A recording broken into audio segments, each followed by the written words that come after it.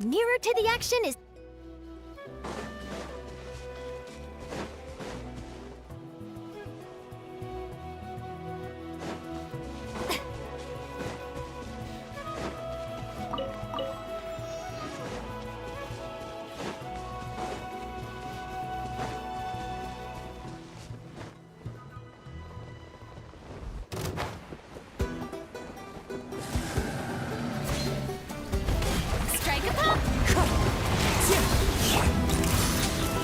Settle down. Be sanctified. There's a tear in my robe.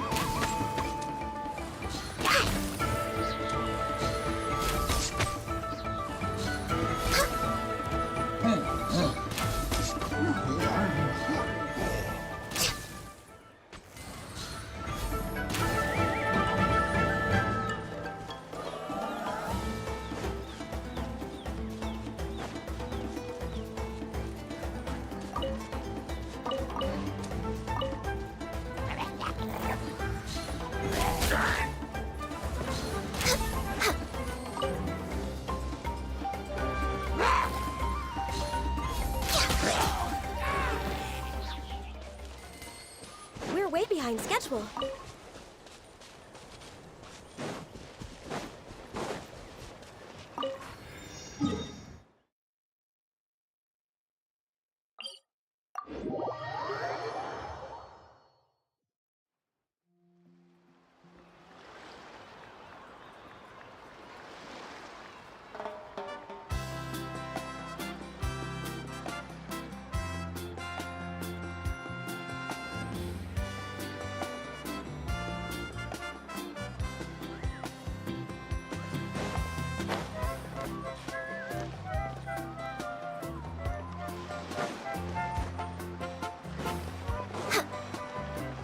We're way behind schedule.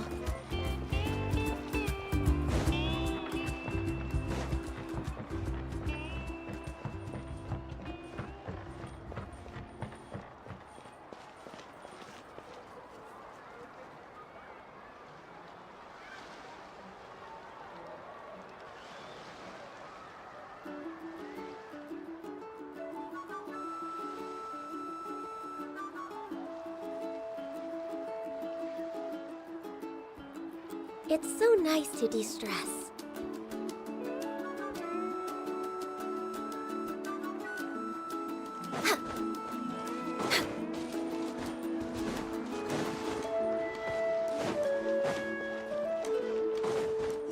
We're way behind schedule.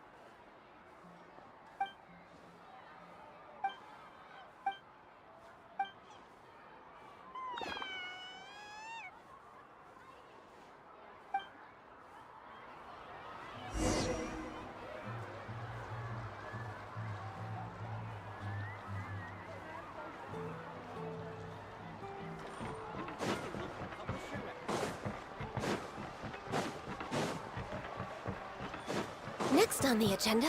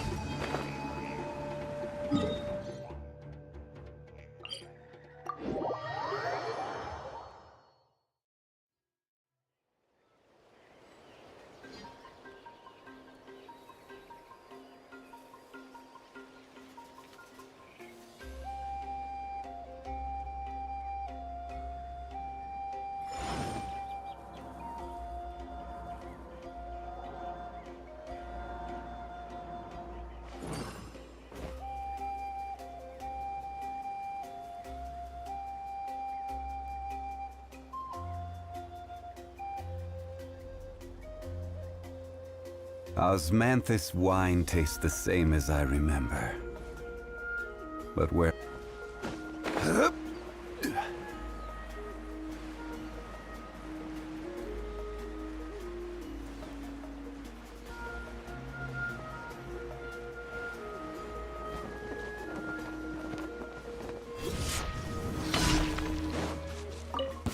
Let's hope you'll put up a good fight. Here comes another. Hold the line! Access denied.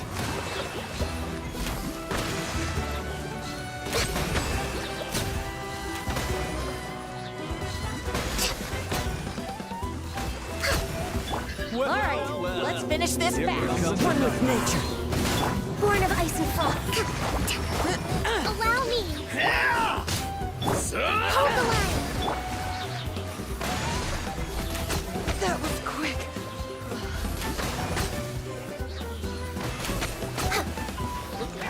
You asked for it. Into the wind. No touching! Boom! Allow me! Gotcha! You can't hide. You can't hide. The wind knows. Access denied. Next on the agenda.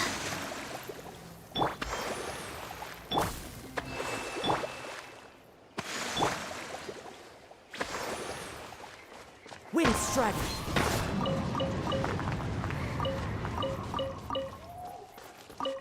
Time to go.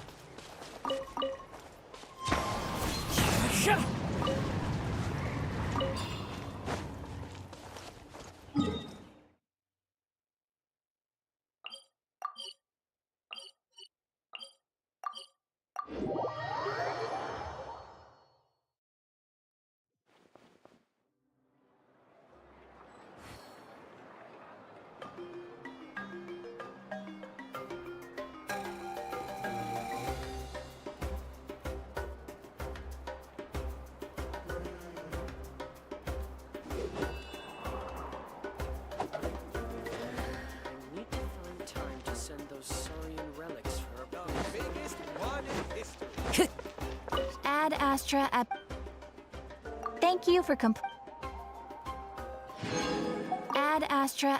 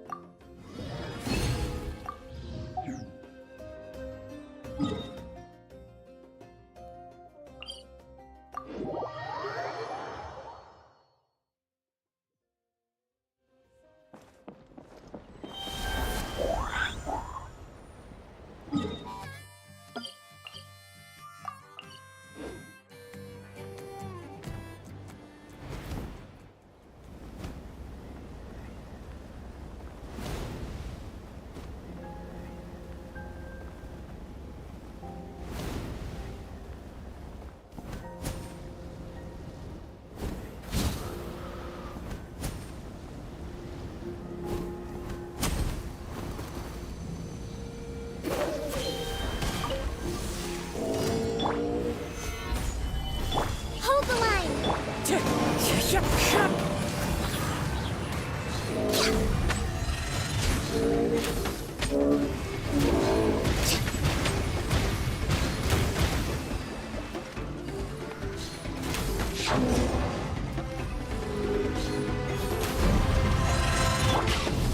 Solidify!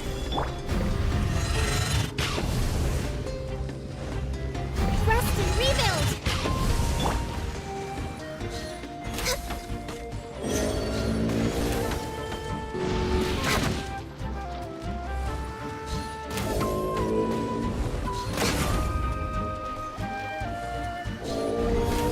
Next on the agenda.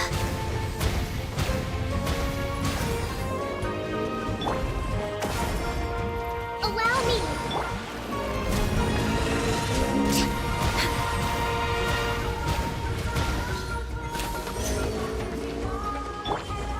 Let's move out.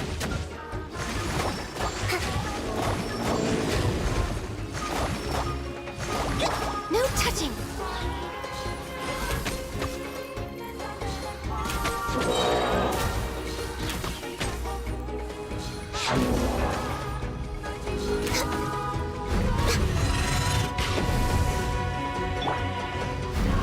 Rest and rebuild. Gather! Wind strider.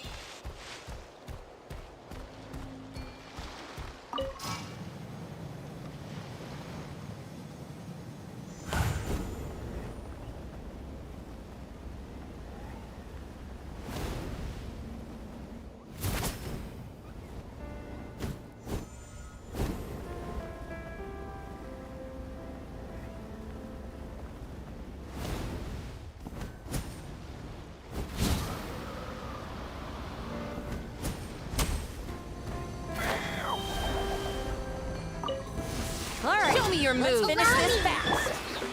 One with nature. Access denied.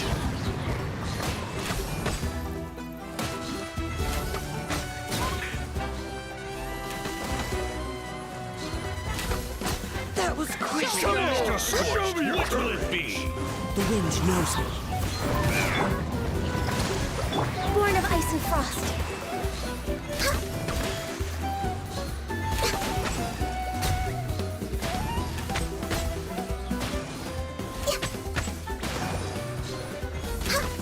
Flying kick.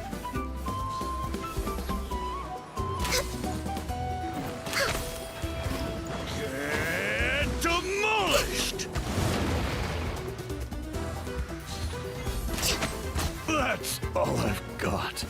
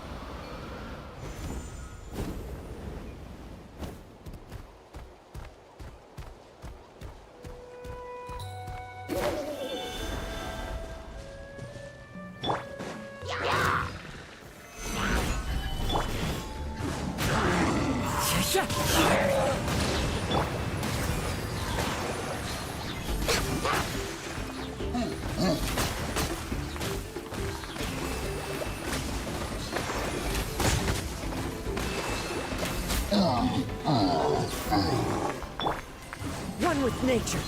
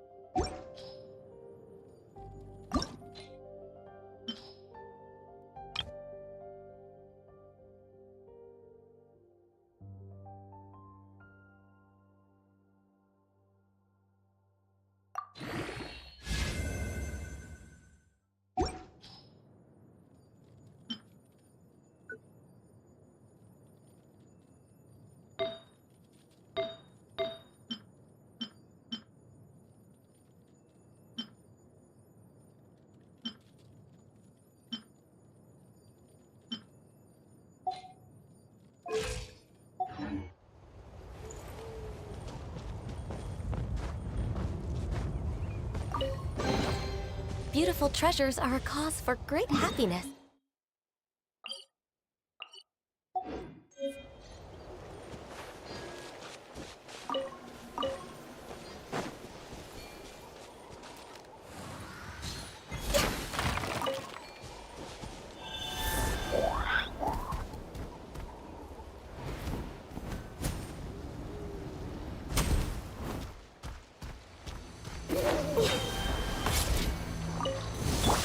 Come on! Show me your courage! Singed. The wind knows me.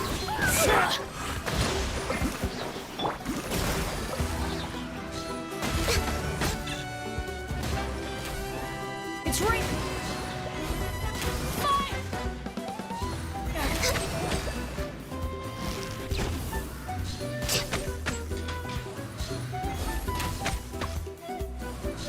Birds are crazy. I got it. Come on! Show me your courage! Into the wind. Hold the line! Access denied.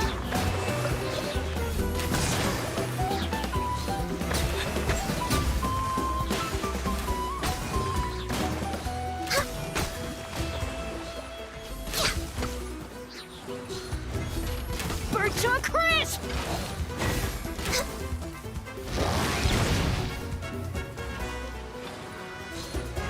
Next on the agenda.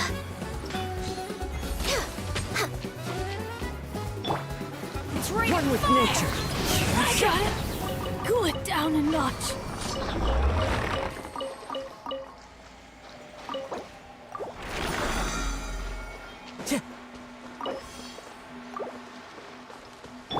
Rest and rebuild!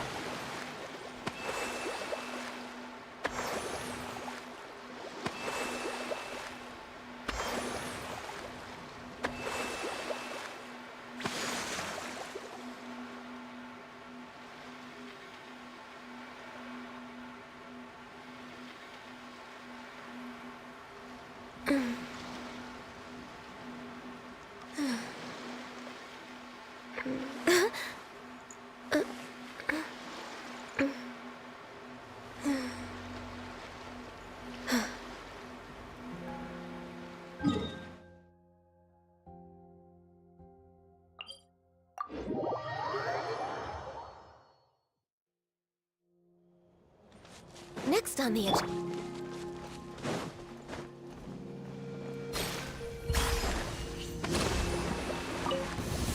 All right. Let's finish this fast. Here comes another. No touching.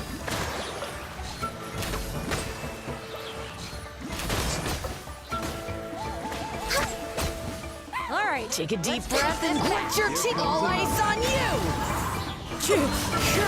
Born of ice and frost.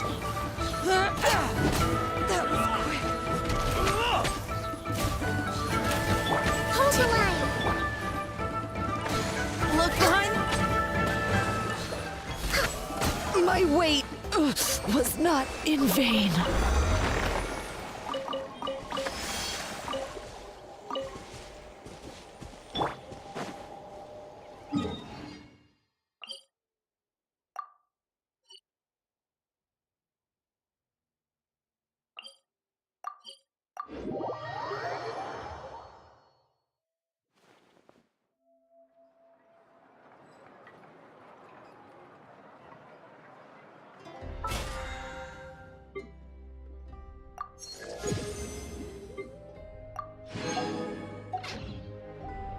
Where do you want to go?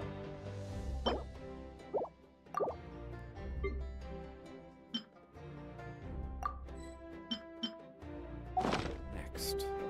If you'd like to see Liyue's toy.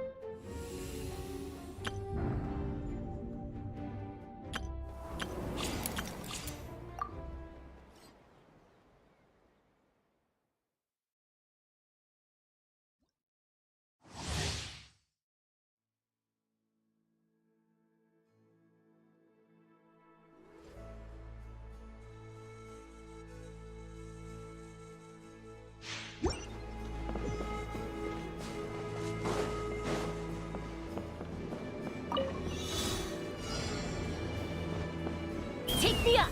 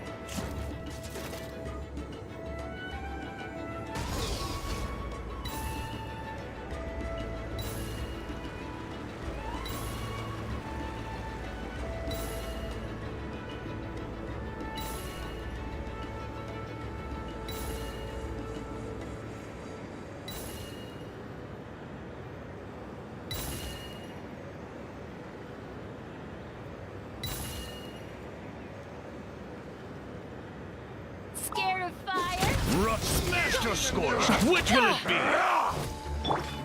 Pew pew. As you wish, main Fräulein. I summon Flying kick. Hey, I'm a rock. Can't handle your dream. Ha! That's all I've got. Knock him down.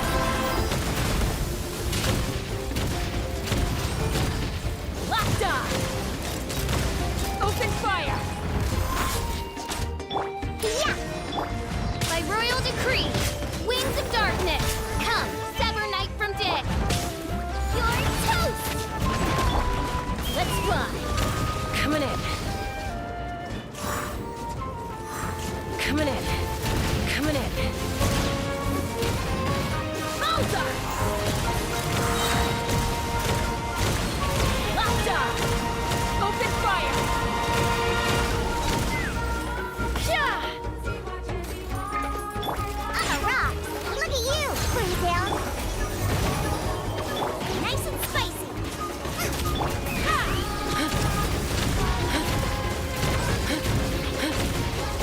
Fire in the hole. Coming in. Coming in. Locked on. Open fire. Coming in. You are crazy? I'll show you crazy. Yeah. Oz, reveal thyself. As you wish, main Fräulein.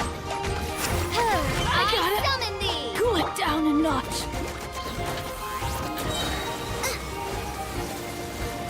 Eat this.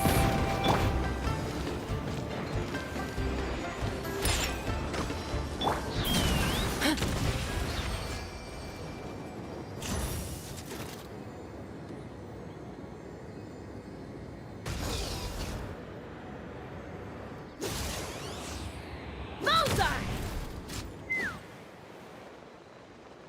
I'm falling.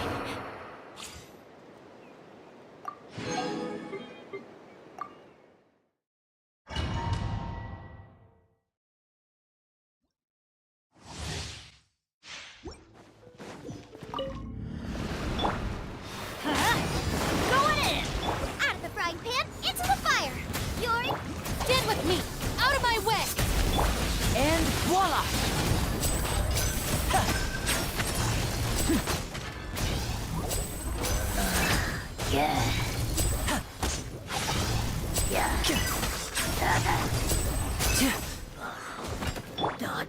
Let's light it up. Teamwork is trick.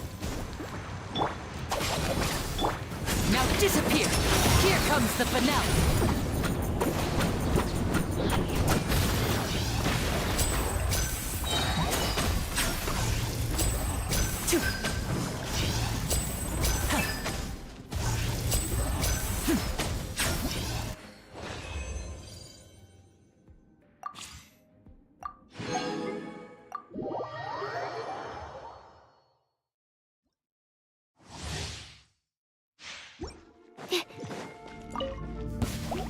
stand clear.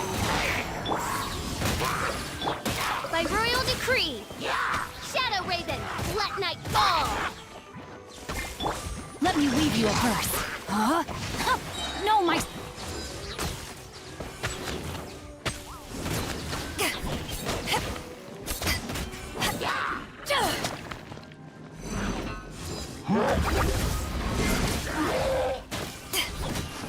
Animal test 6308.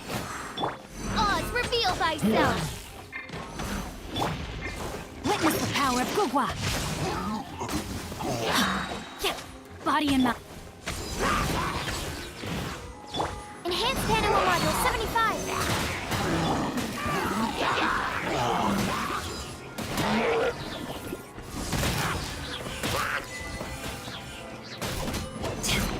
Eyes on me!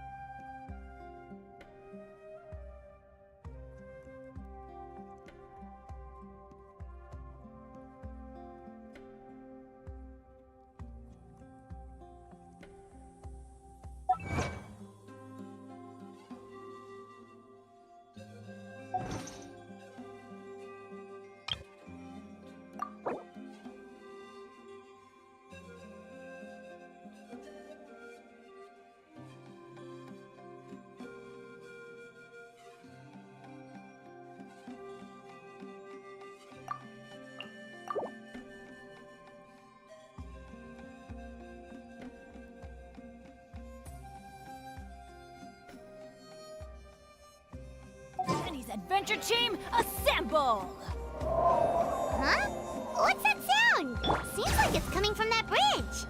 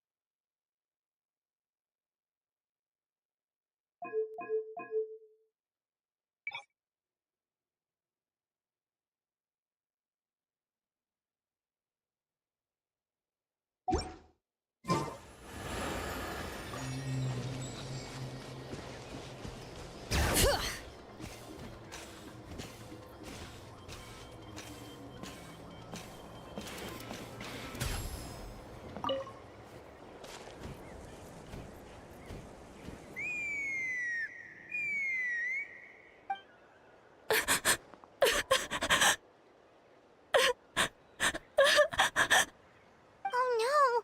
Why is she crying? Should we go check on her? You know, just in case she's thinking of doing something stupid. I'd leave her be. The warriors of the Flower Feather Clan are a proud bunch who never show their vulnerability in public, even if they've gone wingless.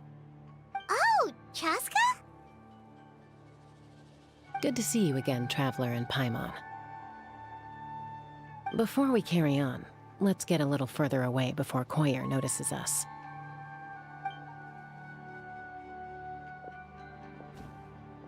Can she really be on her own right now?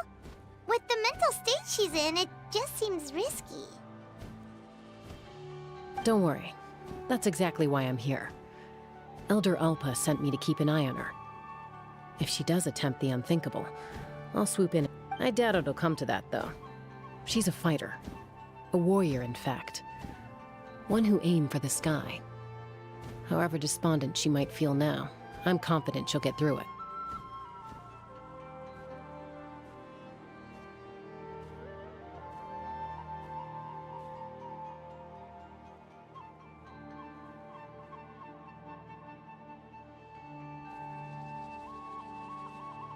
Well, in the Flower Feather Clan, there's an elite flying squad made up of Kukasaur riders. But it's an extremely selective squad. To become a rider, you need to undergo a trial where you not only demonstrate mastery of the relevant skills, but also win the approval of the Kukasaurs. Very few candidates make it through the process. Koyer has spent years training for her most recent attempt, but unfortunately she didn't pass. So it's not hard to see why she's so upset.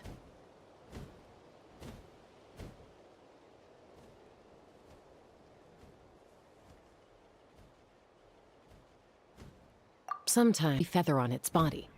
So the tribe treasures each one of its children. Seems like it's coming from that bridge.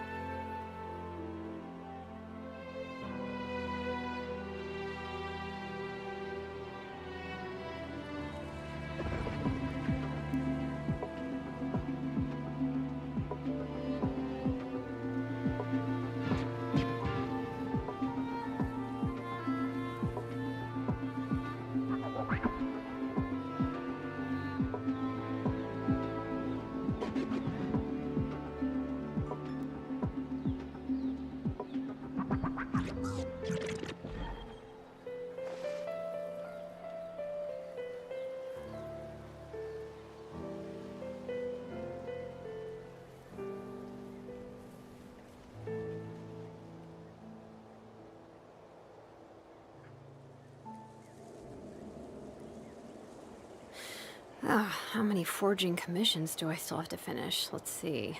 1, 2... not so many as I thought. I'll get to them tomorrow.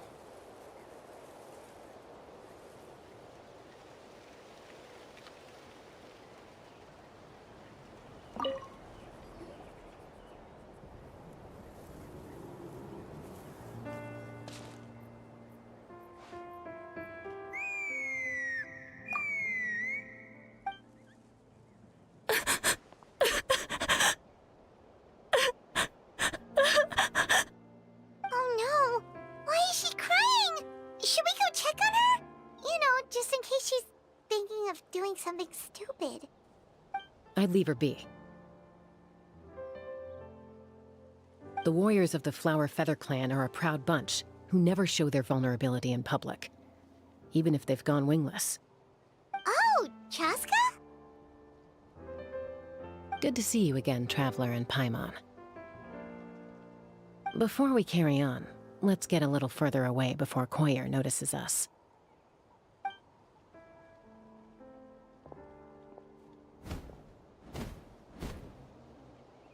So, that girl on the bridge, Koyer, you said? Should she really be on her own right now? With the mental state she's in, it just seems risky. Don't worry. That's exactly why I'm here. Elder Alpa sent me to keep an eye on her. If she does attempt the unthinkable, I'll swoop in and catch her. I doubt it'll come to that, though. She's a fighter. A warrior, in fact.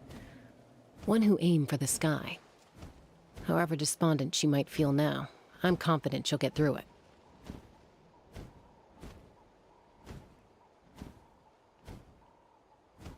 Well, in the Flower Feather Clan, there's an elite flying squad made up of Kukasaur riders.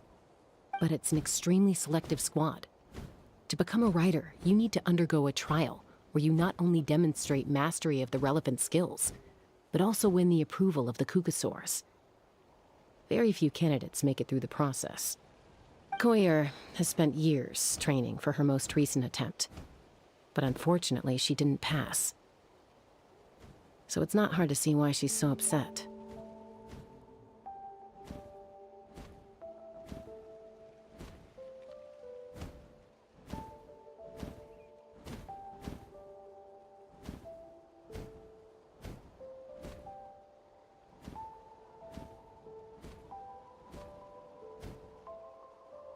Sometimes, after multiple failed attempts to pass the flying tests and win the Kukasaur's approval, people get so disheartened that they give up on their dream to soar the skies.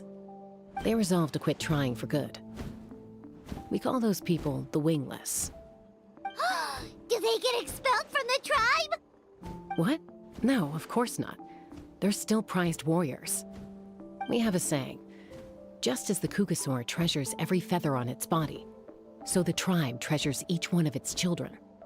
This hits even harder in the wake of the war. All of our young warriors carry the future of our tribe on their shoulders. Besides, every Kukasaur falls from its nest before it learns to fly. It's practically a rite of passage. Likewise for the wingless, we always hold out hope that one day, when they're ready, they'll rekindle their dreams and keep trying. Until then, all we can do is quietly watch over them from a distance. Just like I'm doing now.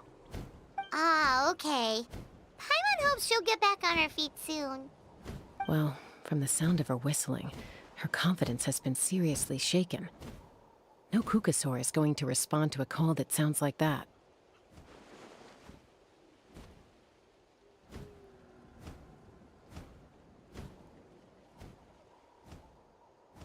Yeah. People from my tribe call to their saurian companions by whistling or blowing a horn. So it sounds like Koyer was trying to summon a Kukasaur to practice her flying. But the Kukasaurs are an even prouder bunch than our warriors. They would never respond to a lackluster whistle like that. First she failed the trial, and now she's struggling to even summon a Kukasaur. That's only going to hurt her confidence further. And getting trapped in that vicious circle is the kind of thing that'll make people go wingless.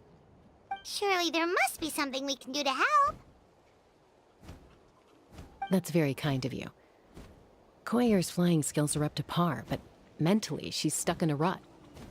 If she wants to return to the sky, she has to overcome that for herself. I'm going to lay low nearby, just in case she takes a turn for the worse. Let me give you a tour around the tribe once this is all over.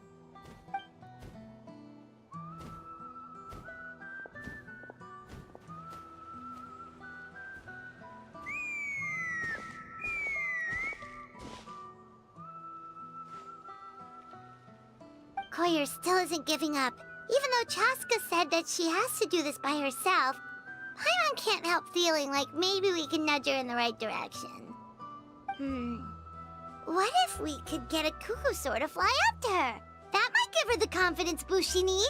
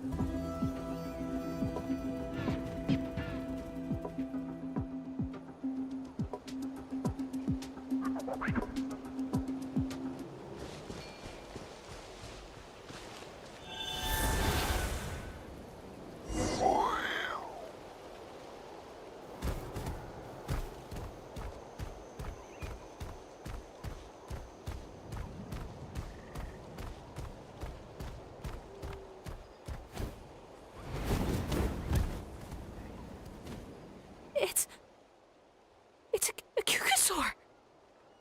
Oh my gosh. Is this really happening? I did it. I summoned one. I was beginning to think you'd all given up on me completely. Thank you. Oh, thank you.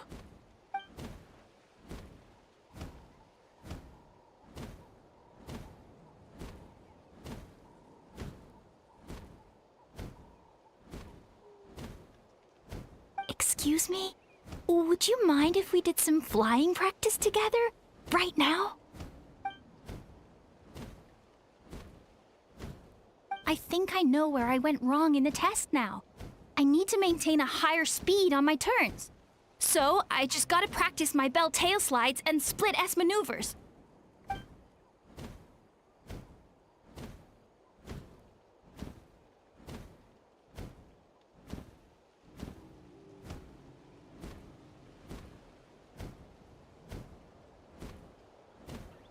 Also, I really want to try some stall turns and cobra maneuvers.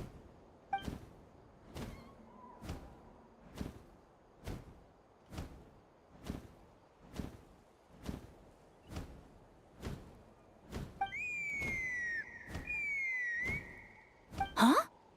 That sounded like a whistle. Is someone else trying to summon a Kukasaur?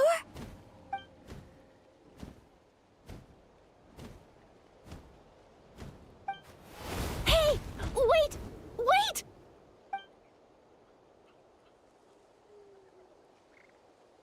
Do you think Koyer's feeling better now? Let's go back to that bridge and check.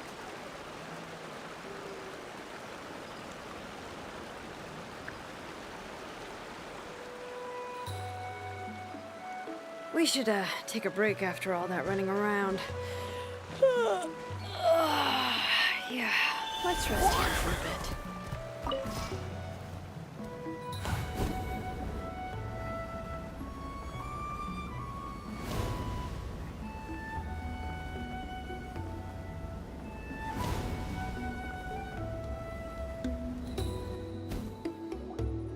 Chaska! I summoned a Kukasaur! They do still respond to me after all! Although, unfortunately, someone else summoned it away again before I had a chance to go for a flight. Oh, really? That is unfortunate. But if you can do it once, you can do it again. Keep at it, and you'll pass the trial eventually. You're right.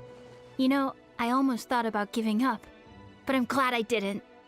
Hey, Chaska, how's Koyer doing? Huh? Who are you?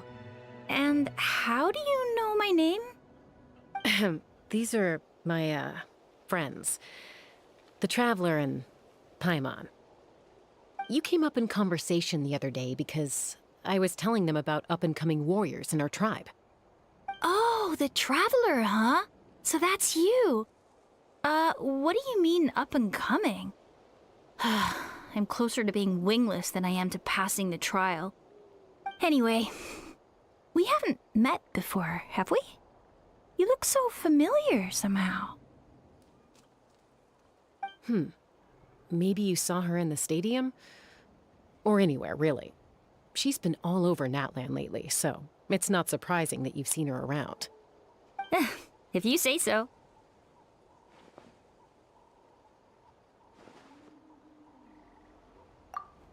Goyer, Chaska.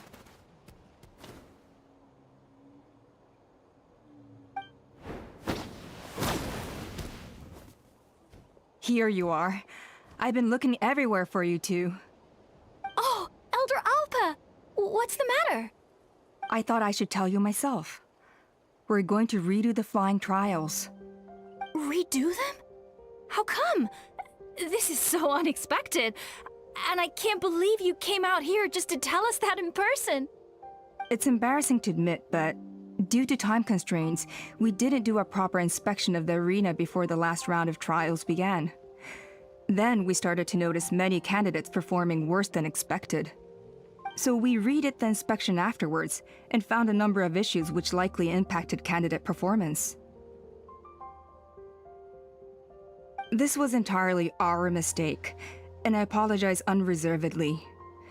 I know it doesn't make up for it, but I thought bringing you this message in person was the least I could do. Oh, okay. Chaska, these people you're with, are they the Traveler and Paimon? Huh? You've heard of us? I have indeed. Gathering intel is an essential part of being a warrior. Plus, you've already made quite a name for yourself in Natlan. Actually, I've been meaning to invite you to enjoy our tribe's hospitality for some time. Hospitality? Oh, that includes food, right? Of course it does. If you let us host you, you'll be treated quite lavishly. Mighty warriors are highly revered in our tribe. Besides, we still owe you for your help during the war. Without you, we would have suffered far worse at the hands of the Abyss. So I like the chance to show you our gratitude on behalf of the whole tribe. Mighty warriors, plural? So Paimon counts too? Paimon's starting to like you a lot. That should go without saying. Your flying skills are the envy of our tribe.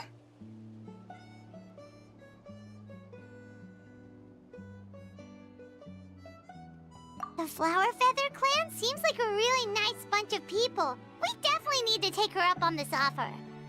Well, I'd love to stay, but I'm afraid I still have to inform the other candidates about the retrials. With our younger generation's future on the line, there's no time to lose. Wait, Elder Alpa! Let me help! The sooner everyone gets the news, the better!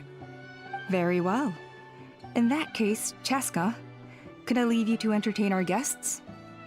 Sure thing. Okay. Let's meet by the obsidian totem pole later. Goyer, let's get going. Okay.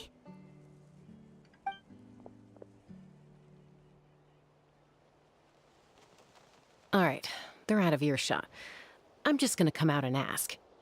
That Kukasaur who responded to Goyer's call, that was your doing, wasn't it?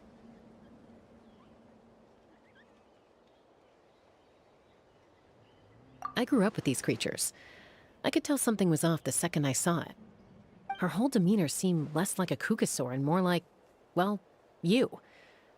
So I figure you must have been pulling the strings somehow.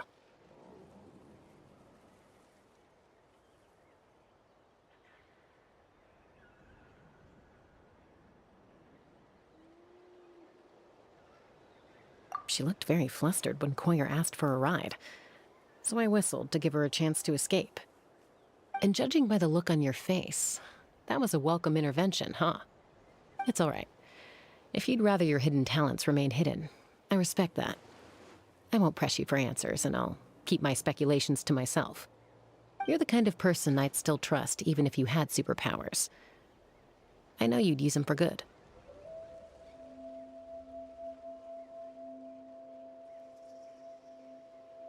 I think the ends justify the means in this case. She just lacked confidence, and you helped her resolve her internal conflict. If you hadn't intervened, I likely would have gotten my mom to help out instead. Although, having said that, there's a small chance she might have recognized her and seen through the whole thing. That would have done more harm than good.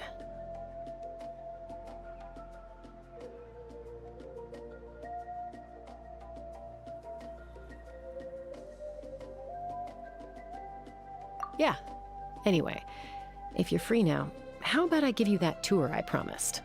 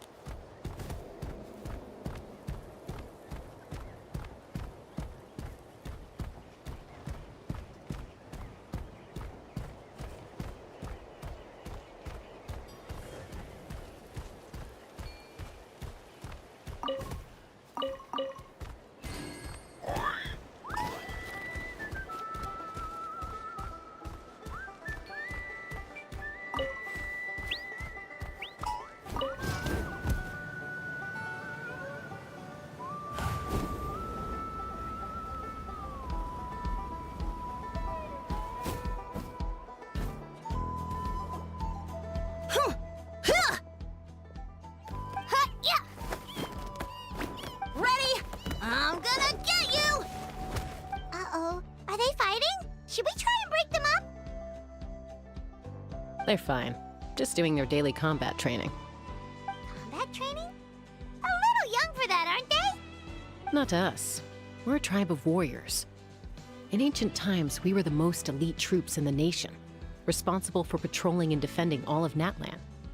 And even though times have changed, we've kept our martial spirit alive. Hey, is that Chaska? Chaska, you're back! Oh, can you come train with us? Now's not a good time, I'm afraid. I'm showing the Traveler and Paimon around. Maybe next time. The Traveler and Paimon? Wait, you mean that legendary warrior and legendary flying expert? Legendary? Yep, that's us, all right. Awesome. It's so cool that you can fly without having to ride a cuckoo-soar. Even Chaska could only do that for short distances. Miss Traveler, can you teach me some cool sword tricks? Oh, Miss Traveler, my family shop makes the best volcano cake. You gotta try it. Let's behave ourselves, everyone. These people are here as our guests. They're going to meet Elder Alpa in a few minutes anyway.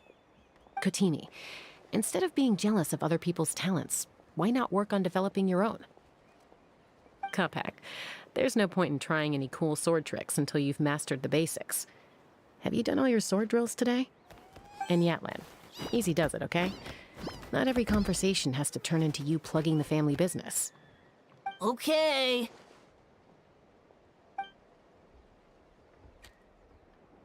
Sorry about those kids. They just got overexcited when they heard your name. Hope it didn't bother you too much.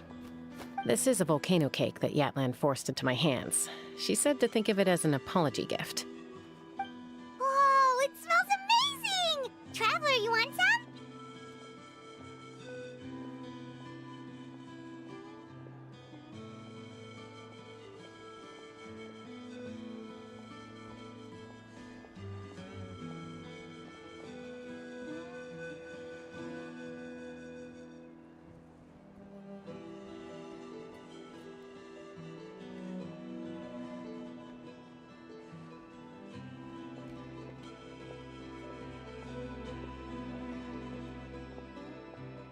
That's good.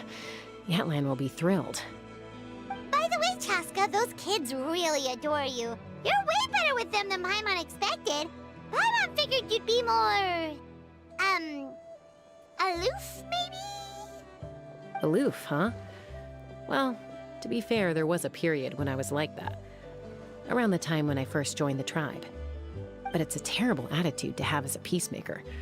It tends to turn situations that could have had a peaceful resolution into a stalemate that can only be resolved by force.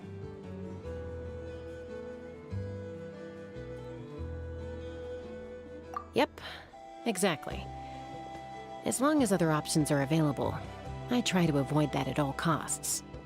Someone once told me that peace imposed by force will crumble in a matter of days. But peace achieved through genuine dialogue actually benefits both sides, even if sometimes the parties are only willing to negotiate because they're both armed to the teeth.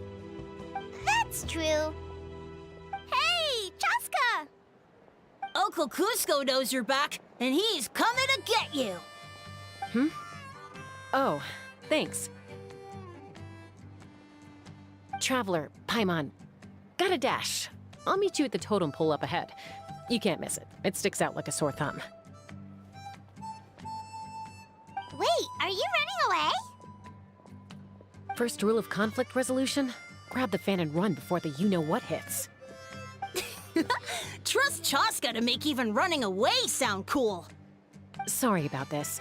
Just stall him for me, okay? I'll explain everything later. If I could pull off this trick, it would be so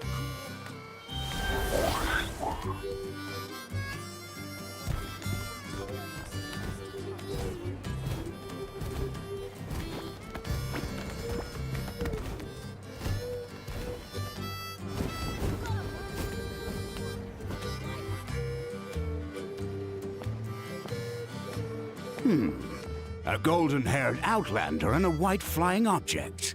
You must be the traveler in Paimon. I heard Chaska was with you, but I suppose she's run away again, has she? Sorry, who are you? Who am I?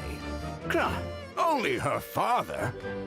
She's supposed to go for a checkup every 3 months to see how her abyss condition is doing. We both agreed on it. But she's already missed 3 checkups this year. That's 3 out of 4.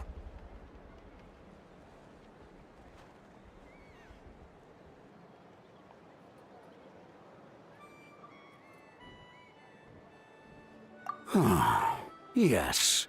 She got exposed to abyssal energy as a young child. Then her birth parents abandoned her.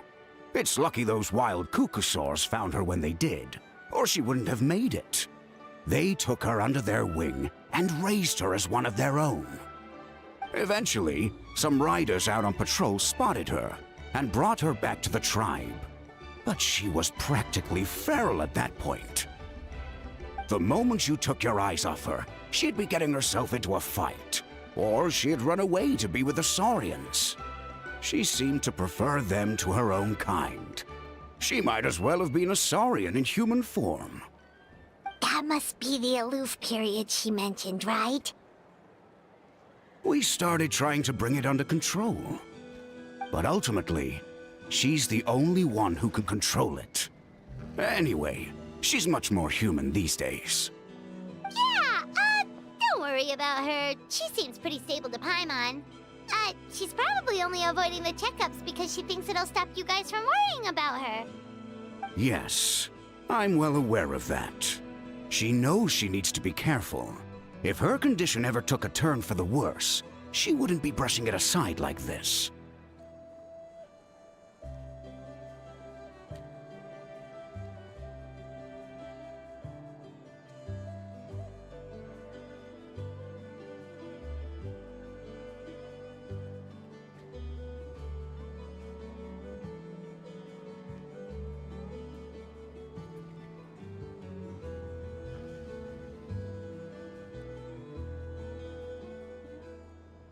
It's just, every checkup she's been to, they find new cuts and bruises. Nothing to do with the abyss, of course. Oh no, that's all fine. The problem with her is, she's her own worst enemy. She's been living dangerously again, I'm sure of it. That's why she's avoiding the checkups. She wants to hide it from us. Yeah, Paimon can see her doing that. Oh. In the past, she always had Koichi to keep an eye on her. Now Koichi's gone, and I don't want to lose another daughter. Chaska's been increasingly reckless since Koichi passed. It's like she's trying to make up for it somehow. Next time you see her, please tell her to be careful for me. Even if she doesn't want to hear it. If she doesn't want to do these checkups anymore, that's fine. I just want her to stop putting herself in harm's way.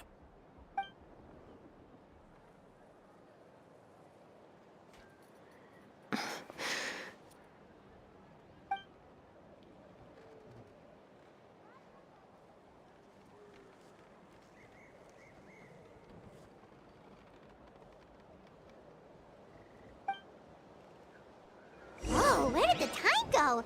We should be back up with Chaska before it gets any later. To get to the totem pole, we need to head north, right?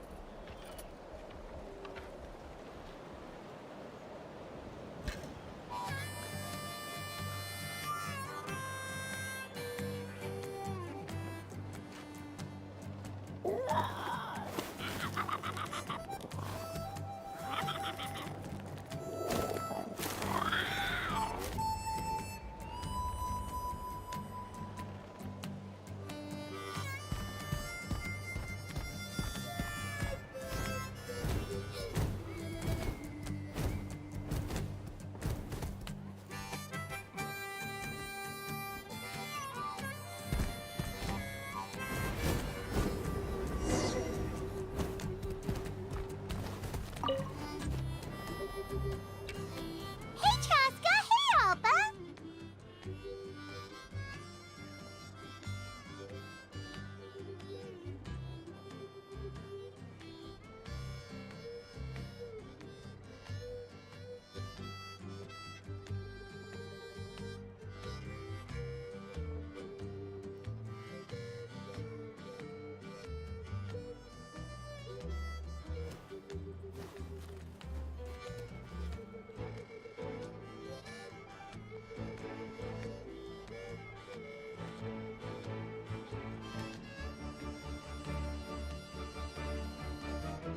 It's all right.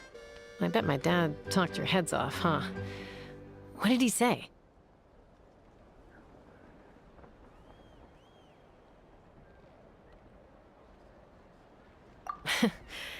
I was sometimes a little impulsive back then. That's putting it mildly. The memories. It feels like it was only yesterday when we brought you back and had Cusco and his family take you in.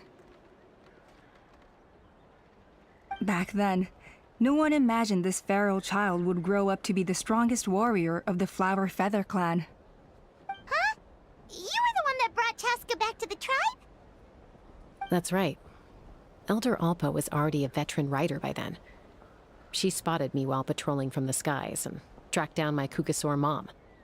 Mom agreed it was time I tried to re-enter human society. But I didn't know the first thing about being civilized. I clashed with everyone who had to deal with me. And look at you now. Renowned throughout the land as a peacemaker. How time flies. When the day comes that I can't fly anymore, it will be up to you to look after our tribe and our flying squad. You know me, though. I'm not a natural commander. I'm better off as a lone wolf on the front line. So stick it out at least a few more years, okay? Give Koyer and the others time to come into their own. Oh, stop. Wait, so isn't the leader just the strongest warrior? I figured that's how your tribe would work. Strength is certainly a core tenet in the Flower Feather clan. But strength means far more than martial prowess alone. If it all came down to individual strength, I'd struggle to call myself a warrior, let alone a member of the flying squad. Any fighter in the tribe could take me down.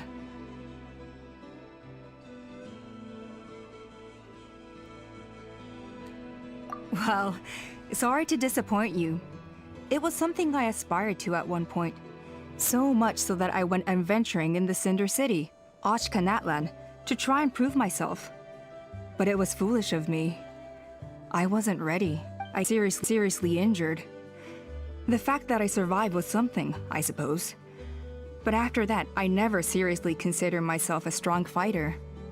And yet, you still managed to become the leader of the flying squad, thanks to your experience and determination. All while battling those old injuries.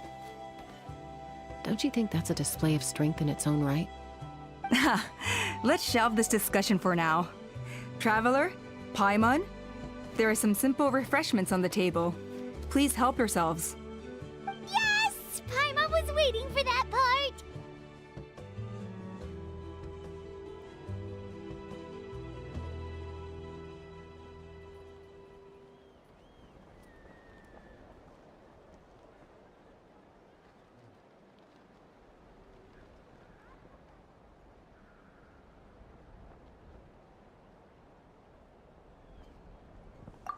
They were for the snack stomach. The refreshment stomach still has plenty of space.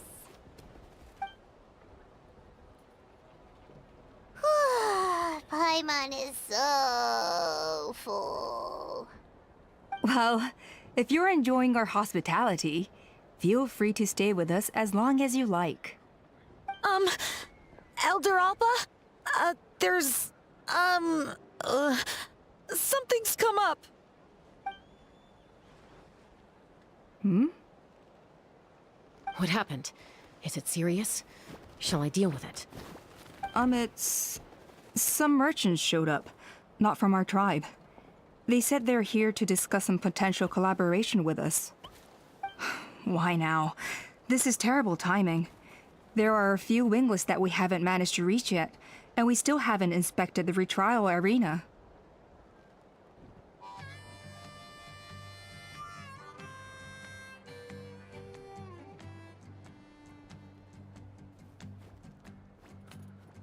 Let me handle the other errands while you meet with the merchants. You shouldn't be trying to do everything at your age. You should help too. Seems only fair after all that food we ate. Huh. Well, much obliged. Cheska, the remaining wingless are all people you know. Let's see. Pishika now manages the floating target balloons. Waska's probably still addicted to eyes on the feathered prize, and Junon spends her days up on the flying platform, staring at the Cinder City. I'll leave you to tell them the news.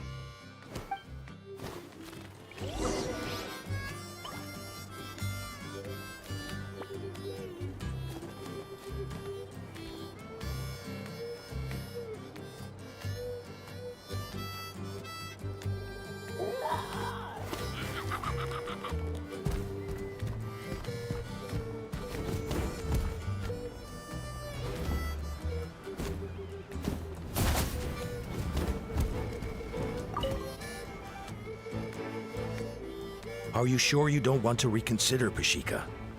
I appreciate it, boss.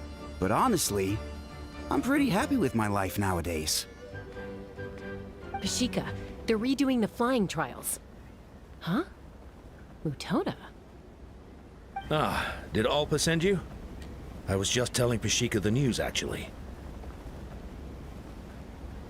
The way things are with the tribe these days? I mean, you don't need me to tell you. This here is no future for a seasoned warrior like you. Ah, come on, boss.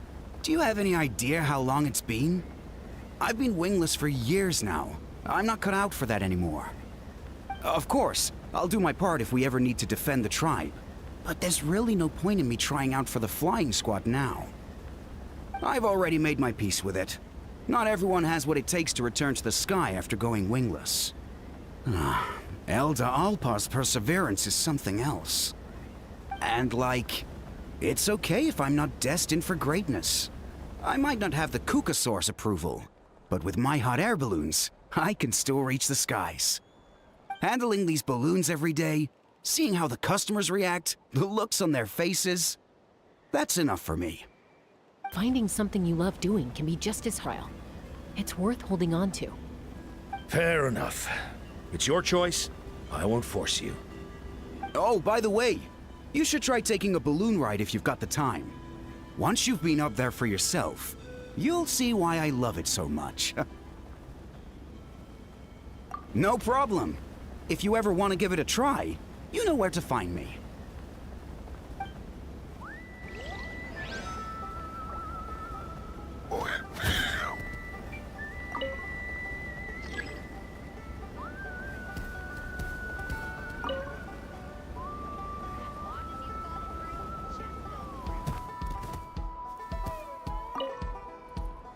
I didn't realize.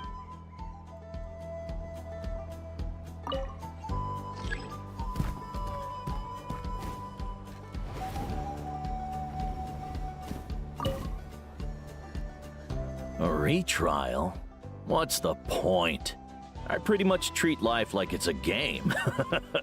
No Kukasaur is ever going to approve of that, no matter how many times I try. Waskar, I can assure you, Kukasaurs wouldn't judge you for something like that. Well, they must be judging me for something. Maybe I lack fighting spirit, or just don't have the talent. Not everyone's a natural like you. Don't waste your time on me. You'll have better luck with the ones who still have their heads in the clouds. In the meantime, I think I'm gonna treat myself to a few more games of Eyes on the Feathered Prize. Yeesh, there's Wingless, then there's being a total lost cause. You used to be a fierce warrior, actually.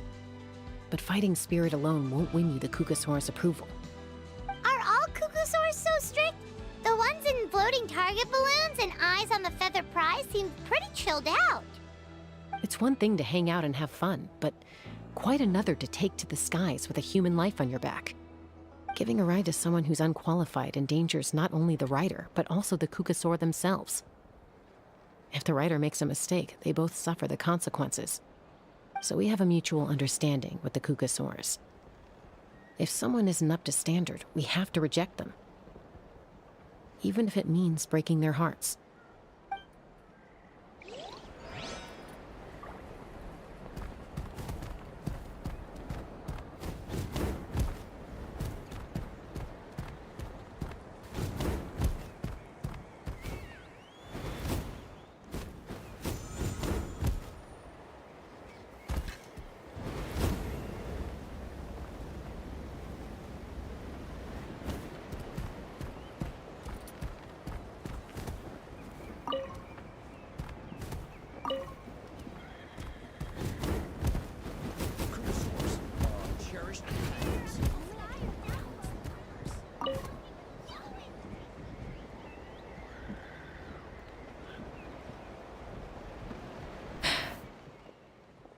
Hey, Junan. Gazing out at Ochkanatlan again, huh? Chaska? What are you doing here? Is something up? The flying squad is hosting retrials again soon. Want to give it another try? Maybe you're forgetting the definition of wingless. I've failed so many times already that I've decided to call it quits for good. I'm done. Elder Alpa always goes out of her way to come and tell me when a new trial is coming up, and it's nice of her to think of me. But nothing's gonna change. I'm not going to suddenly pass just because they're holding another trial. They're making some big changes to the arena this time, so the flying experience should be smoother than before. Koyer's gonna try again. No, forget it. If I was genuinely good enough to make the squad, the location shouldn't affect my chances. A true rider can fly confidently whatever the conditions, like you and Elder Alpa. Junan! They're redoing the... Huh? Chaska and the Traveler.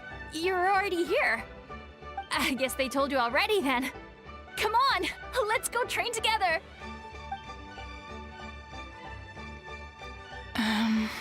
I'm gonna sit this one out. What? Why? But you've always looked up to Elder Alpa.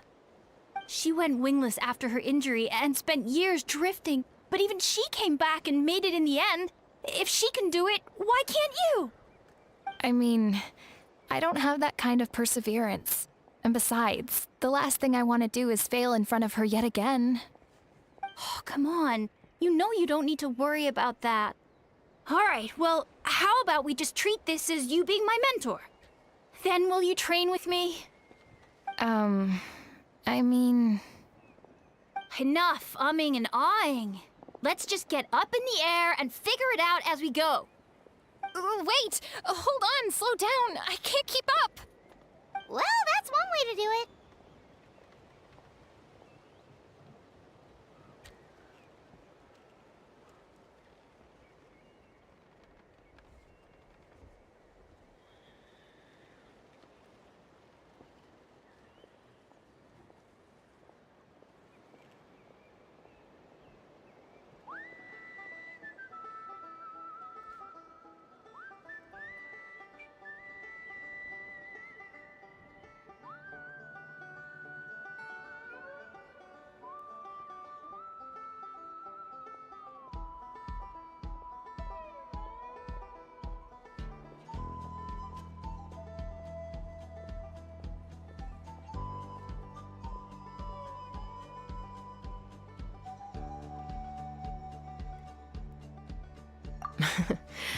They've been best friends since they were kids. If anyone knows how to get Junan out of a rut, it's Koyer. You helped Koyer deal with her internal conflict, and now she's done the same for someone else. You know, people often talk about how one conflict leads to another and so on. But sometimes in life, things spiral in a good direction instead.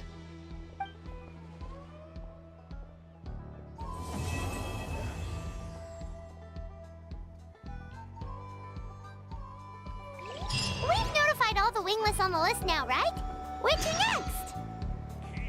The trial arena. It's not far from the tribe.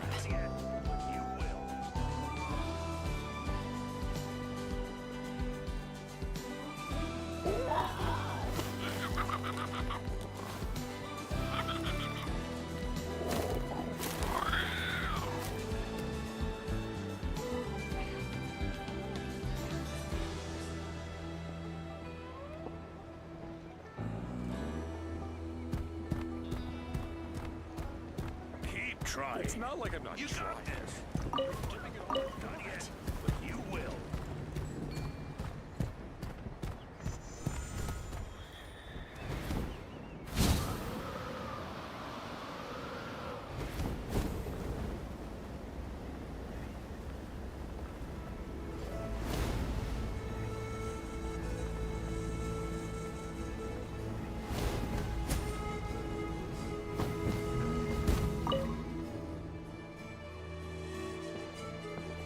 Oh, hey there, Chaska.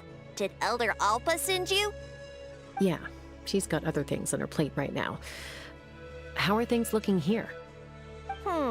Well, the inspection revealed numerous blockages all over the trial arena. It looks like they're the result of ley line disorders caused by repeat abyss invasions. Theoretically, we just need to clear those obstacles, and the arena will fill up with gaseous phlogiston again. But that's proving difficult to achieve in practice, for all sorts of reasons. Why don't you head on down and check things out for yourself? Feel free to ask the staff for more details.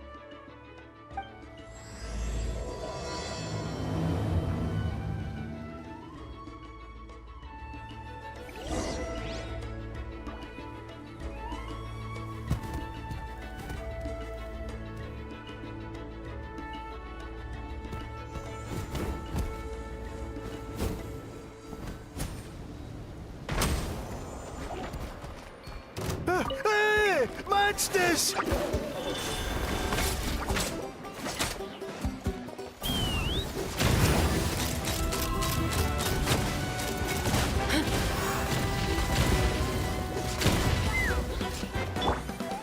One with nature. Bring it!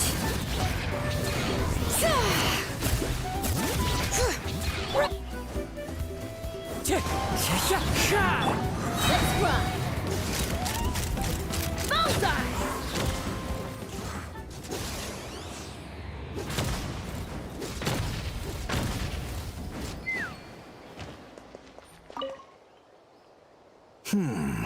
I think it should be possible to clear this spot with just a few hard hits. But there are signs of strange life in here. Meddling with it might be dangerous.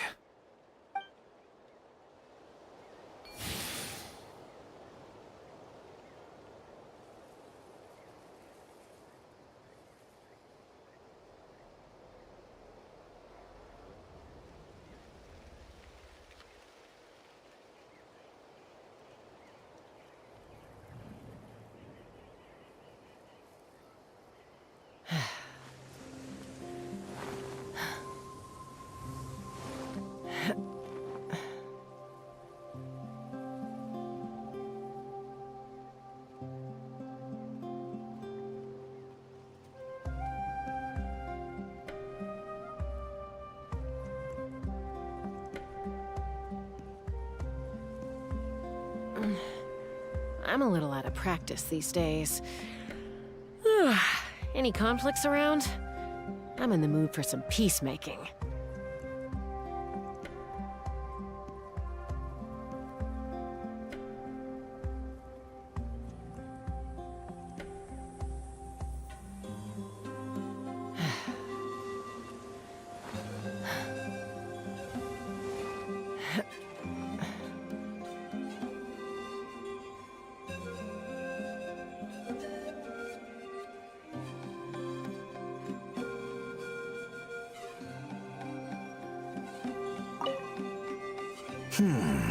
But there is sign.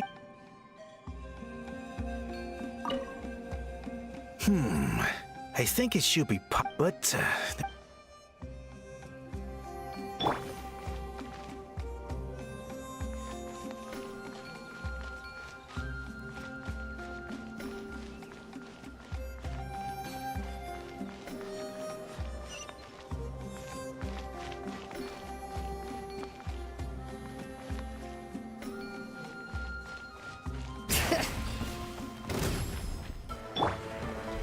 Into the wind.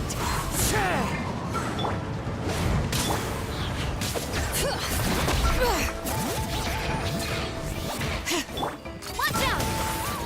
Ha! Coming at ya! Take me up!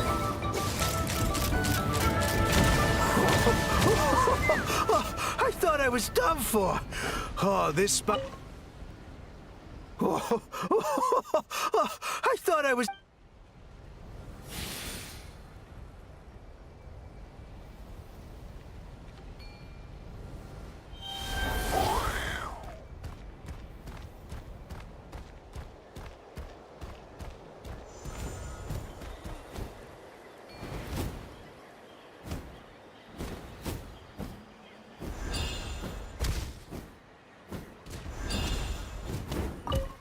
How strange. Well, could be from the Children of Echoes. Maybe it got swept up here due to the ley line disturbances? And I did see those strange markings on the cliff. I can't think of a way to resolve this. Short of going all the way to the Children of Echoes to borrow it to Petlisaur.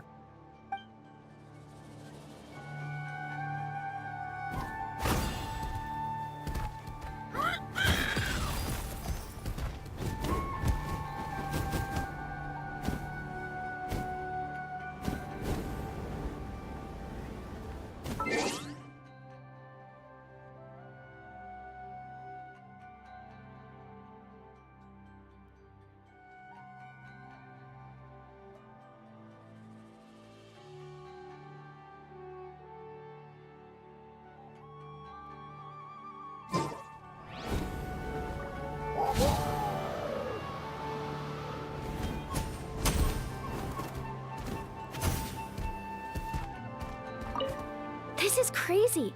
I put all of my strength into it, but it just won't break. Maybe Inkanak was right after all. If a stable structure is formed inside the solid phlogiston, I'll need to hit all the weak spots at the same time to break it. But how am I supposed to do that?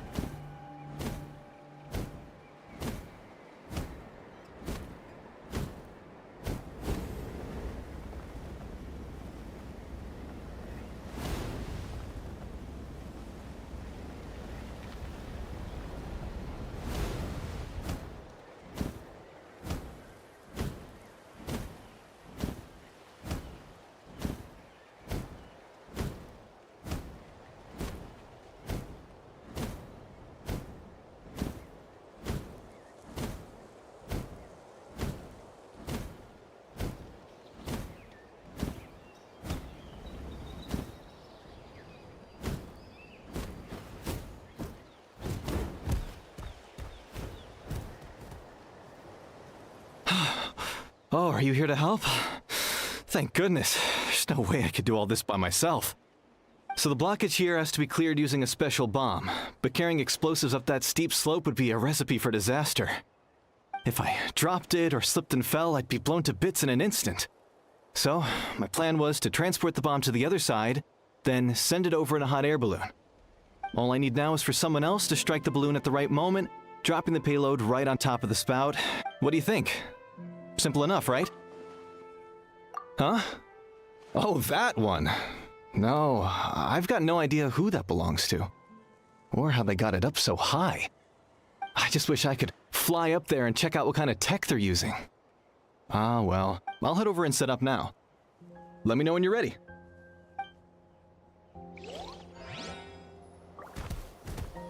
All right! Get ready! All right! Get ready!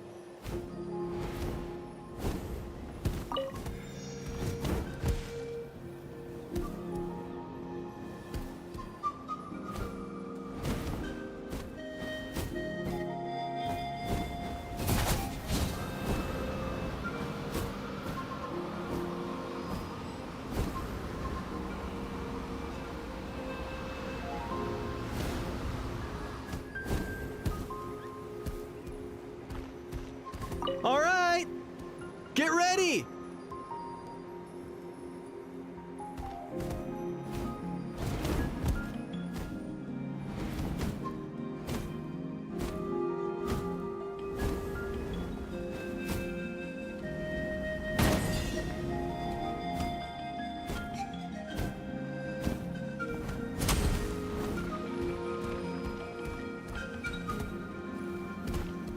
All right! Get ready!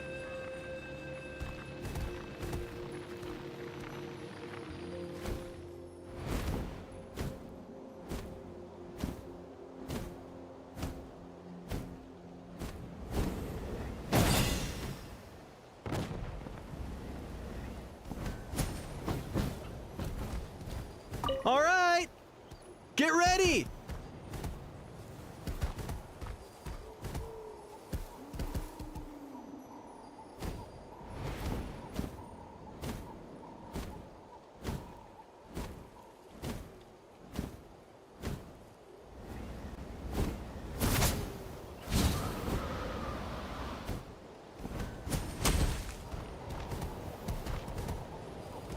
All right! Get ready!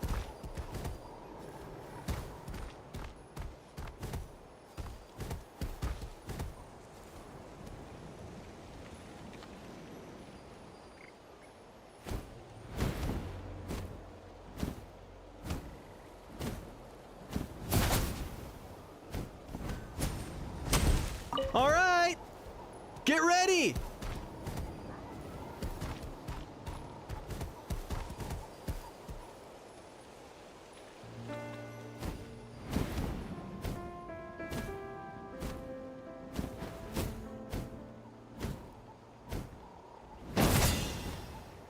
The gaseous phlogiston is being replenished. Looks like all the spouts have been unblocked. Let's head back up.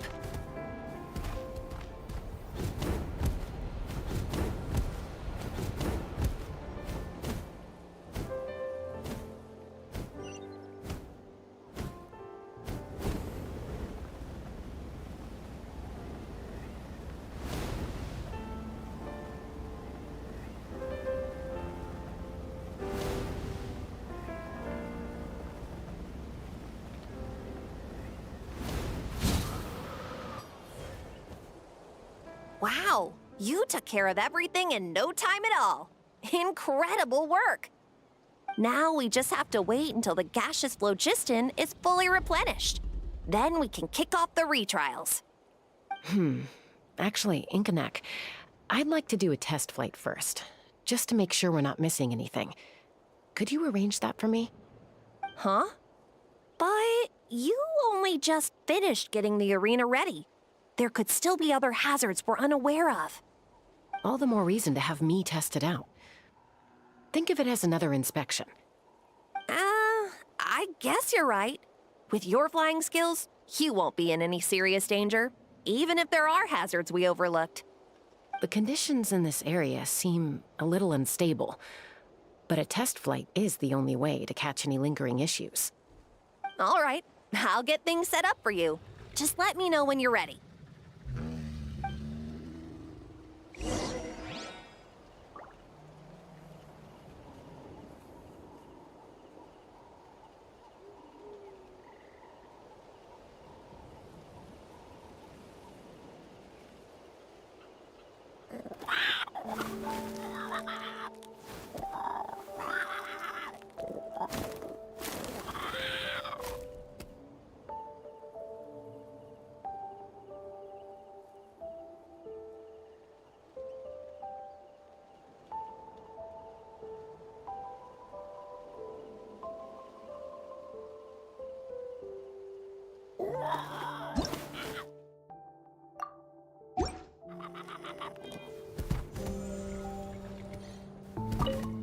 Are you ready?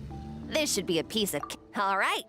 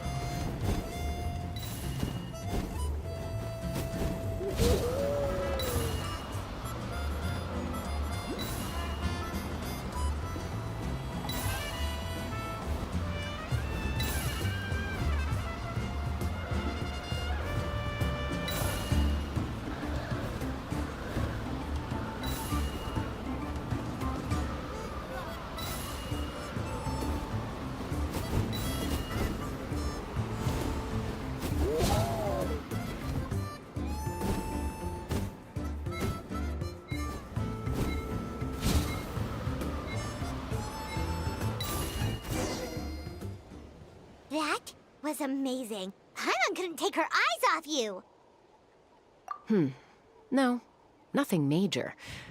Give it a few days, and we should be able to conduct the trials. Help! Help me! You're from the Flower Feather clan, right? Please, come quick, you've got to help us! Catch your breath first.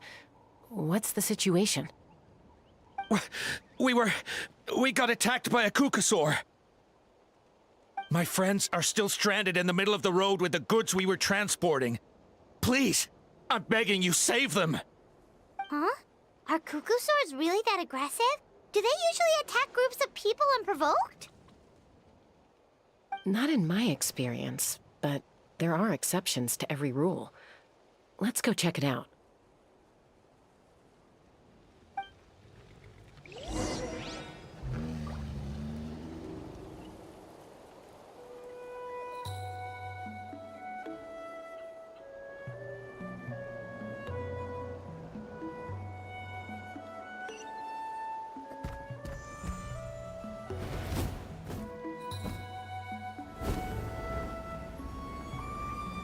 Ouch! I've never seen such an aggressive Kukusaur.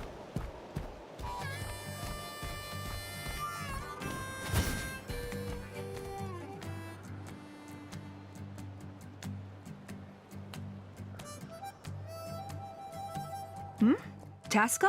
Traveler? This is a surprise. Elder Alpa? Huh.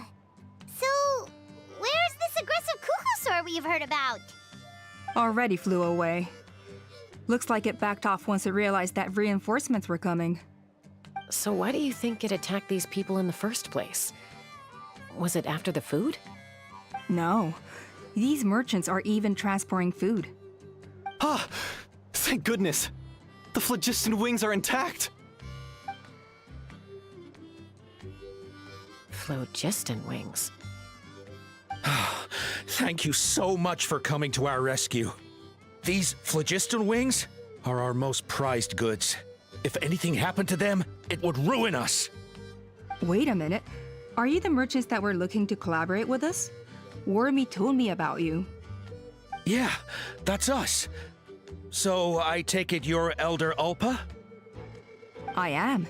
You must be exhausted from your journey, not to mention shaking up from the attack. Let me bring you back to our tribe to rest. We can talk business after you've recovered. But Elder Alpa, what about the Kukusaur attack? Well, our guests here weren't seriously injured, and their goods are intact. Perhaps that Kukusaur was just having a bad day. There are so many of them around here. You'd expect something like this every once in a while.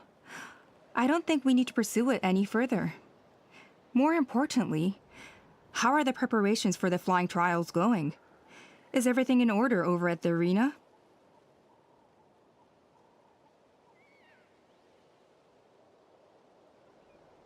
Huh? Did you say flying trials? What a coincidence! Sounds like a perfect use case for our phlogiston wings. You'll be pleasantly surprised by what they can do. Oh, really?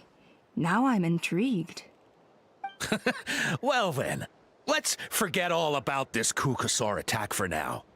We have some serious business to discuss.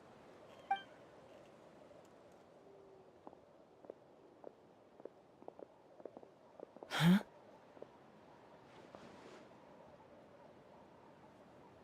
So that's it? That all went smoother than expected. Well, guess we'd better get going.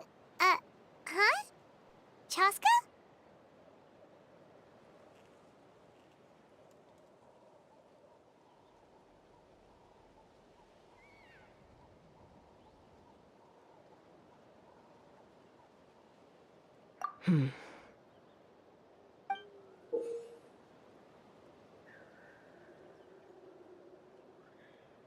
A blood-stained feather.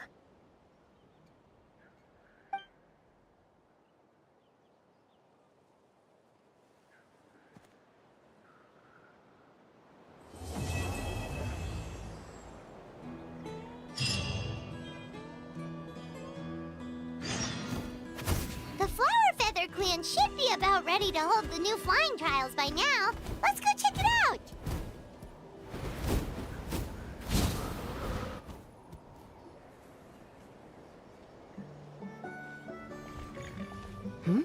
Ah, Traveler and Paimon. You came. Yep, and it looks like we made it just in time! Although, can't say the same for the Kukusaurs. Bit of a low turnout, huh? Yeah, you'll see why soon enough. All right, get ready. 3, 2, 1, fly! Whoa! We're really flying! I feel light as a feather. I'm flying without a Kukasaur. These phlogiston wings are awesome! What's going on? Paimon can barely believe her eyes. How did they fly all on their own?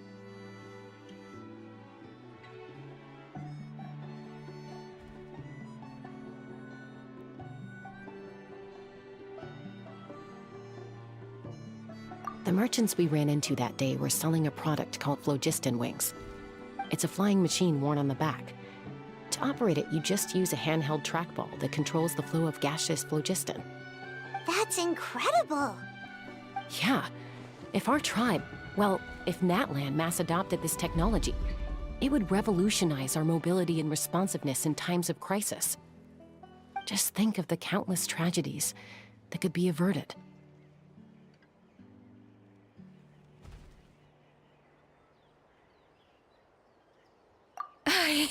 I feel like I'm dreaming. Did I really just fly on my own without the help of a Kukasaur? You'd better believe it! Plus, you just passed the flying trial! Right, Elder Alpa? Elder Alpa? Should this really count as a pass? If we did the trial using phlogiston wings? Why not? The scoring rubric is about flying performance. It doesn't specifically say you have to ride a Kukasaur, does it? Yeah, maybe, but... I mean, even Chaska had to ride a Kukasaur in a trial, right? And the whole point of the trial is to test both your flying technique and your ability to work with a Saurian companion. Well, if we can fly by ourselves, maybe we don't need to test the ladder anymore. Chaska, Traveler, what are your thoughts on this new invention?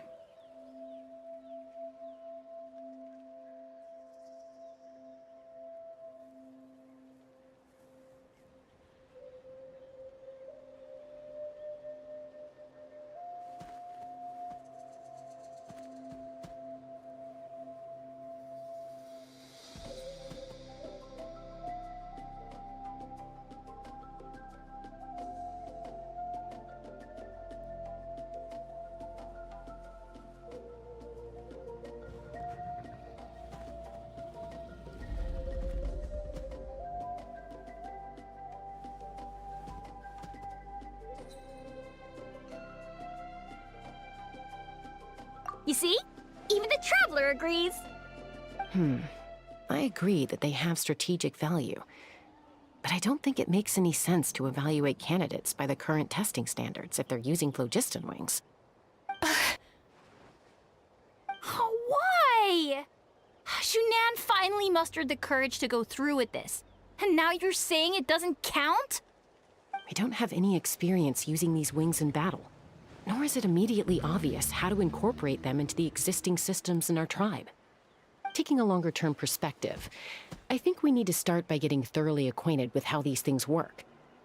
Then we can develop a new trial format with new assessment criteria, tailored to candidates using the phlogiston wings. You all raise valid points. But Chaska, while your proposal sounds perfectly reasonable, it would probably take years to put it into practice. We lost so many people in that war. These phlogiston wings could be exactly what we need to strengthen our forces and boost morale in this trying time. And as for real-world battle experience, there will be plenty of opportunities to gain that. I have high hopes for you, Junon. Huh? Hey, stop staring into space! Say thank you! Oh, thank you. Thank you, Elder Alpa. You have nothing to thank me for. Remember, the way you got your wings back was by relying on yourself. Oh, Elder Alpa! Bad news! Kukasaurs are attacking the merchants again! Again?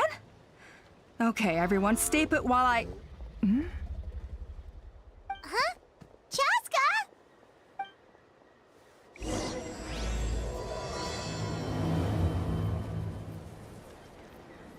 Why did Chaska rush off like that? And then Elder Alpa and the others too? Anyway, let's go see what this is all about.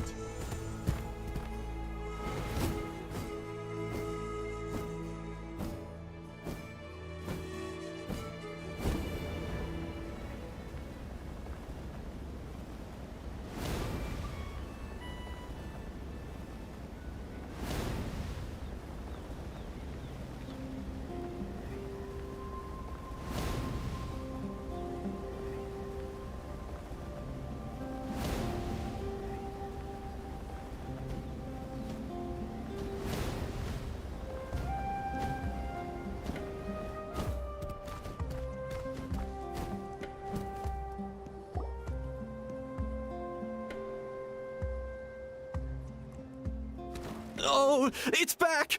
It found us again! Run! Get out of here!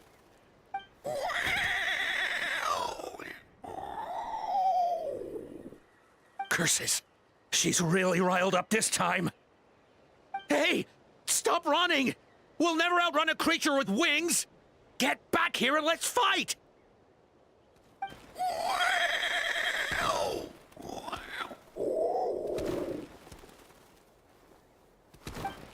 Stop! All of you! Chaska! Oh, wonderful! Quick, get rid of that thing!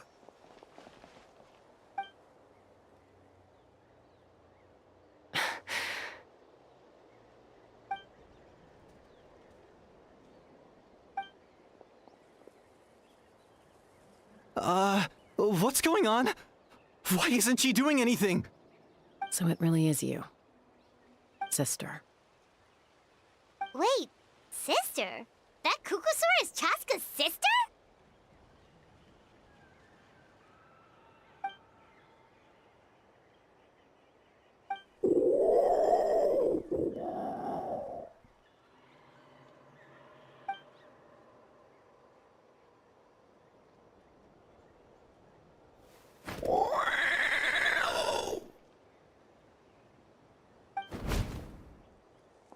Koya, wait! Is Chaska gonna be okay? Should we go check on her?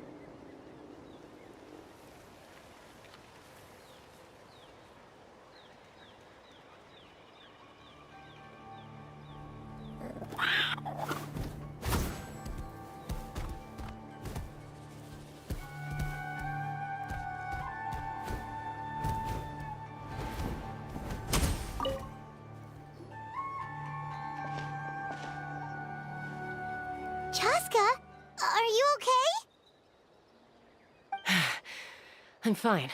Sorry for making you worry.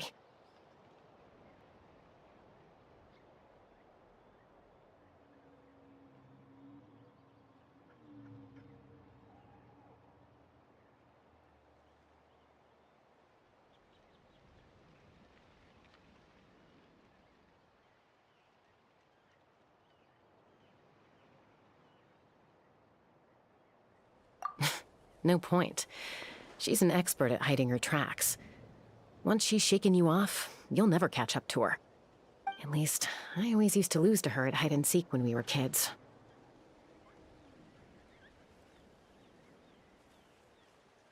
Well, yeah. You know I was raised by Kukasaurs. Anyway, she and I grew up in the nest together. Her name's Koya, and she's my big sister. We played together all the time, chasing each other through treetops or mountaintops. It felt like it would go on that way forever. Until the day I was sent back to live with the humans. Not all Kukasaurs are friendly towards people.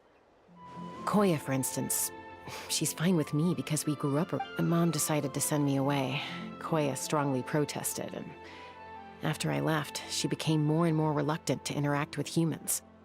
Maybe she thinks that humans stole you away from her.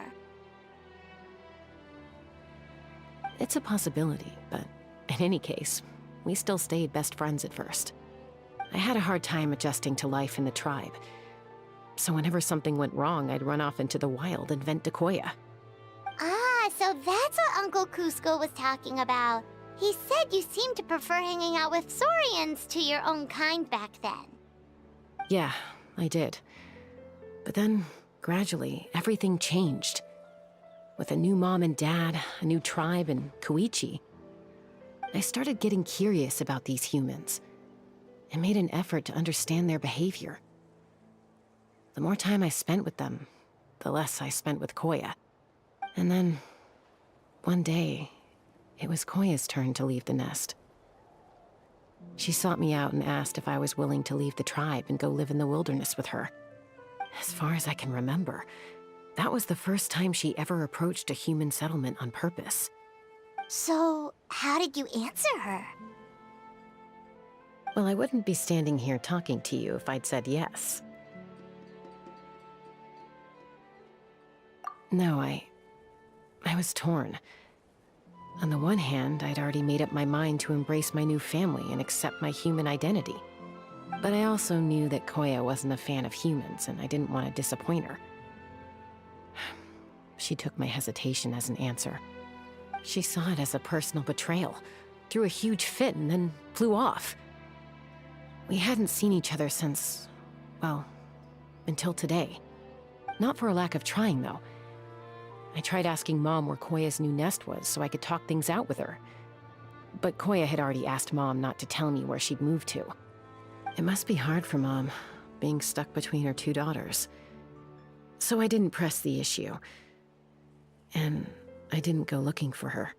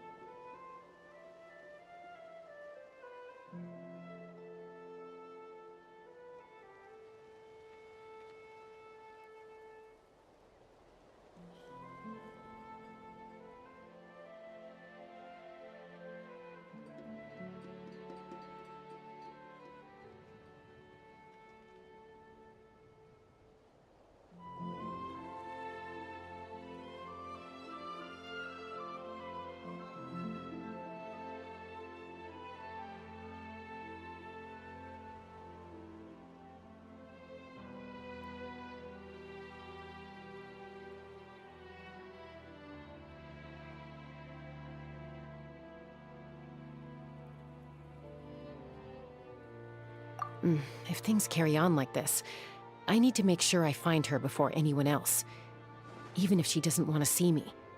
For now, let's bring the wounded back to the tribe. and see what Mutota and Elder Alba have in mind.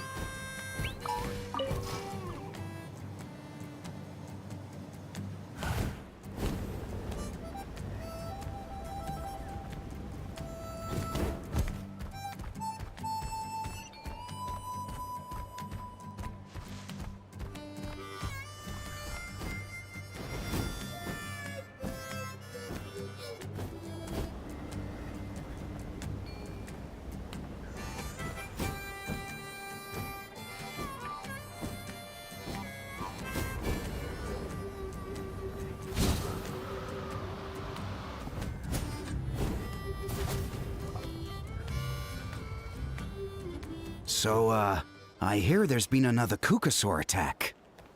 Ha! I knew it! They're wild animals, and they can't be trusted. Hey, show a little respect. The Kukasaurs are our partners. Maybe in the flying squad, but they don't give a hoot about the rest of us. Well, now that we have the phlogiston wings, do we even need the Kukasaurs anymore? Are you kidding? How are we supposed to protect our tribe without them? I didn't mean it like that. Huh? Protect our tribe? Or are you just scared that your precious flying squad will lose its prestigious position? You take that back! Things are changing so quickly. Chaska, there's a conflict emerging there. Aren't you going to nip it in the bud? The whole tribe's talking about this now. Breaking up a single fight won't solve anything. The real source of conflict here is the phlogiston wings, and what happened with Koya. On any other day, people would just brush this attack aside. After all, clashes between wild Kukasaurs and humans are no more common than those between people. But now that the phlogiston wings have entered the equation, it's sparked a debate over whether our tribe needs the Kukasaurs at all. I worry that we risk repeating the mistakes of the Cinder City. Back then, Lord Ochkon's hatred of the Saurians nearly destroyed the peace forged by the Pyro Archon. Chaska, to prevent things from deteriorating further, I'd like to task you with restoring peace to the tribe. I will. Traveler, you've already done so much for Natlan, and the Flower Feather clan has no right to ask more of you. But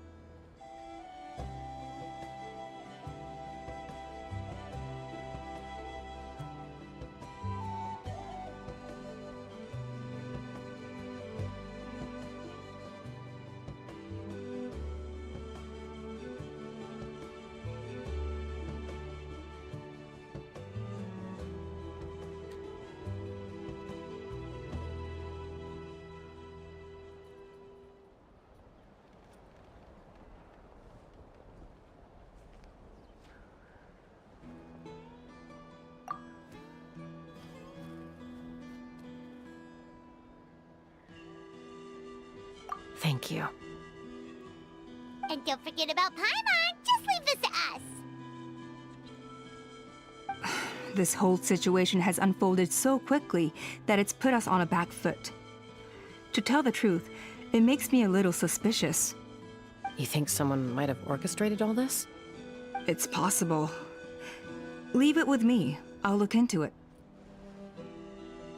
Also, Chaska, could you try to keep a low profile while you're out there digging around? We don't want to give our hand away. I'll do my best.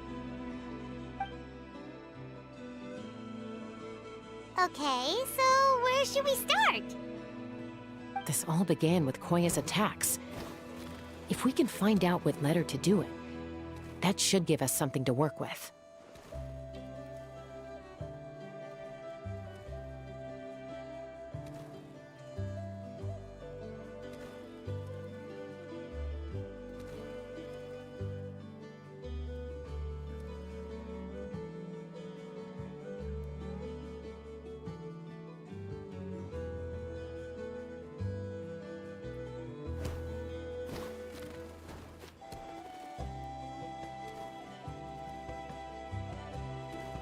Unlikely.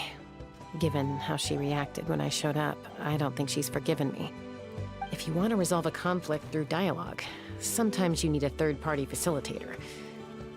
Let's go see my mom.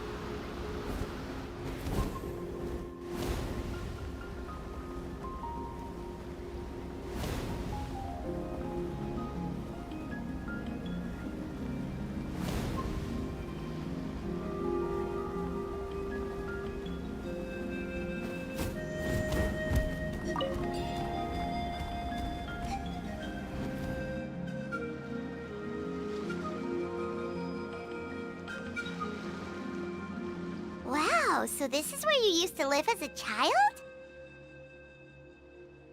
Mm-hmm.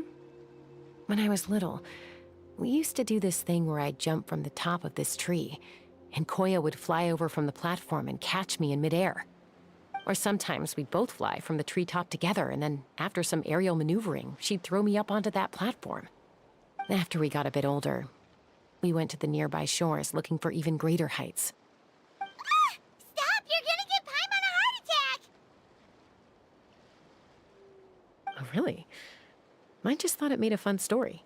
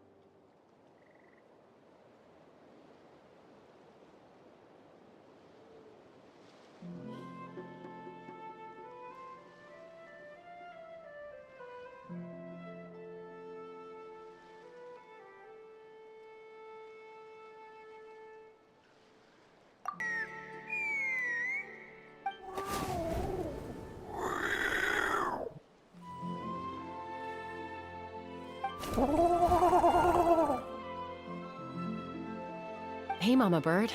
I'm back. My last visit was only a week ago, wasn't it? See? I visit you more than I visit Papa Cusco. I brought a couple of friends with me. These are the Traveler and Paimon. Traveler, Paimon, this is my mom. Her name is Chimpu. In the human tongue, anyway.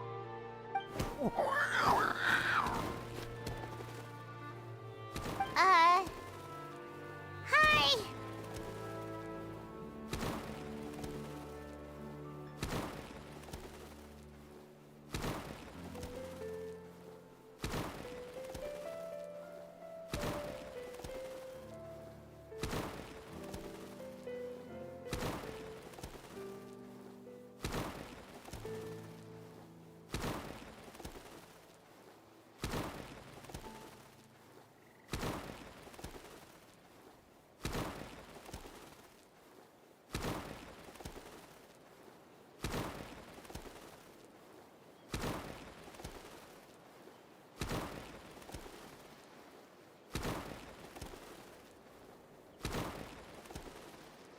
No, not really. I don't speak it as such, but I can sort of get the gist. Although only with Mom and Koya, since I spent my formative years with them. Even then, it's basically a best guess based on their sounds, body language, and expressions. Seems to work about 9 times out of 10, anyway. As for whether Mom understands me, I can't always tell. But somehow we still manage to communicate. Call it the family bond, I guess.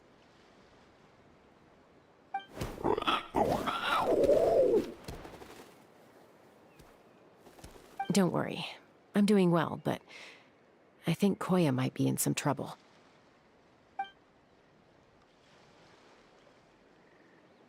I know she's never been a fan of humans, but she's never deliberately attacked them before either. What's behind this sudden change?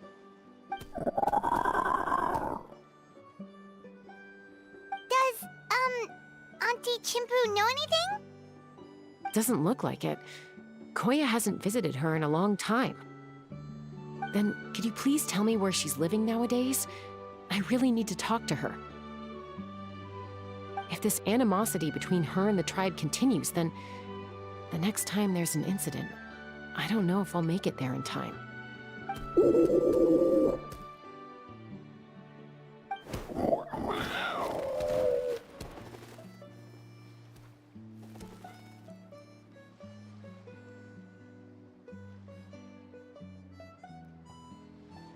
She said she'll take us there.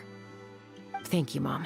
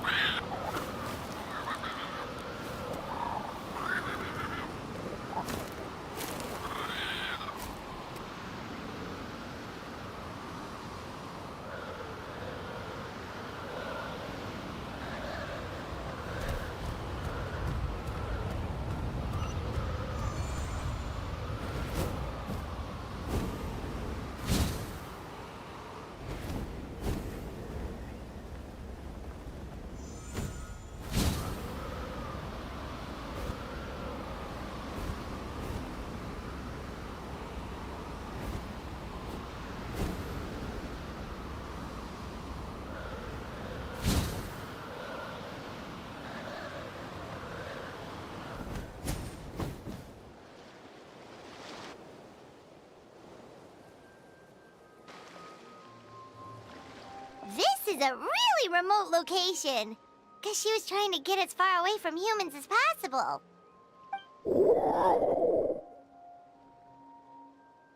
We stay here? Okay. Got it. Traveler, Paimon. Mom says we should stay out of sight for now. She'll talk to Koya first. Koya is very hostile toward humans right now. So if we show up unannounced, it might just make things worse.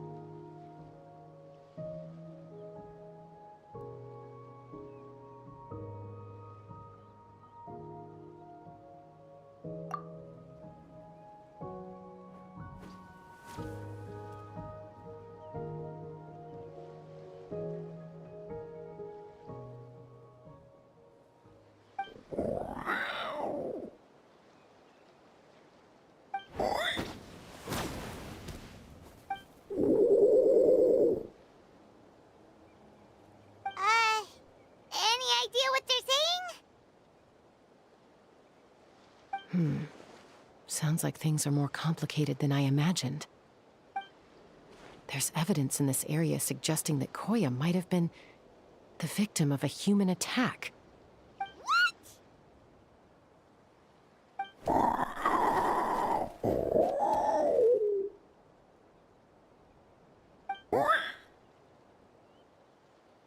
No!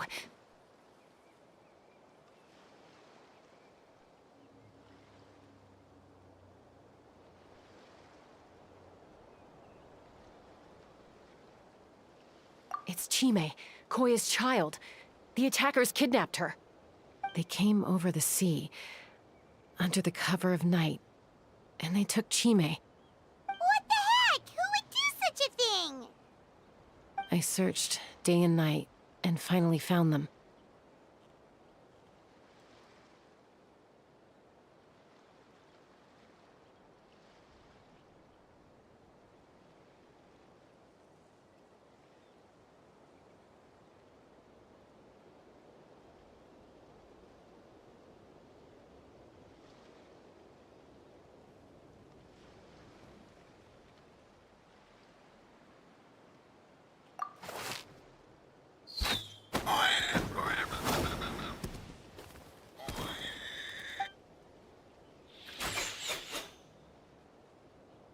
Oh, yeah! Tafal's contraption is working like a charm! Got her in one! Hey, there's another one! Wait, is that the one that got away last time? Who cares? Just get them all! T'Pol pays us per catch!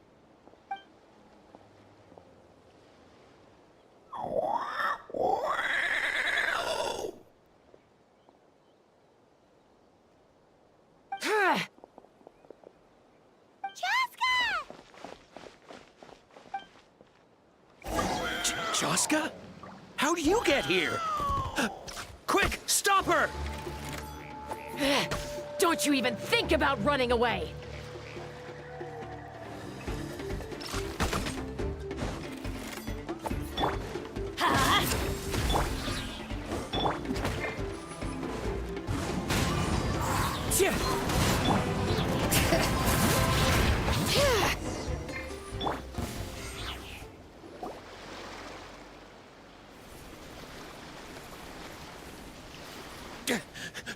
Don't come any closer, or I'll...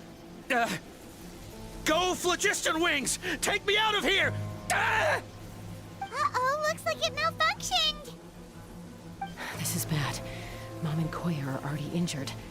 And if that thing explodes right next to them... Help! Elemental energy suppresses it! Please, someone! Get back!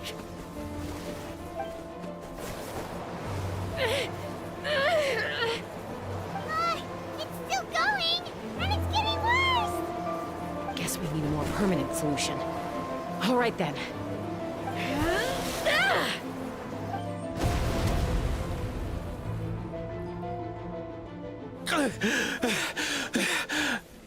That was too close. I thought I was gonna die.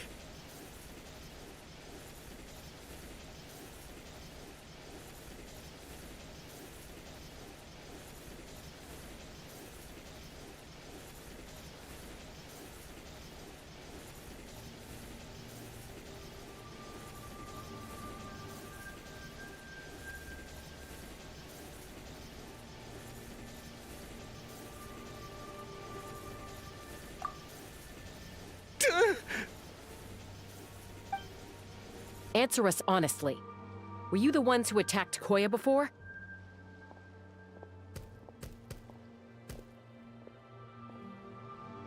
I am... No, it was...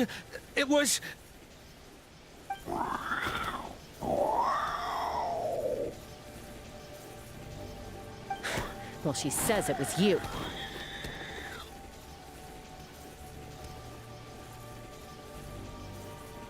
Just tell me, who sent you here? It was to Paul. He told us to catch all the wild Kukasaurs we can find.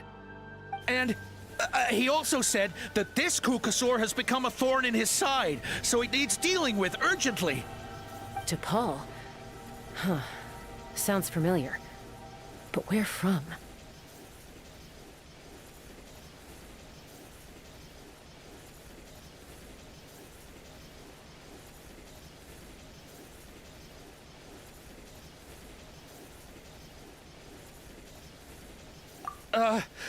Well, he tends to send his orders in writing. He pretty much never communicates with us in person. When he does, he wears a mask to hide his face. And whenever we trade Kukasaurs for phlogiston wings, we deal with his henchmen.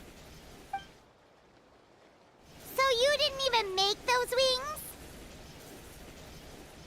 All we did was slap some labels on them and transport them over here, to make them look like they're imported.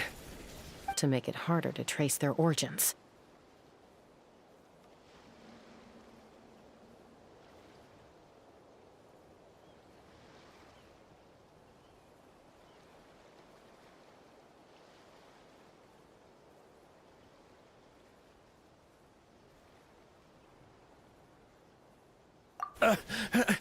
I don't know. Honest! Well, that's mighty convenient, huh? What about if I held a gun to your head? Would that change your answer? No need. I'm sorry. I'll tell you everything I know. T'Pol doesn't tell us much, but he always stresses that he wants them alive. So that gives us some clues. This is just a best guess, of course, but we suspect that the gaseous phlogiston stored in the trackballs is drawn directly from the Kukasaurs. What?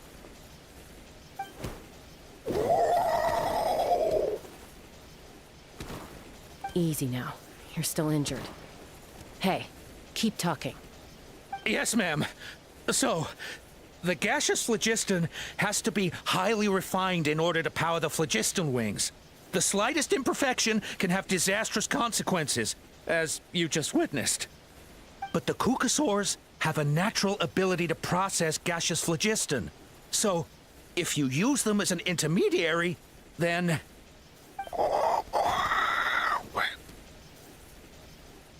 That's enough. So the Kukasaurs you took, where are they now? T'Pol should have them. But no one knows where he's based, apart from him and his henchmen. We've tried looking for it ourselves, even followed them a few times. But we always end up losing track of them. Random thought. Maybe they're hiding up in the sky?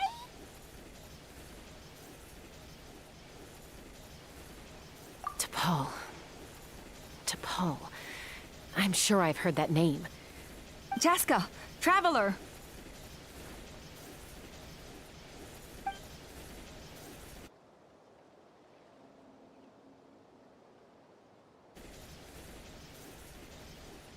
That voice!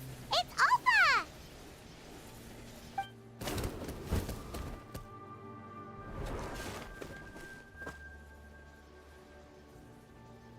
Elder Alba? What brings you all the way out here? Well, I was patrolling nearby when I heard the sound of an explosion. What's going on?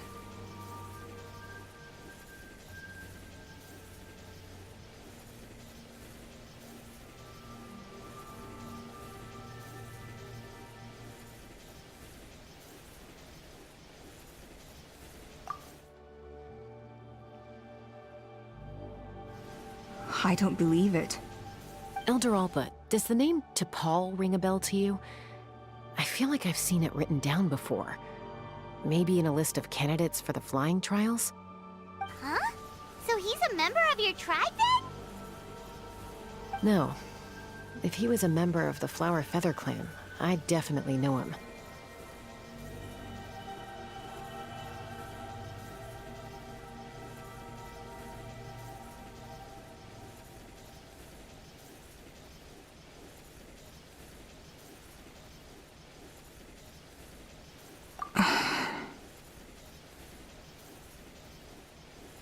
Now that you mention it, I do remember a young man from outside our tribe who came to participate in our flying trials once.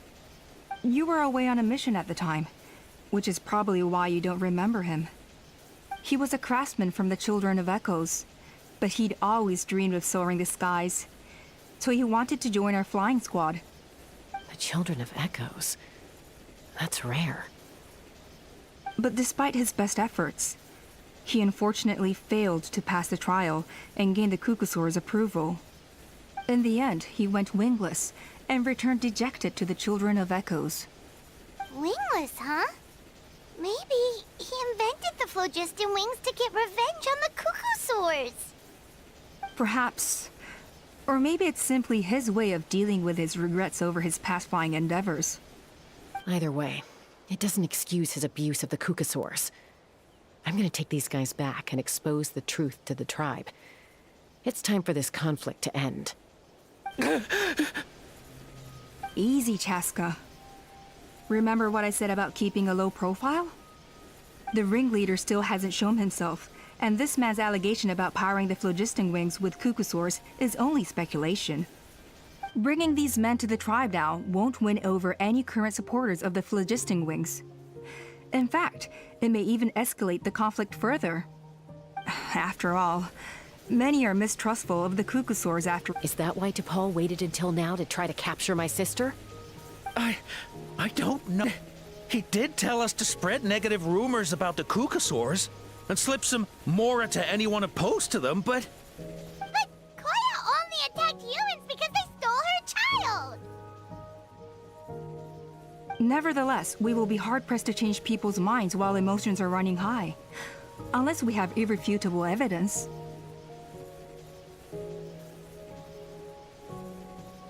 Bravo! My thoughts exactly. In the meantime, leave these men with me. I'll escort them back to the tribe. I'll take the other members of their crew into custody too. They won't get another chance to stir up trouble. Fair enough. I guess finding T'Pol is gonna be the key to resolving this conflict. Let's hope the Children of Echoes have some info on him.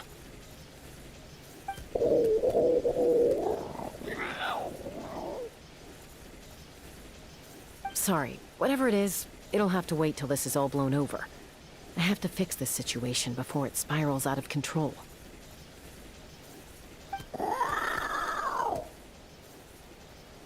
Mom, sis, rest up and get well soon.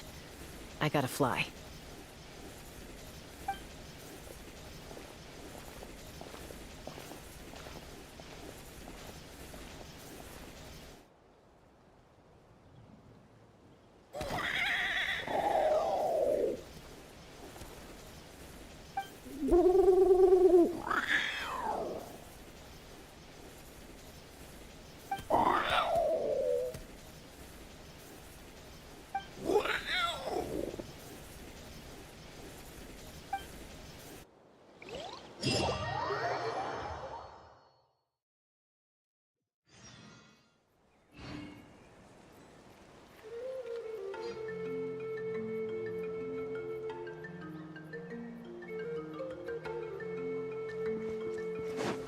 All right. So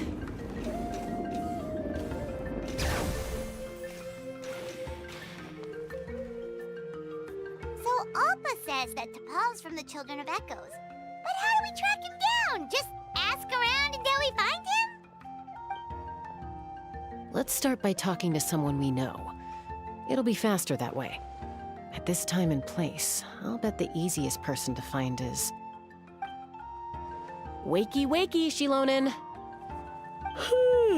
Oh, it's you. Okay, give me a second. I'll come down.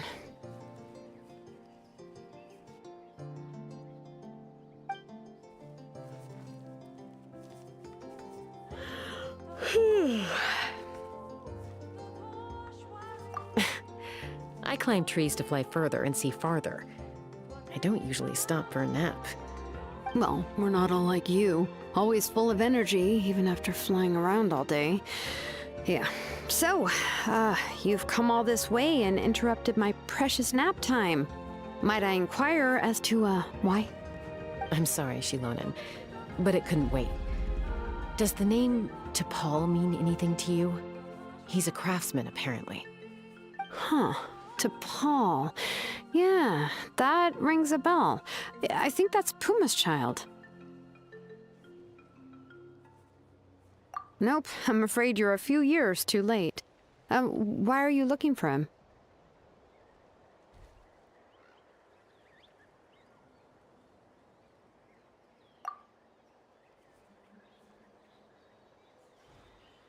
Huh, phlogiston wings.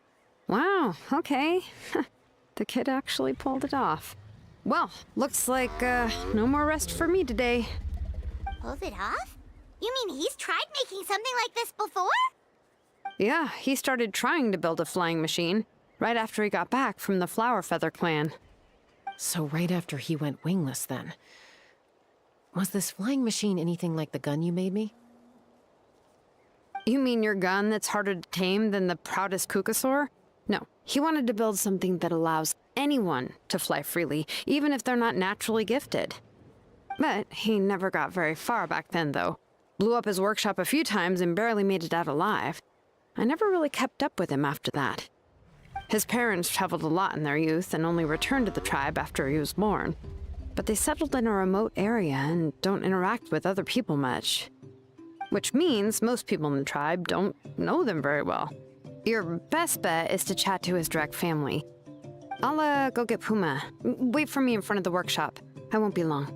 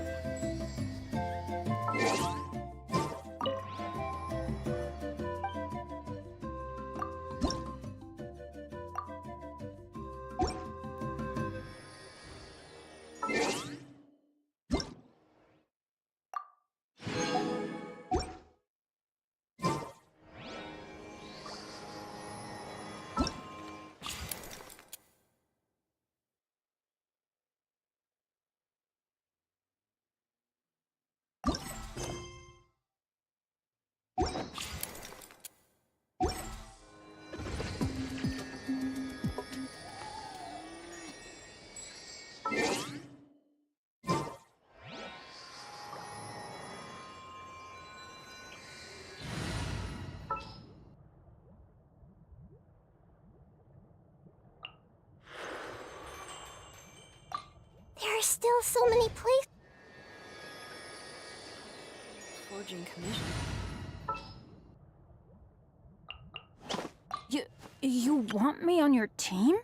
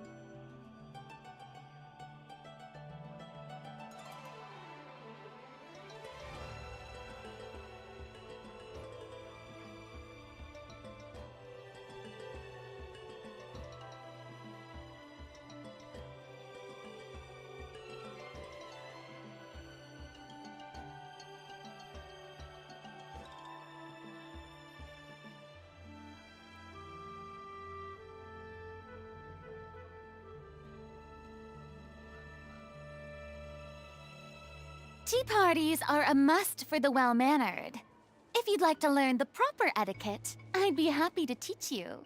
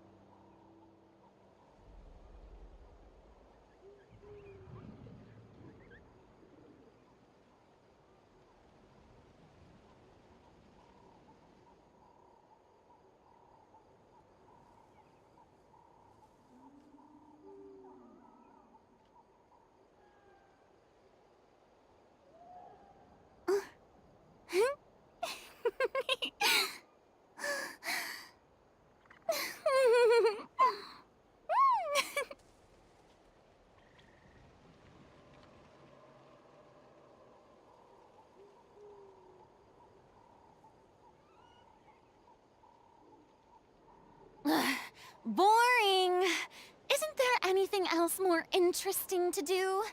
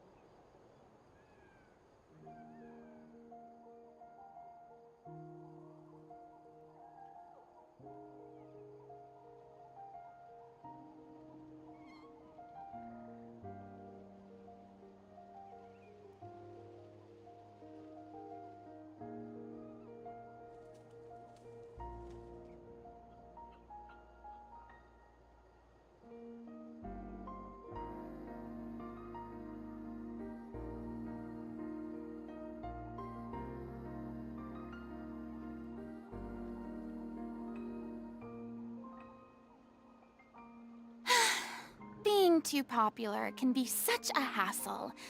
Who knew the people would adore me so much?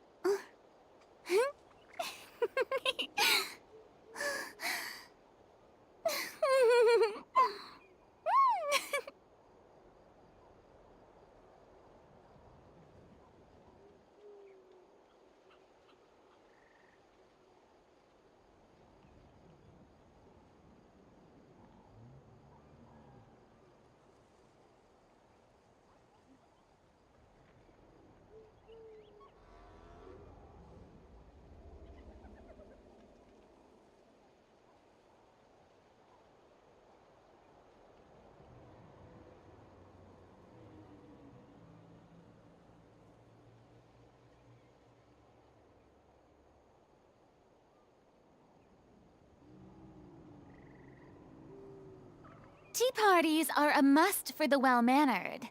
If you'd like to learn the proper etiquette, I'd be happy to teach you.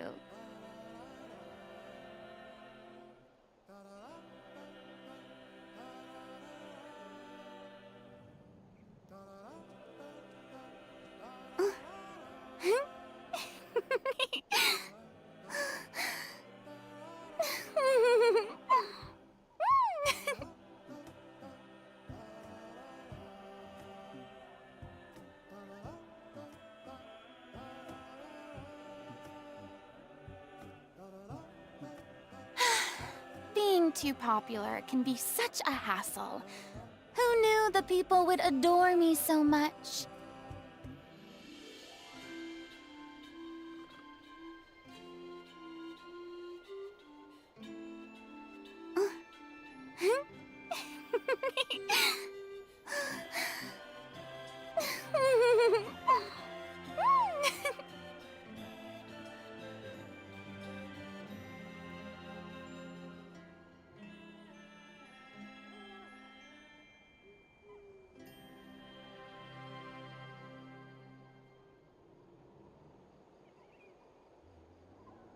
Tea parties are a must for the well-mannered.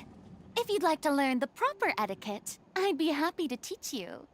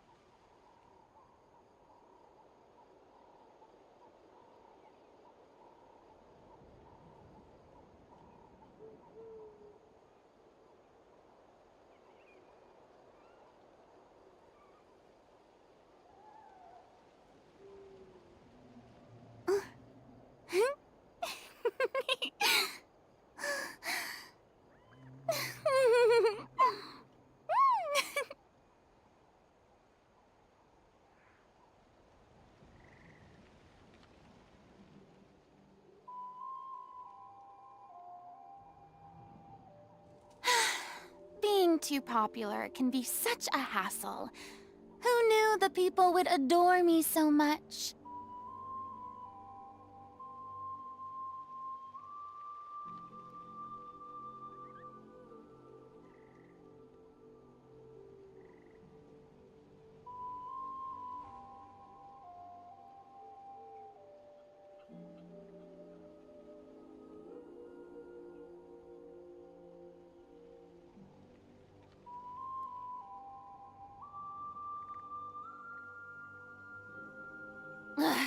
Boring!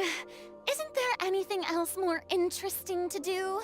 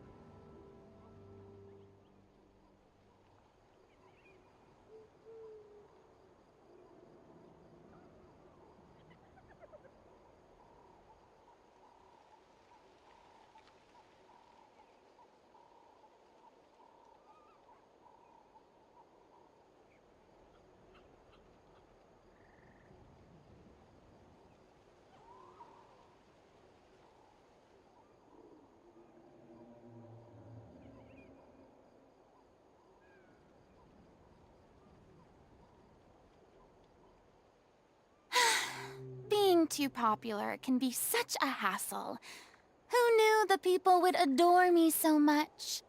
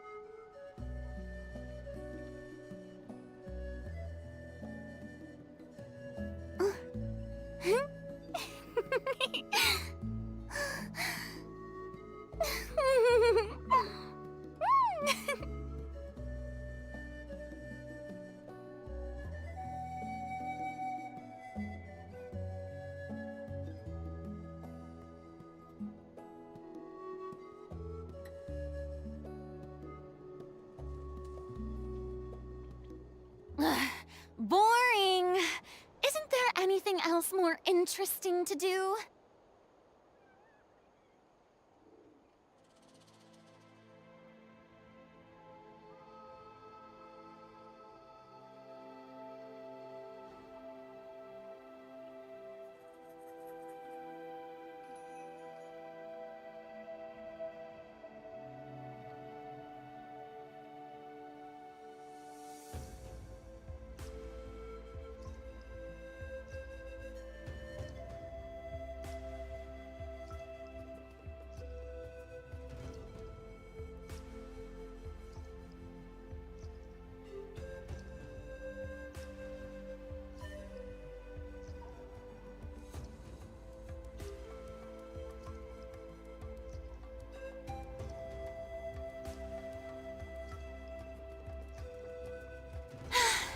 Being too popular can be such a hassle.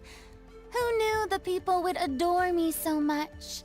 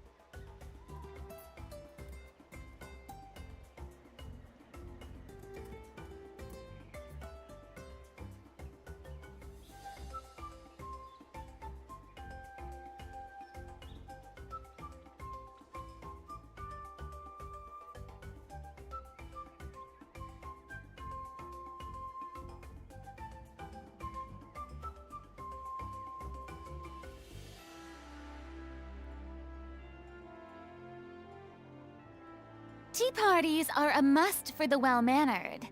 If you'd like to learn the proper etiquette, I'd be happy to teach you.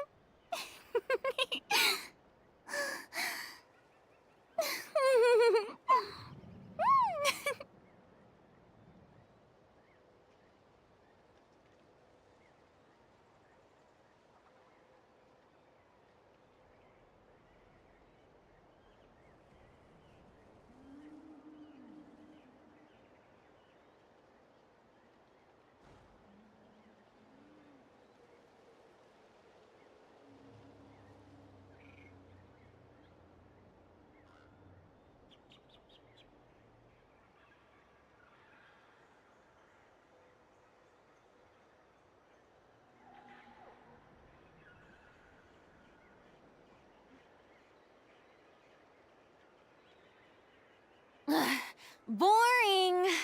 Isn't there anything else more interesting to do?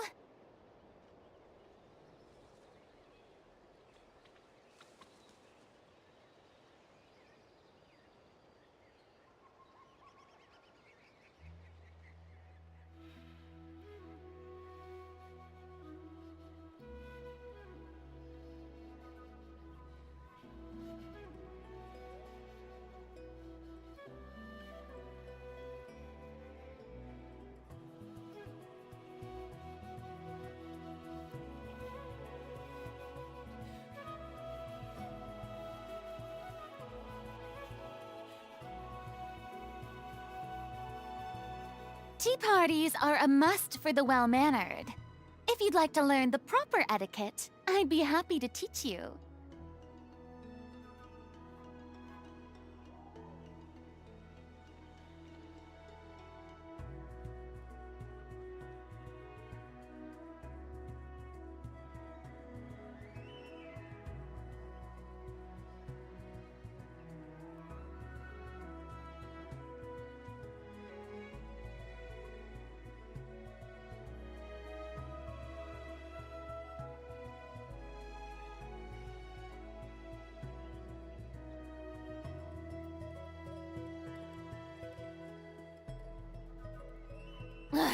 Boring. Isn't there anything else more interesting to do?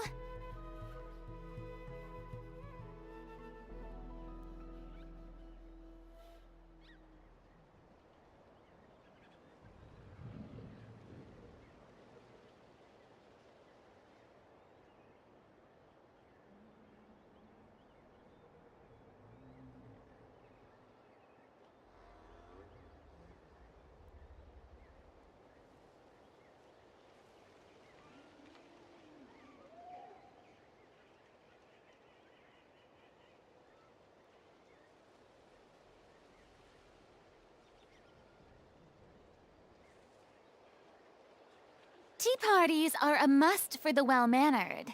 If you'd like to learn the proper etiquette, I'd be happy to teach you.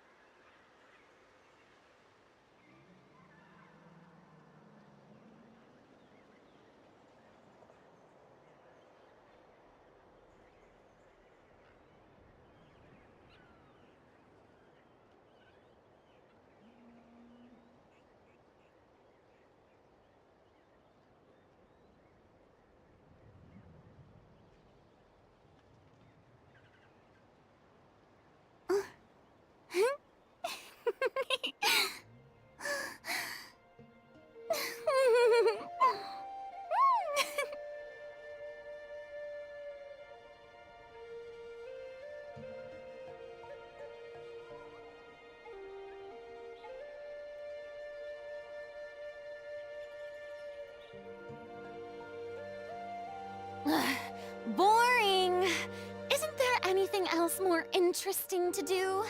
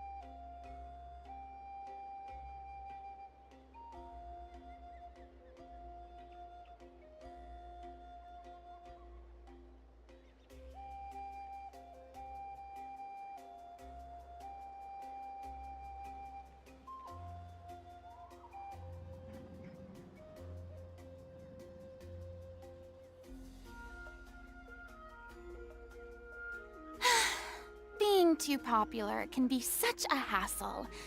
Who knew the people would adore me so much?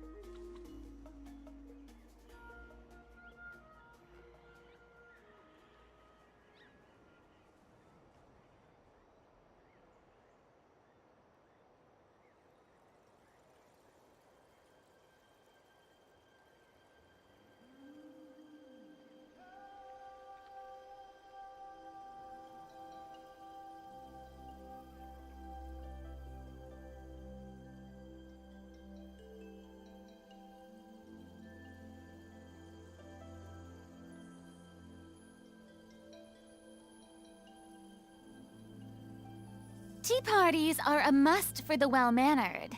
If you'd like to learn the proper etiquette, I'd be happy to teach you.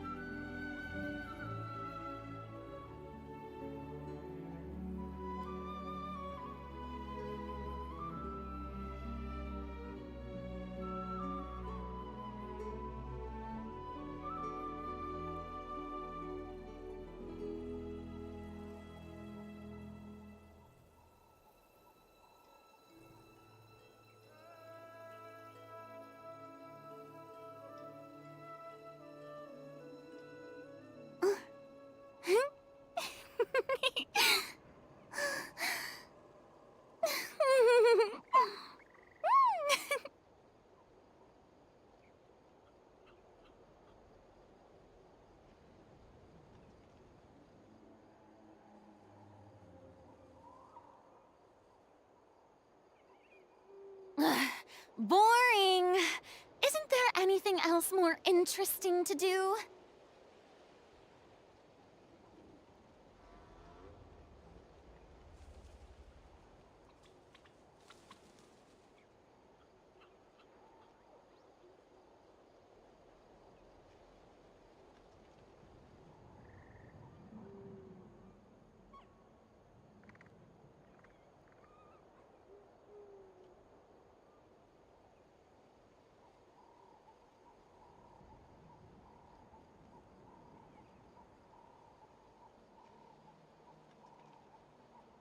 Tea parties are a must for the well-mannered. If you'd like to learn the proper etiquette, I'd be happy to teach you.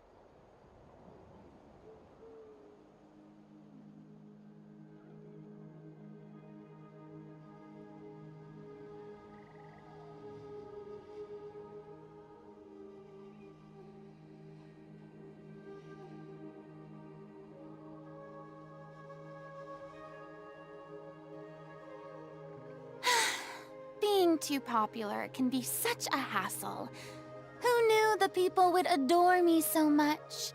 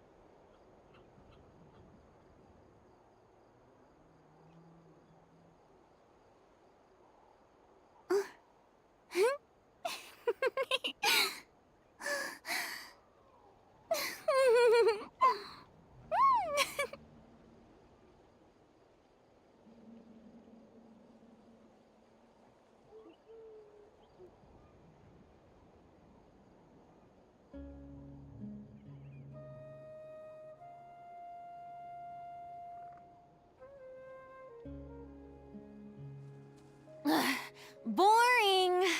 Isn't there anything else more interesting to do?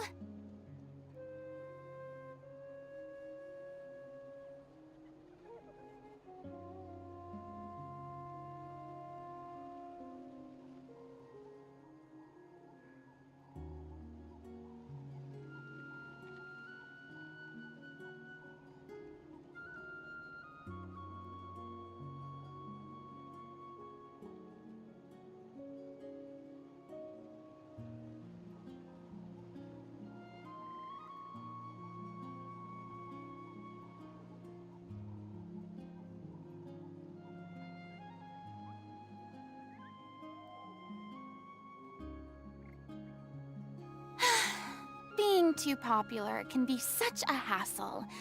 Who knew the people would adore me so much?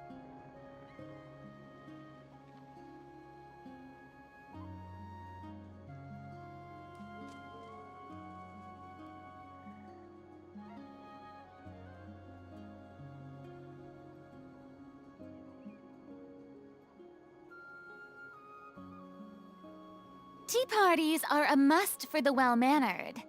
If you'd like to learn the proper etiquette, I'd be happy to teach you.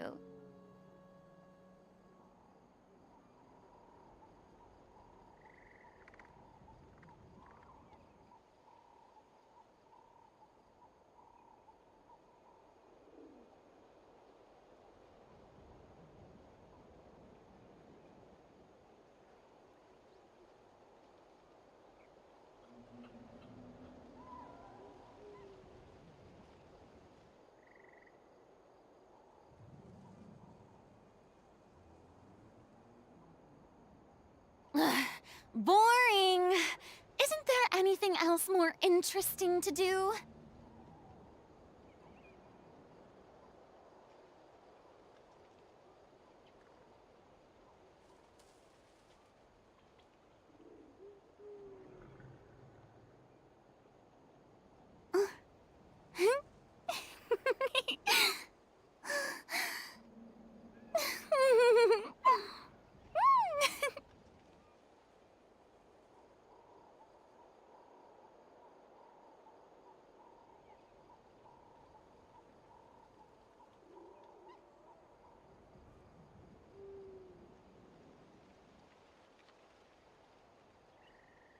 Tea parties are a must for the well-mannered. If you'd like to learn the proper etiquette, I'd be happy to teach you.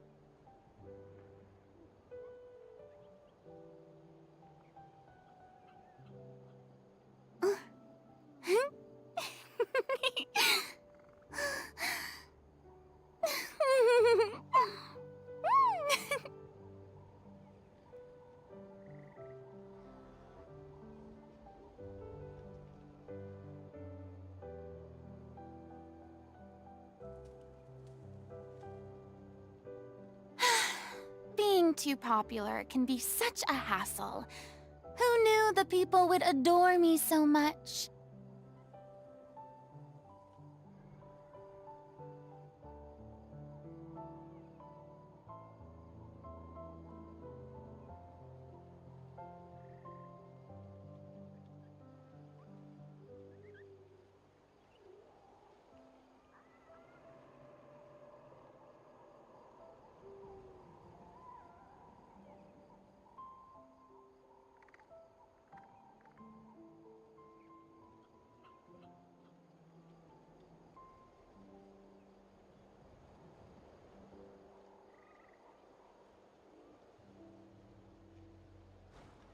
Tea parties are a must for the well-mannered.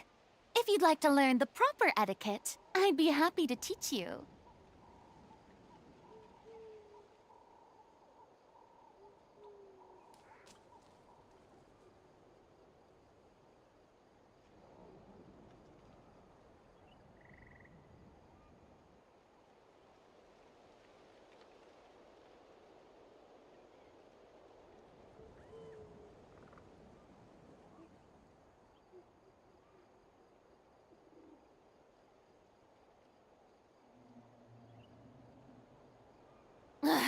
Boring. Isn't there anything else more interesting to do?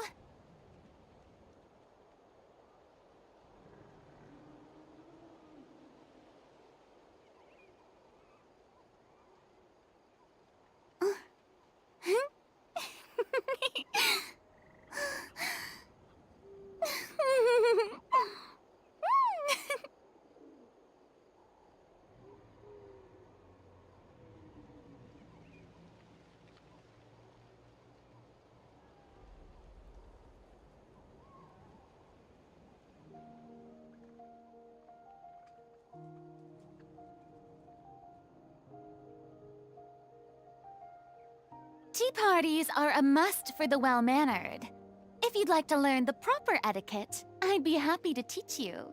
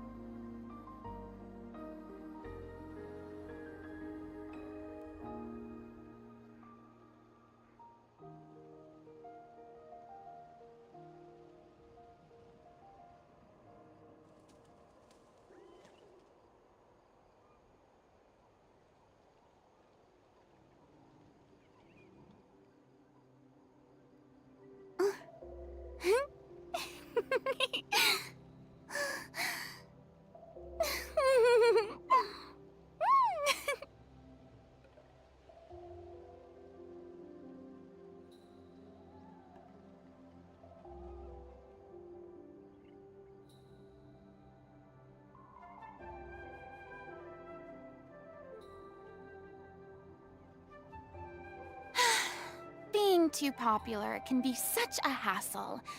Who knew the people would adore me so much?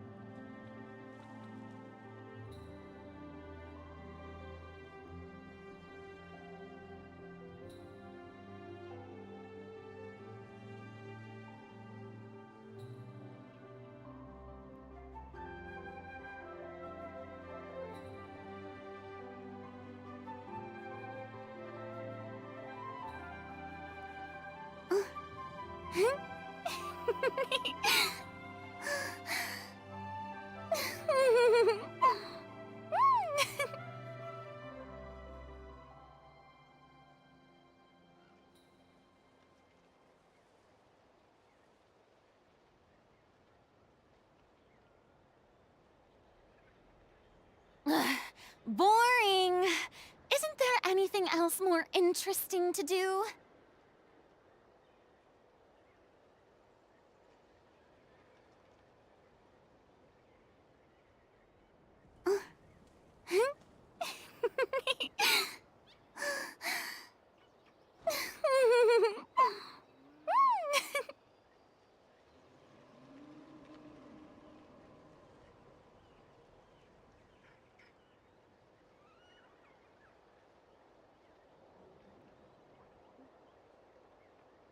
Tea parties are a must for the well-mannered. If you'd like to learn the proper etiquette, I'd be happy to teach you.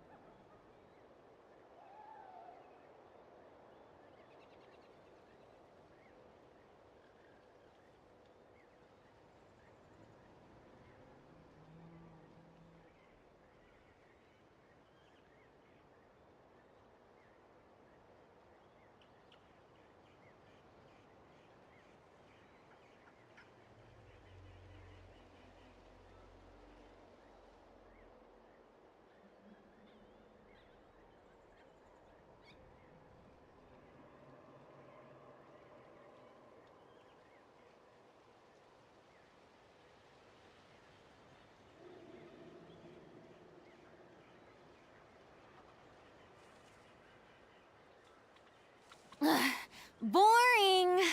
Isn't there anything else more interesting to do?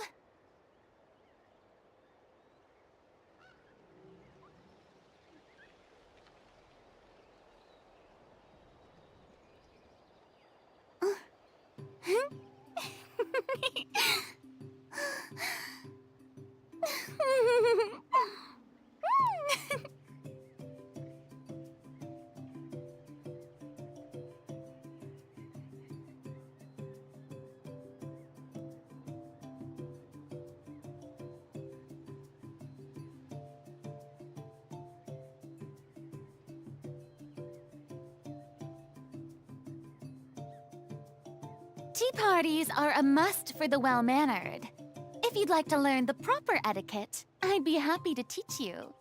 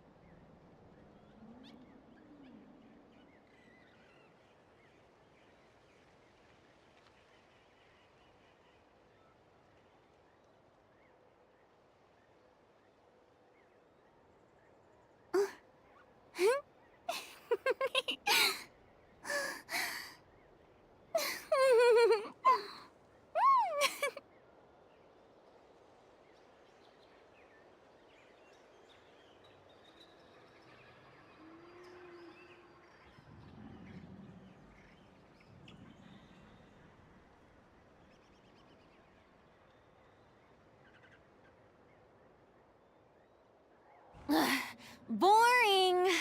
Isn't there anything else more interesting to do?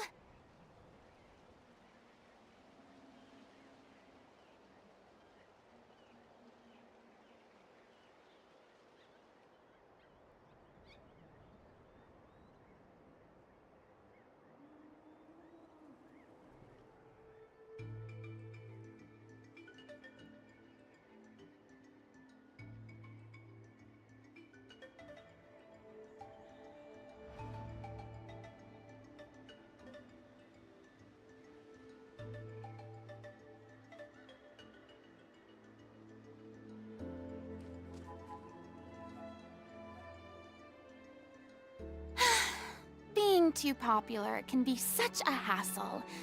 Who knew the people would adore me so much?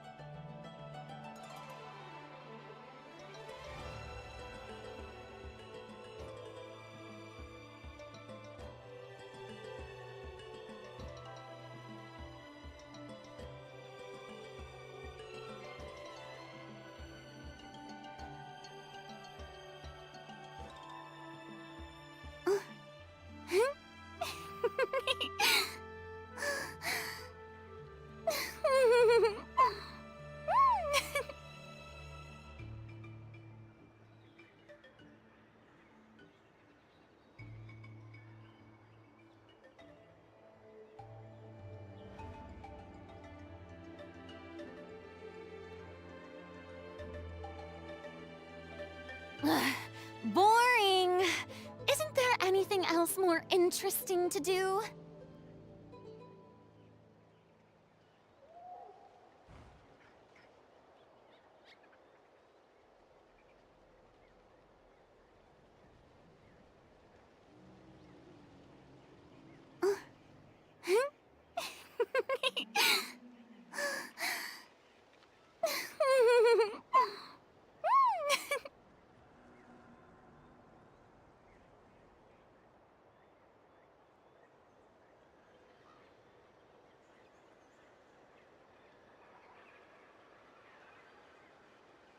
Tea parties are a must for the well-mannered. If you'd like to learn the proper etiquette, I'd be happy to teach you.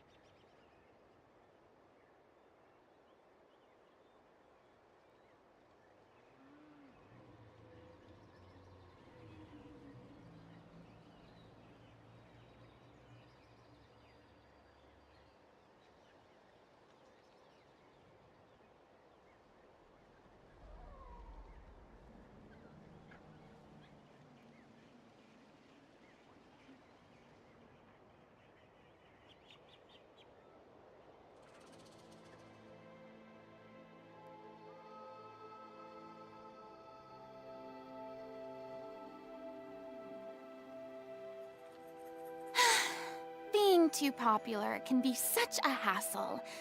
Who knew the people would adore me so much?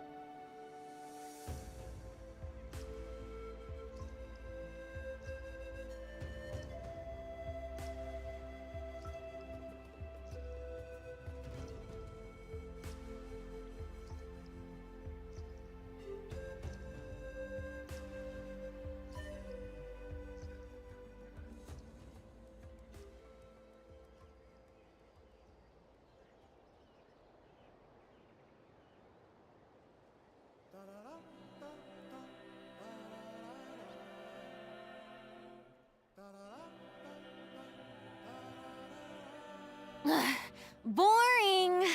Isn't there anything else more interesting to do?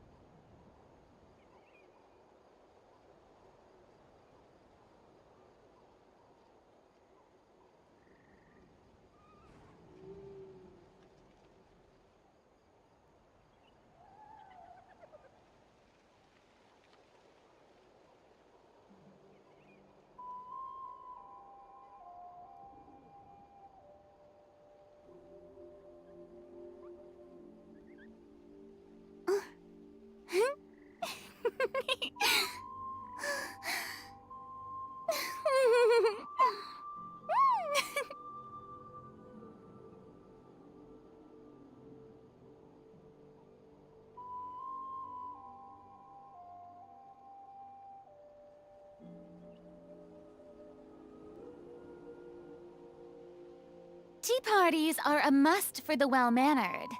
If you'd like to learn the proper etiquette, I'd be happy to teach you.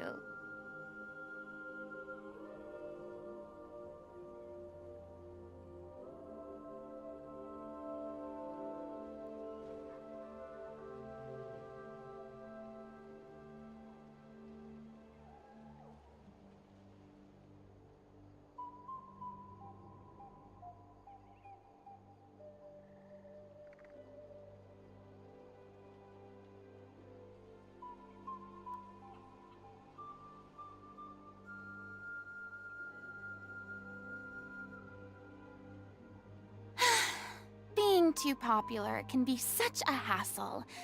Who knew the people would adore me so much?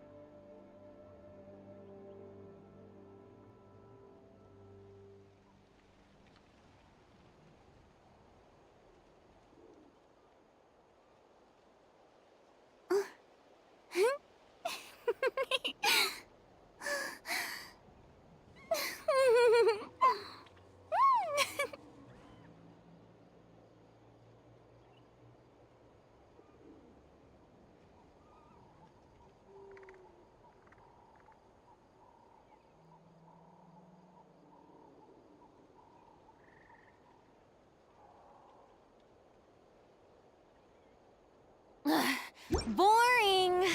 Isn't there anything else more interesting to do?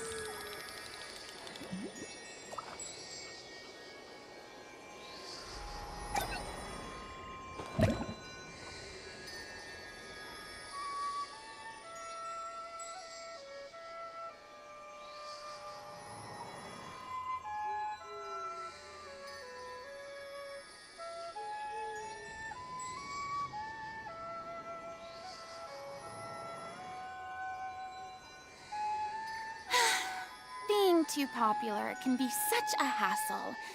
Who knew the people would adore me so much?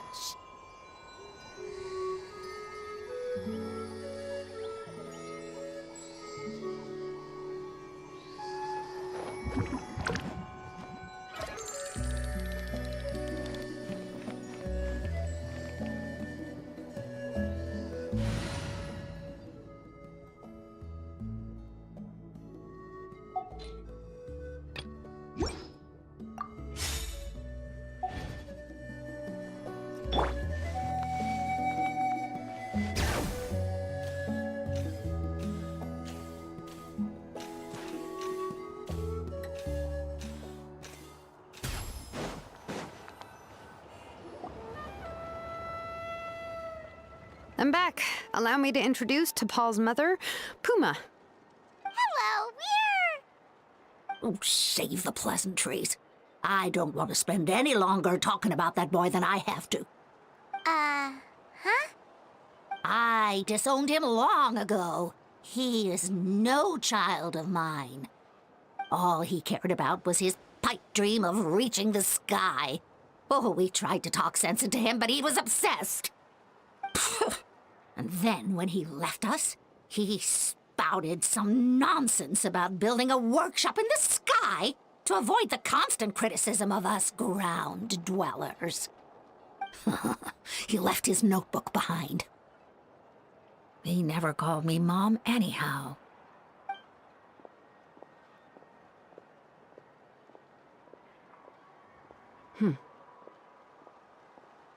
Wow, they've really fallen out. Paimon sure wasn't expecting that. Her husband, T'Pol's father, he passed away recently, and T'Pol didn't even bother to show his face at the funeral. If you ask me, that was probably the final straw for Puma. I'll go keep her company. If there's anything else you need, just come and find me. Thank you.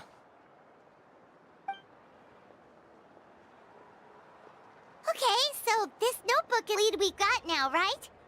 What's in there?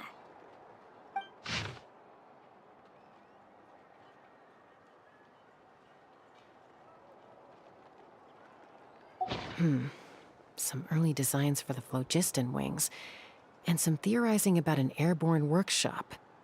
Ochkanatlan, the Cinder City. Looks like that's where he got his technological inspiration from.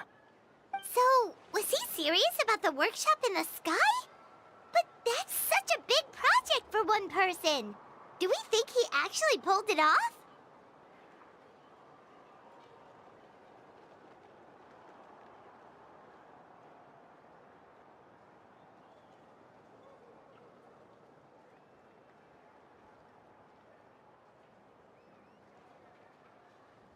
Oh, yes! The one from the trial arena that was super high up! That balloon has been there for a while, and everyone's been wondering how it got up there, but what if that's the wrong question? What if it started off even higher up, above the clouds and out of view, and it only descended to its current height due to some kind of malfunction?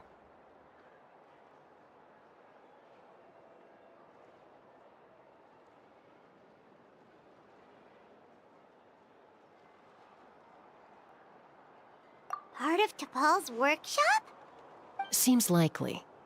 If T'Pol's base had been hiding above the clouds this whole time, that would definitely explain why Isidore couldn't find it. Paimon totally called it! But how do we get up there? Chaska, can you even fly that high? By myself? Possibly. But with a passenger, no chance. I doubt even phlogiston wings could take you up that high. At least, not without that relic T'Pol mentioned in his notebook. Yeah, and he's probably holding on to it. We'll have to find another way.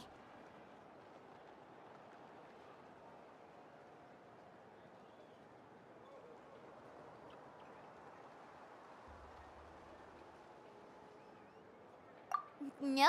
That's way beyond Paimon's altitude. Also, would you really expect Paimon to go up there and take on T'Pol all by herself? Let's not worry. Just because we can't think of a solution doesn't mean no one else can. I'm not the only flying expert in my tribe, you know. Oh, good point. We should go ask Elder Alpa! And Mutoda. He was quite the flying ace back in the day, too. Let's head back and see what they suggest.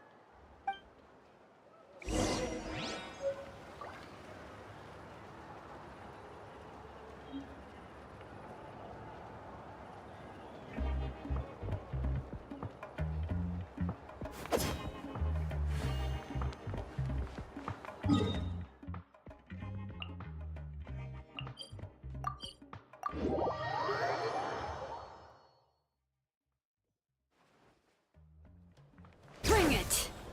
Have you gone mad? Cuckosaurs are our partners. Chaska, you're finally back. Things are getting really tense in the tribe. Have you made any headway with your investigation? Some people even think we arrested the merchants just to support the flying squad and crack down on the phlogiston wings.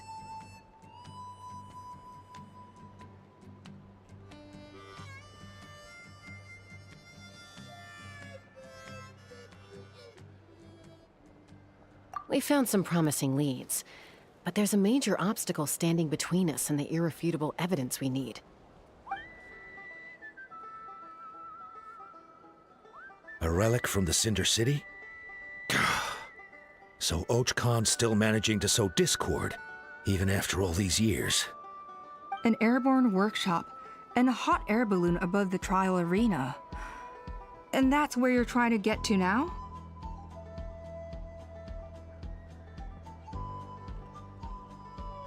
Neither phlogiston wings nor a cuckosaur can take you that high up. Do you really think that's where T'Pol is hiding?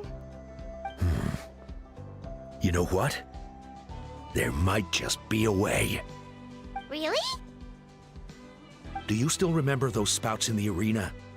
When they were all blocked, the gaseous phlogiston was trapped and unable to flow.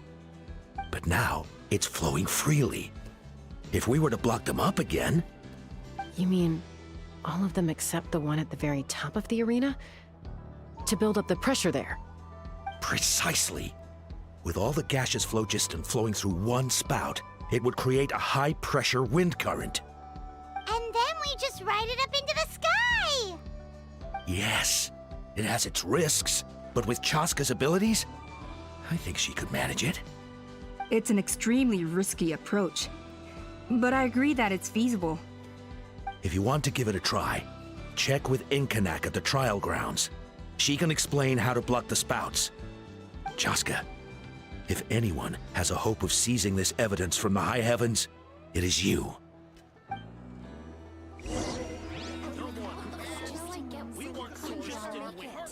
Bad-mouthing the Kukusaurs going a step too far.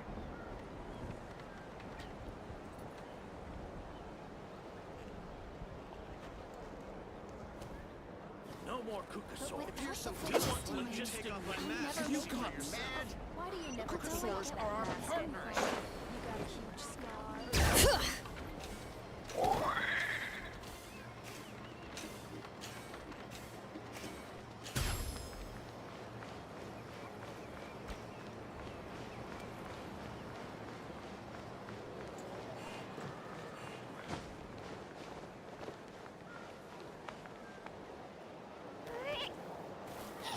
You gotta learn from the Kukusaurs if you want to fly high like they do.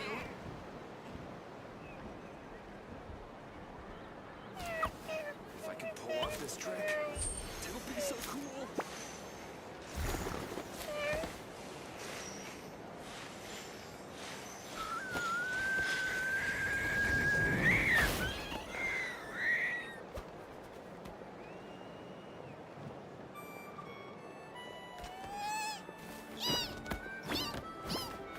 You gotta learn from the Kukusaurs if you want to fly high like they do.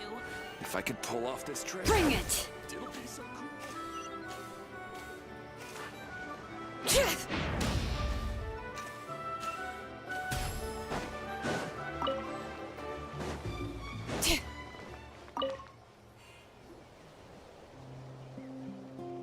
Goodness me, that is a very bold idea. Maybe so, but we have to act fast. What's the quickest way for us to block off the spouts? From a technical perspective, I'd have to advise taking some measurements and carefully planning this out first. But I'm guessing that's not what you want to hear.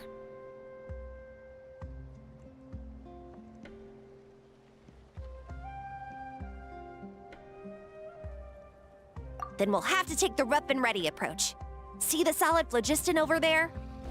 Our prior inspections revealed that some kind of stable structure has formed inside, making it highly damage resistant.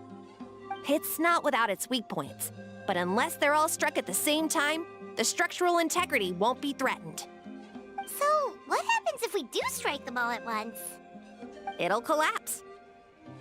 Okay, I see where you're going with this. Yeah, you got it.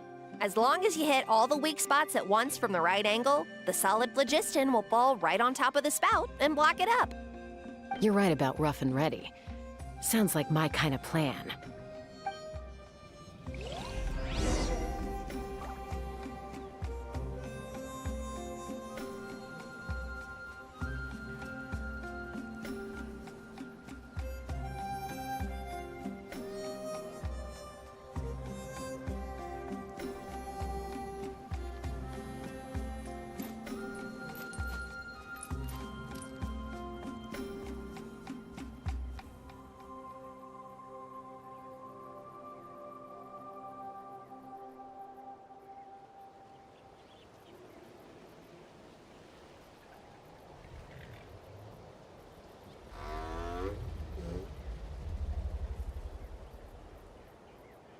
I'd have lost myself long ago if I allowed myself to be led by the whispers of the abyss. Surviving is tough, but taming the beast within is tougher.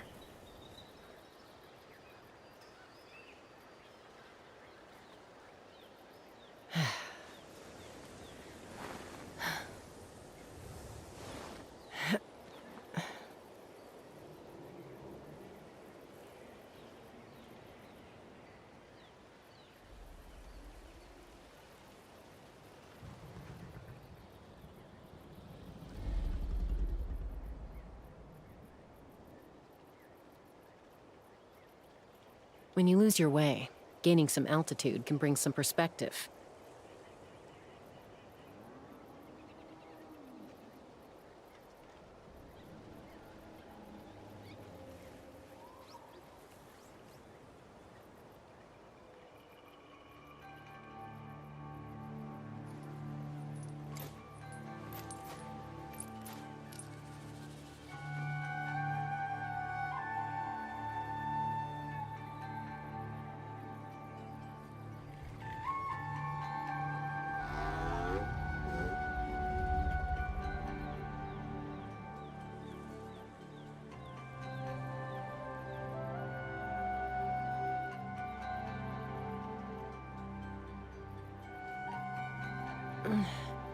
I'm a little out of practice these days.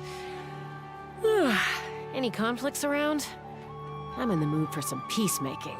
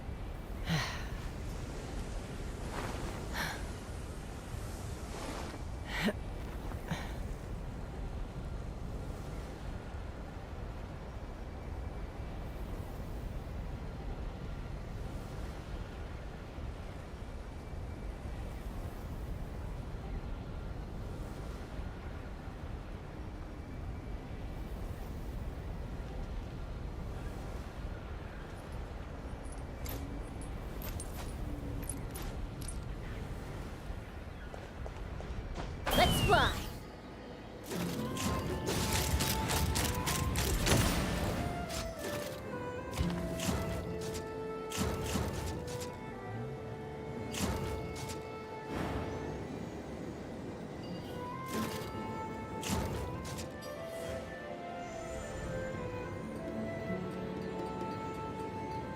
Look!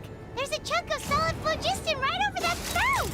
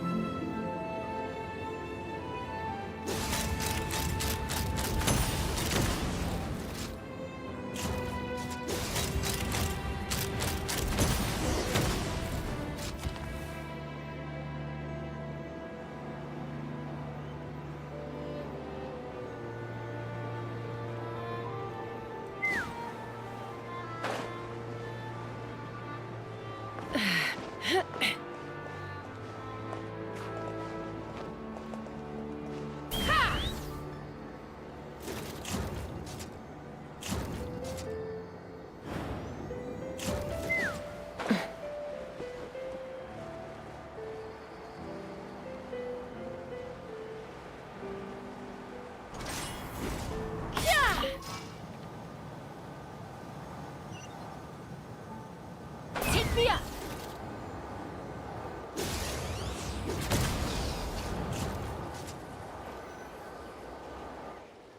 It actually worked! But wait, how are Paimon and the Travelers supposed to get up there? Koya can give you a lift. She's actually been following us this whole time. Wow, Paimon didn't notice at all.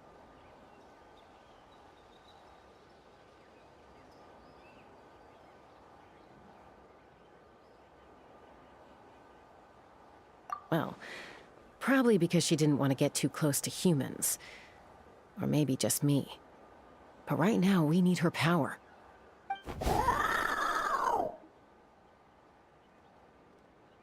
Whoa, you didn't even have to summon her!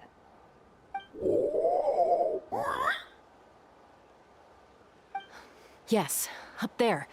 That's probably where Chime is. All right, let's go have a little talk with this T'Pol.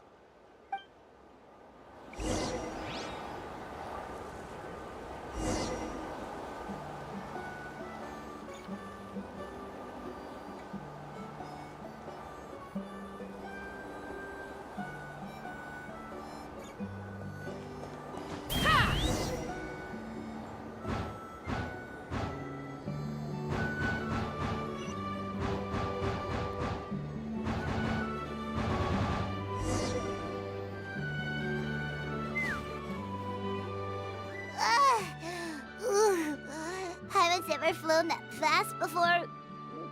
She feels so ready to throw up.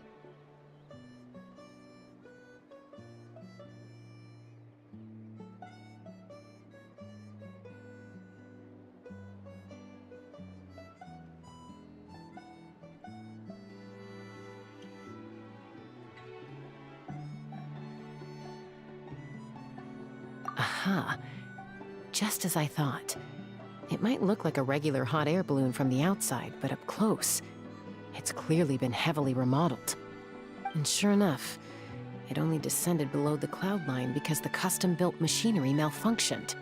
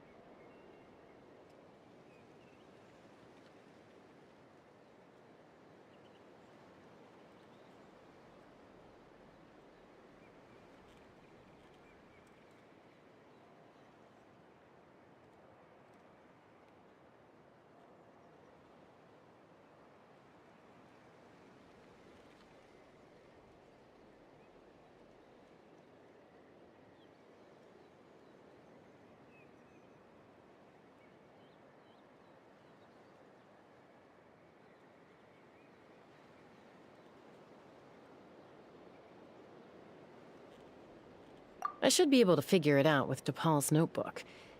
Thankfully, I know a little DIY from fixing up my guns when they're having issues. That should just about do it. Now all it needs is a nice hard kick. Maybe that works on your guns, but, huh? We're really moving!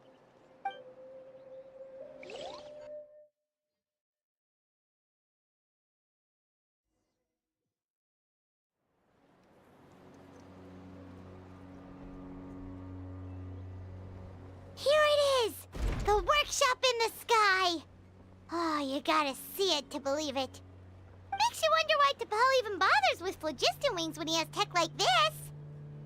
Well, according to the notebook, the platform beneath us runs on components from the Cinder City. Those can't be mass-produced. Also, I have some doubts about its mobility after seeing how it moved just now. For someone like T'Pol who dreams of flying freely, this definitely doesn't cut it. But if he's got that relic, he should be able to make a sense for himself, right? Why bother making a whole flying workshop so he can mass-produce them?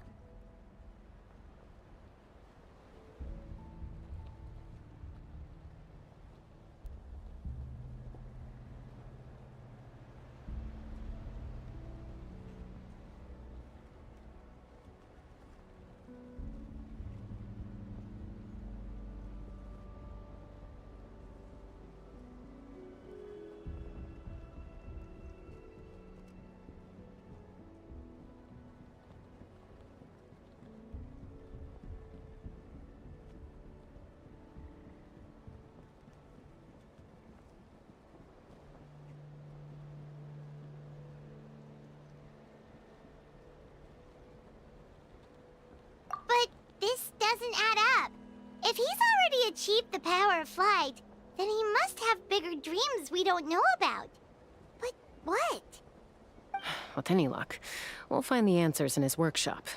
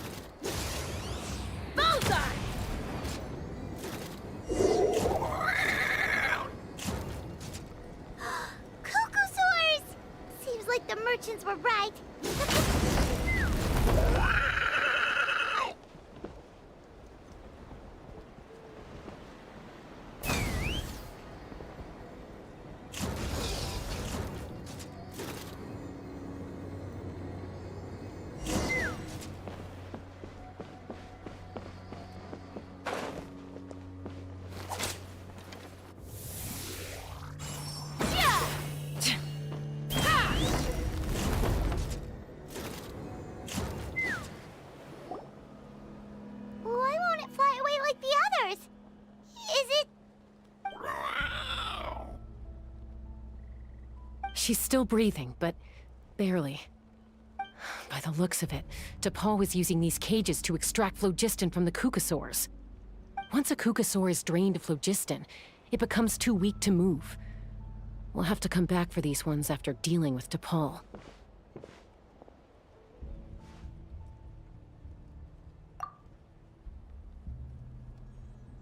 Let me see. Looks like a record of his phlogiston research. Log number 330. With the support of... I was finally able to launch the airborne workshop. Even though it relies on the relic for 80% of its power supply, I've at least taken the first step. Log number 348. Research on the relic is progressing well. I should be able to replicate the technology and scale up production very soon. Has proposed a name for this groundbreaking invention, the phlogiston wings. I think I'm getting close. Soon I will achieve my dreams. Log number 377. Encountered some issues with the new smaller model phlogiston wings. The gaseous phlogiston showed some volatility during the refinement process. Thinks we should proceed at a more cautious pace with the refinement experiments. But after so many past failures, I have to prove that I will succeed this time. Log number 114. Ran an experiment using kukasaurs to refine gaseous phlogiston. It was a success. Log number 117. I have started recruiting merchants and hunters to capture wild kukasaurs. Log number 121. Major breakthrough in the efficiency of phlogiston yield. Huh? So many parts have been crossed out!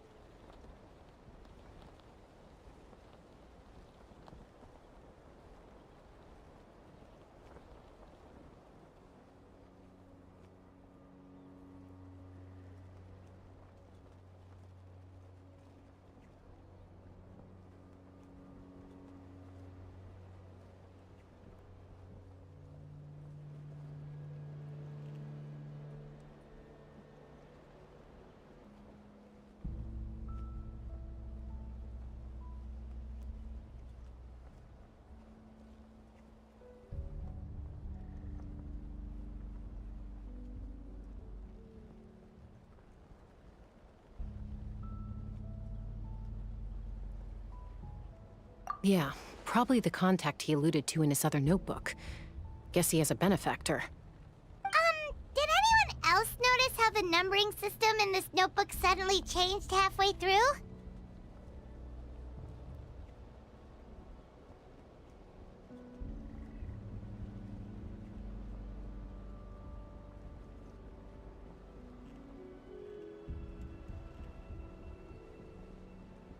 We haven't got time for textual analysis, I'm afraid.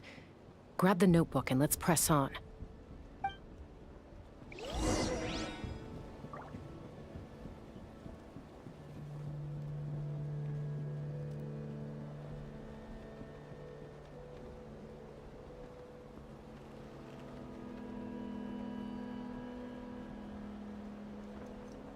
When you lose your way, gaining some altitude can bring some perspective.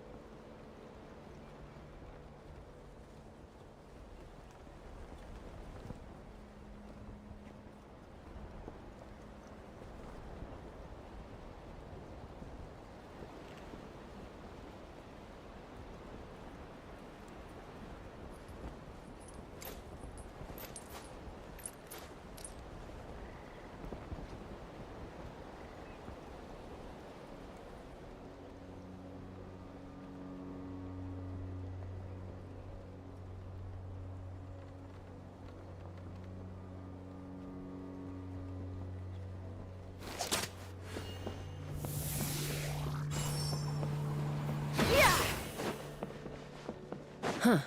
Never seen one of these before. Looks like this was built with the Cinder City components, too. You're not thinking of giving it a nice hard kick, are you?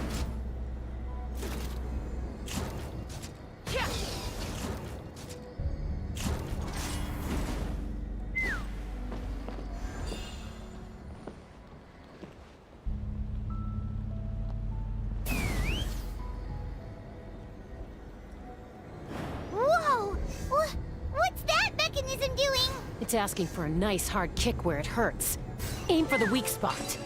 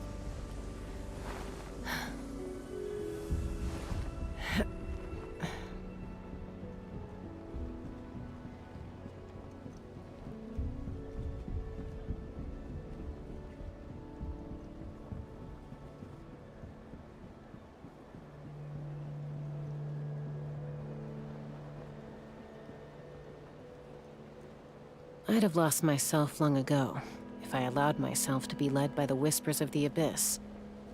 Surviving is tough, but taming the beast within is tougher.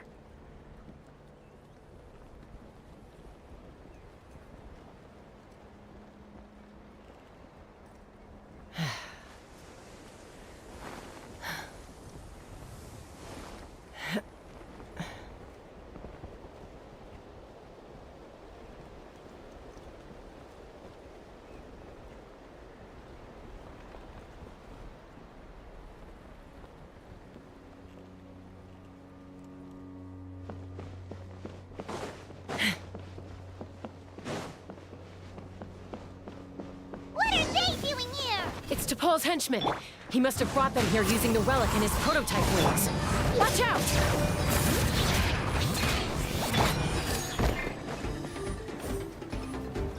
Into the wind.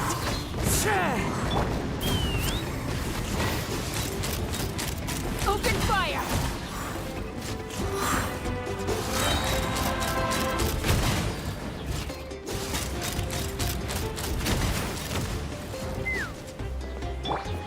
The wind knows me.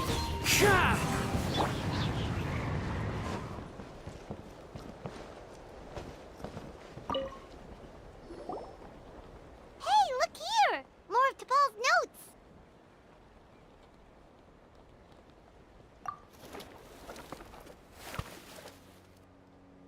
Log number 403. Introduce me to some new comrades who fully support my ideas. I told them that some Saurians are blessed with wings, and some people with natural gifts, while the less fortunate among us can only look on longingly as they seize the skies. But I also told them that progress can erase individual differences. Think of the tools humanity has made to fight back against wild beasts. The law we have put in place to even the playing field between the strong and the weak. I promised them that our research will be the new frontier of human progress. With our phlogiston wings, the power of flight will no longer be for a select few to enjoy. Imagine a world where the skies are for all to share. I only hope that when we finally achieve this goal, will be proud of me. Imagine a world where the skies are for all to share. Yes, what a wonderful world that would be. If only it were possible. We could respond faster, and so many tragedies could be prevented. But T'Pol, what about the Saurians you're draining dry of phlogiston? You're not sharing the sky, you're stealing it! Bad move. I won't let you get away with it.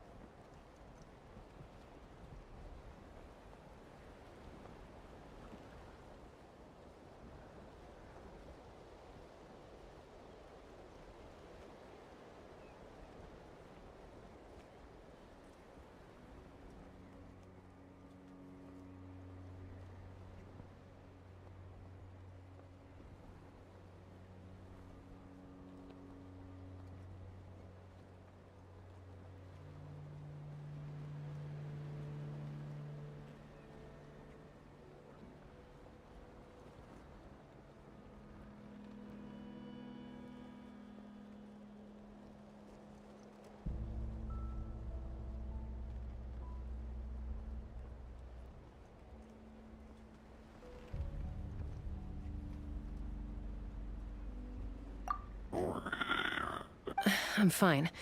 Let's keep moving. I don't think we'll find anything else here.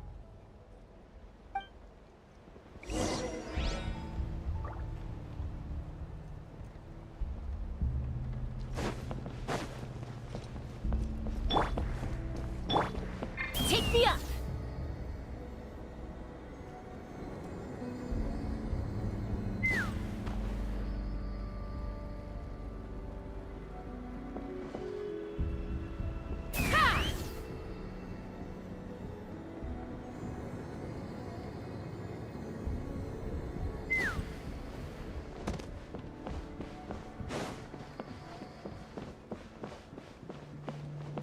fly.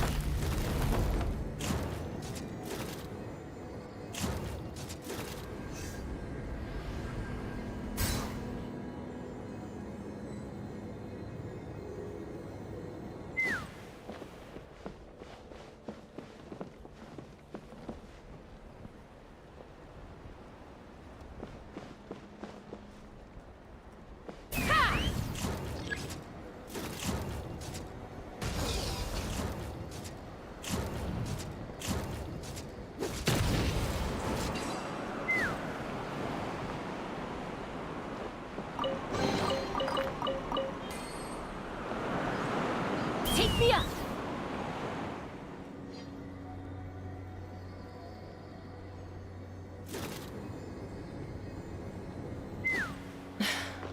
I can't believe he captured so many Kukasaurs. But right now, we have to focus on solving this problem at the source.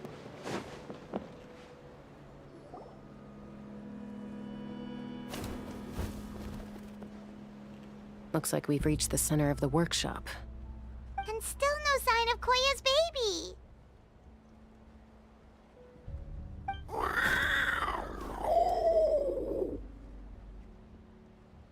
Let's search this area for now. If we still can't find Chime, we'll double back.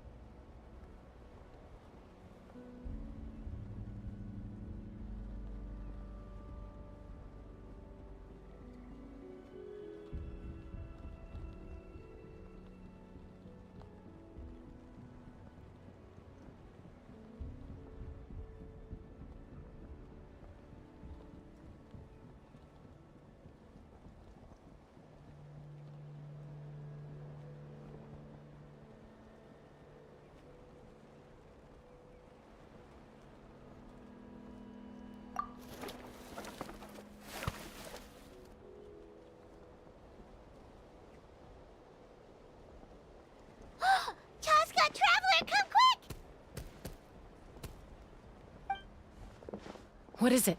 Did you find Chime? Not yet, but look! It's another one of T'Pol's notebooks!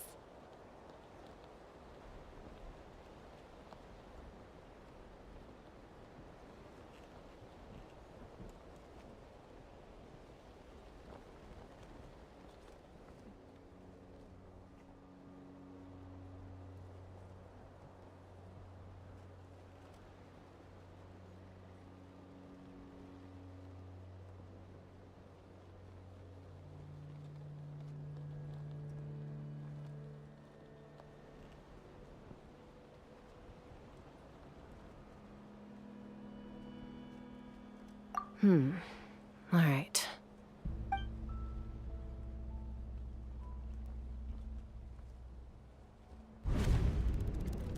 Log number 428. We decided to restart the experiments on phlogiston refinement, but without telling. This is the final obstacle to the success of the Phlogiston Wings project. We cannot fall at the last hurdle. Log number 436. Earlier today, suggested using Kukasaurs as an intermediary to extract refined phlogiston. It's certainly feasible, but... Anyway, as long as our secret experiment succeeds, I'm sure won't bring it up again. Log number 443. We will conduct the experiment tomorrow. But birthday is coming up, so hopefully we'll have a birthday surprise for her. Log number 444. Huh? Why is this log empty? I guess whoever wrote down the log number was prevented from recording the results.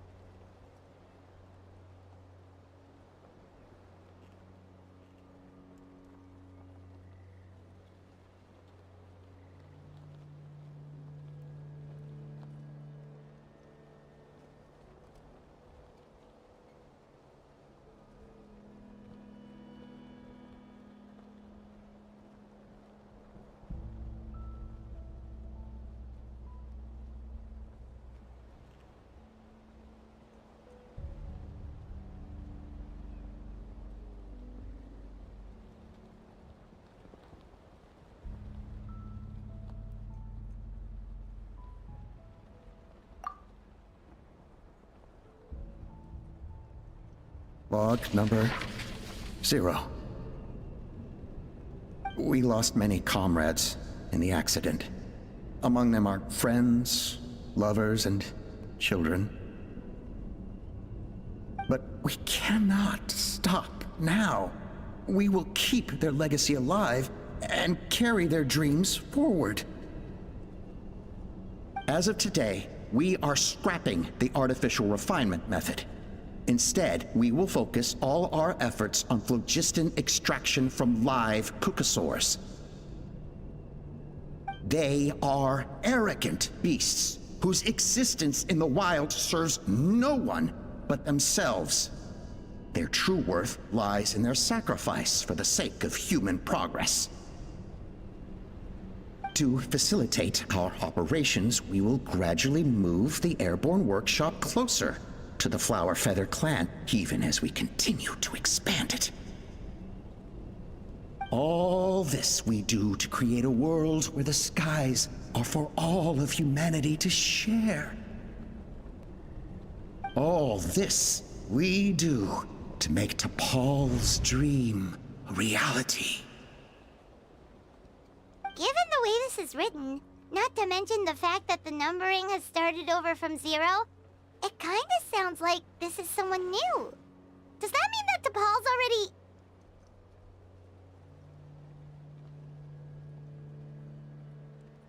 There's also a letter tucked in the end of the notebook. It's from Puma.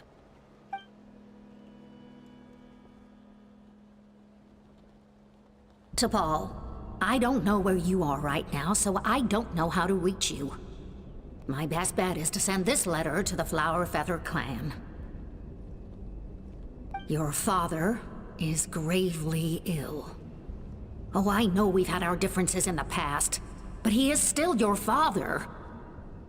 Won't you come and visit him? Please. I know you never liked him and cared even less for me. All you ever yearned for is the sky. And your birth mother. But we'll still be waiting here for you if you do come back. This may be the last chance you'll get to see your father. So Puma's not T'Pol's real mom? Huh. Well, she did say he never called her mom, but I might assume she was just venting. We know that T'Pol's father passed away quite recently, and this letter looks recent. By contrast, the writing in this notebook is old and faded. It looks like the real reason T'Pol didn't attend his father's funeral is because he'd long since passed away himself.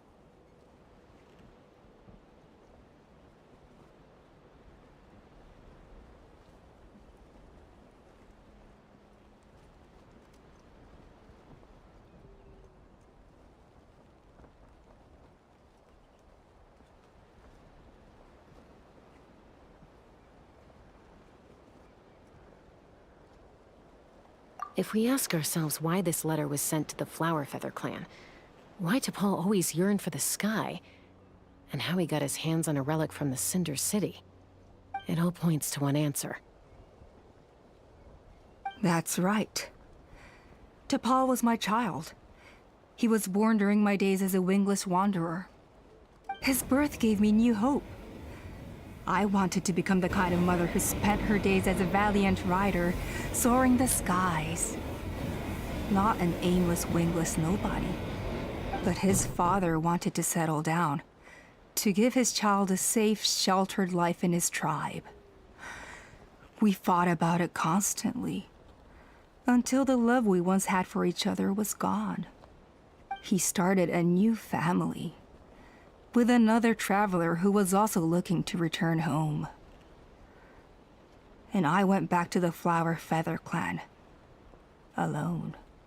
Alba? I had no idea that despite being raised among the children of echoes, my child still harbored dreams of the skies. Can you imagine, Chaska? The joy and surprise I felt when he showed up at my door, asking to join the flying trials. Or how proud I was when he said he wanted to prove his own worth, rather than relying on my position as elder. And then the anguish that overcame me when he was rejected by the Kukusaurs and became wingless, just as I had after my injury? You've got a lot of nerve showing your face here. Don't take this the wrong way, Chaska. I'm not here for a fight. I just want to talk. Isn't that your preferred way to resolve things? I trust you've learned of T'Pol's wish on your way here. A world where the skies are for all of humanity to share. If only his dream can be realized, no one will ever have to lose their wings again. Our aerial prowess will be greater than ever before. War will never again come at such a great cost. The loss of Koichi is a tragedy that need never be repeated. So tell me, Chaska, do you really wish to see the phlogiston wings forever grounded and gathering dust? Nothing you've said excuses all the conflict you've caused. You mean the argument back at the tribe? It was a necessary measure. Sometimes this is the only way to accelerate the pace of progress.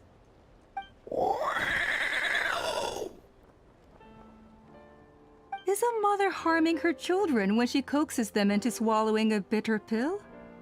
Of course not. It is a brief moment of suffering for the greater good, and the child would come to understand this in due course. The phlogiston wings are that bitter pill. We will never progress as a tribe if we cling to the scraps the Kukusaurs offer us. Once the people have embraced the phlogiston wings, they will never look back. Even if they learn how the refined phlogiston is sourced. They will convince themselves that the sacrifice of a few Kukusaurs is a small price to pay for our dominion over the skies. But this I had not anticipated. I barely had the chance to introduce the phlogiston wings to the tribe before you found this place. Your plan was hardly foolproof. Yet, it can still be salvaged. Chaska, traveler, you are the hope of humanity. I'm sure you have your doubts about my methods, but know that my love for humanity and for Natlan is genuine. You know me, Chaska. And you know that I've always treated everyone in the Flower Feather clan as my own children, as fellow humans. Surely you can understand my perspective.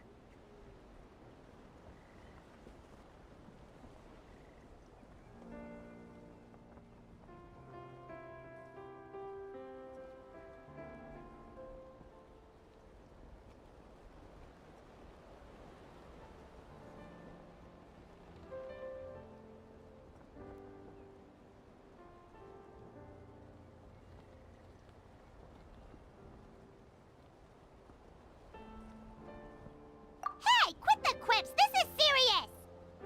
Ulpa, Natlan doesn't belong to humans alone. And truthfully, neither do I.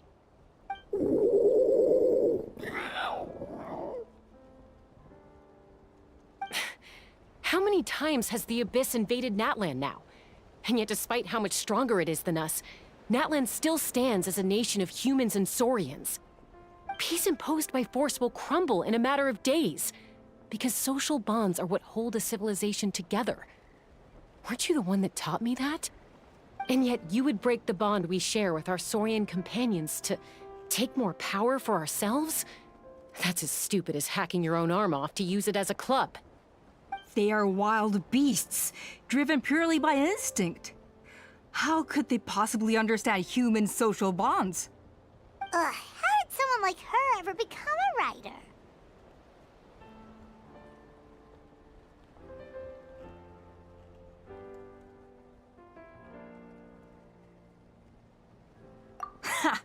You overestimate them. They bow to the strong and shun the weak. That's all there is to it. They never gave T'Pol a second glance when he was at his lowest, nor me when I returned injured from the Cinder City. It's all about survival of the fittest for them. Plain and simple. They obeyed me once I proved myself stronger than them, but the moment it serves them better, they'll abandon me in a heartbeat. You're wrong, Alpa. They only reject the wingless because they don't want to fly anyone to their death. Chaska, I will promise you this. Only the unruliest wild cuckosaurs will be used for phlogiston extraction. The ones who have nothing else to offer to humanity. Well, that's too bad. Because I know a few unruly wild cuckosaurs who don't think that idea is gonna fly. Namely my mom, my sister, and me. And the others?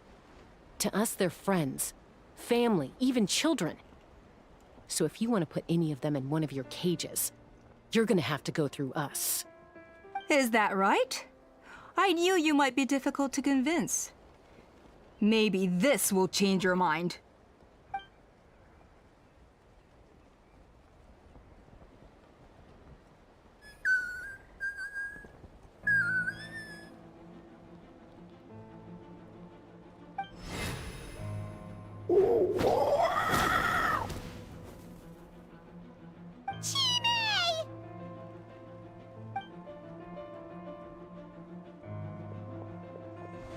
Alpa!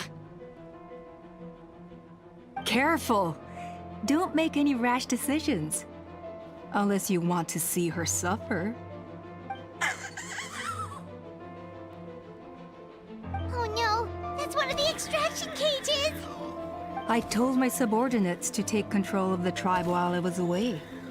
Luckily for them, our strongest warrior and our most powerful ally aren't there to stop it. Take control? What are you planning to do with Mutota and his supporters?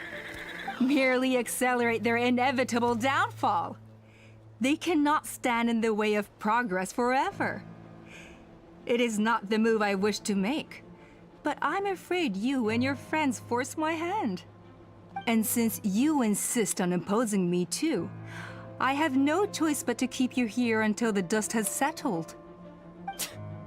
So that's what you meant by I just want to talk. You never intended to negotiate. You just wanted to stall us. No, Chaska. I genuinely hoped I could win you over. You are the strongest warriors we have. Put down your weapons, and I promise you that no harm will come to this young Saurian. I just need you to stay here for the next couple of weeks or so, while my people consolidate their power. Then, I will give her back to you, and you'll be free to leave.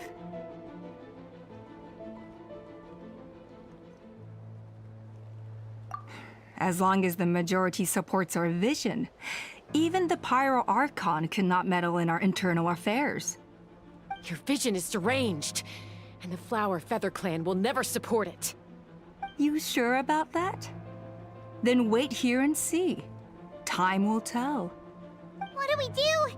Even if the whole tribe fights back, Mutota's in grave danger!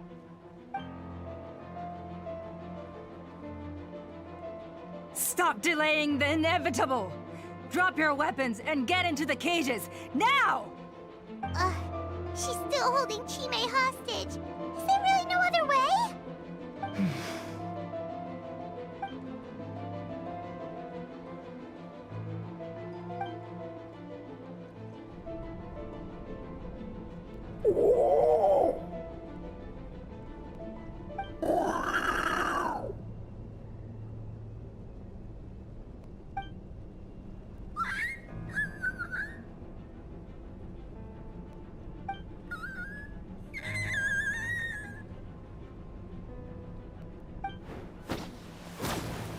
Koya?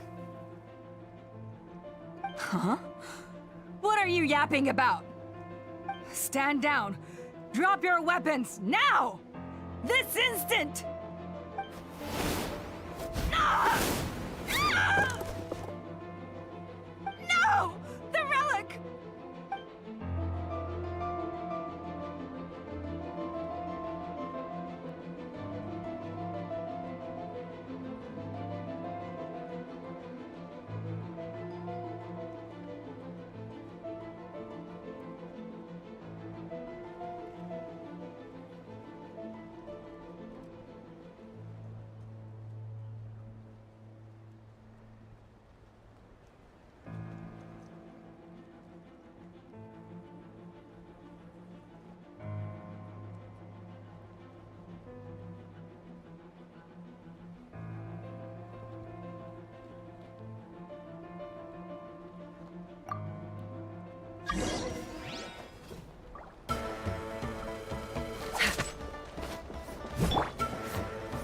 Into the wind.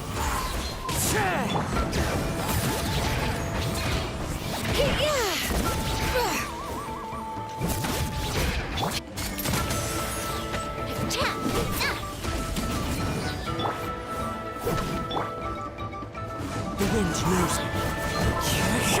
Let's fly! Give up, Alpha. We're negotiating my way. Which will it be? And this ain't your strong suit. Just shut up! No! Help! Anybody?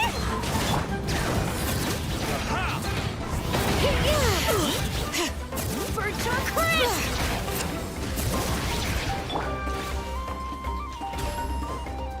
Into the wind. Take me out! Demolished!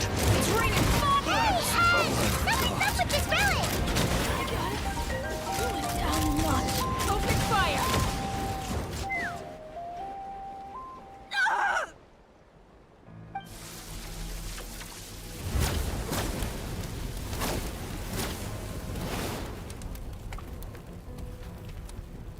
No! What is she doing? She'll bring us all down with her! But why? We stabilized the relic. Maybe it got damaged in the fight. If we don't think of something fast, this whole workshop is gonna fall apart. No. They're directly beneath us. My beloved tribe!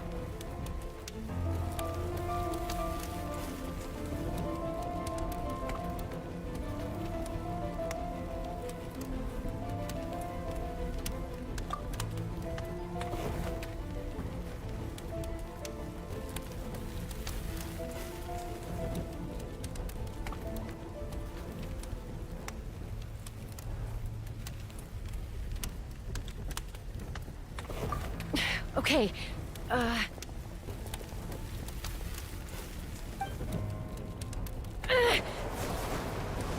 It's too powerful.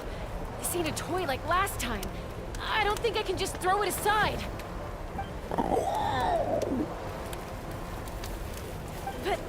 But we need to get it far away before it explodes.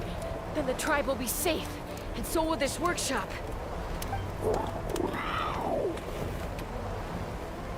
Koya, remember when we were kids?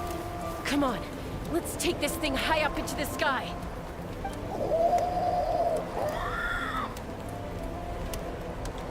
Don't worry, I know I can get rid of it before it explodes.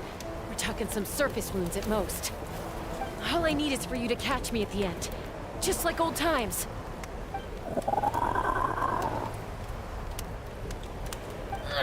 I can't hold it back anymore.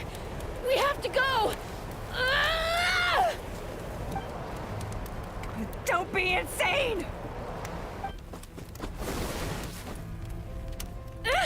Alpa! What are you... You're a fool, Chaska! Why would you choose such a risky solution?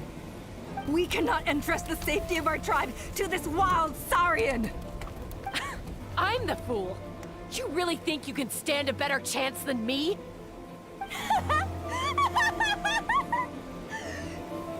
Sure, it may be asking too much for an ex-wingless to escape the blast radius in time. But I can fly it a safe distance away, even if it's the last thing I do.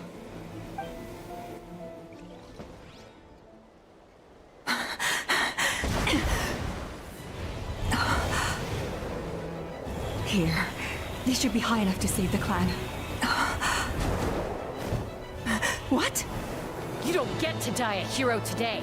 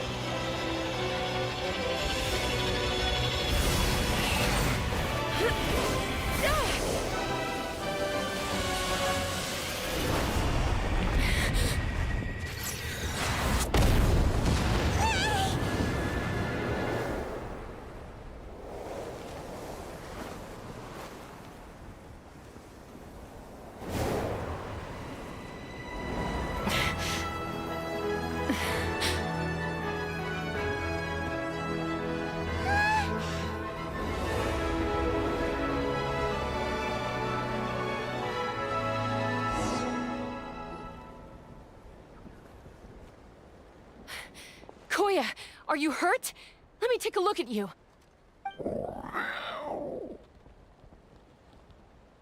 What do you mean, I'm fine? Didn't I tell you to catch me on your back? Why did you try to shield me from the blast?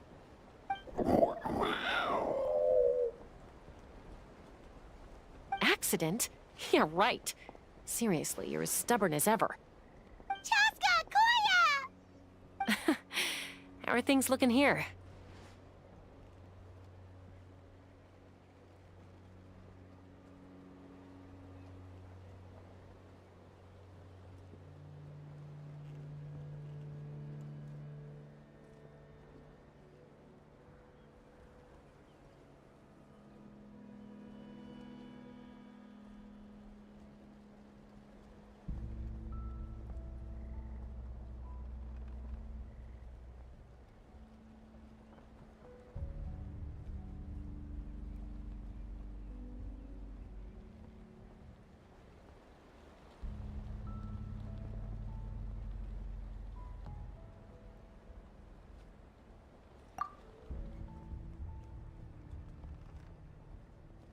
I think that's putting it mildly. I owe you one. Again.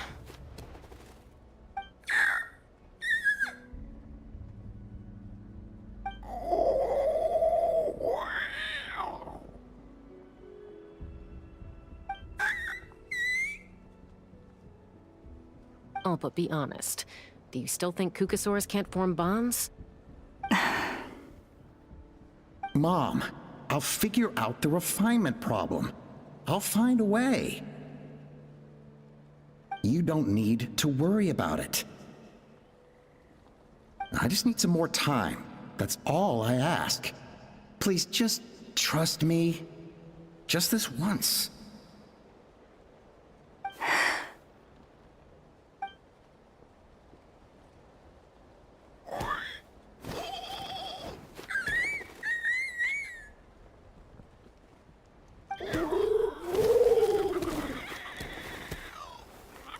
The Flower Feather Clan yield to the strong.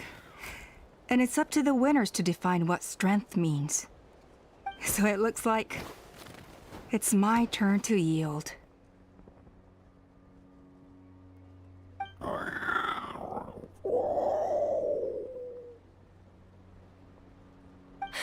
Koya! Koya!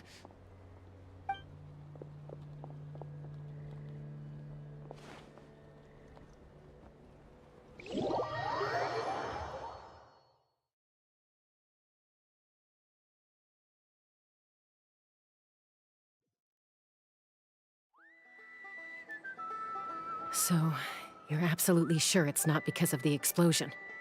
Yes, for the 10,000th time, I'm sure. The blast barely touched her. The reason she fainted was old injuries playing up, compounded by overexertion in recent days. The moment she finally relaxed, all the built-up stress finally caught up with her. And no wonder. Honestly, she's just like you. Anyway, now you know how we feel when you go off risking life and limb. Your mother and I would both appreciate it if you lived less dangerously. You know she wrote to me from the Masters of the Night Wind, just to scold me for not doing enough to keep an eye on you. If she wasn't so busy with work, you can bet she'd come back here and chew us both out in person. I'll find an opportunity to apologize to her. I promise. You'd better. No more avoiding us, okay? And don't get me started on all the checkups you've missed. Got it. Got it. Huh? Koya? You're awake. I'll go let everyone know. Hey, but we're not done talking. Ah, what are we gonna do with her, Even after everything that's happened, she still hasn't figured out how to start the conversation with you. She keeps saying, I don't think Koya has forgiven me yet. But if you ask me, she's the one who's scared to open up and have an honest conversation. For all her confidence, she's a very sensitive soul underneath. You'd think as a peacemaker, She of all people would know how to reconcile with her family after a falling out. She must have been a handful growing up. Thank you for being there for her. And of course, thank you for keeping her safe when you were up there in the sky. Koya, Uncle Cusco, we're here!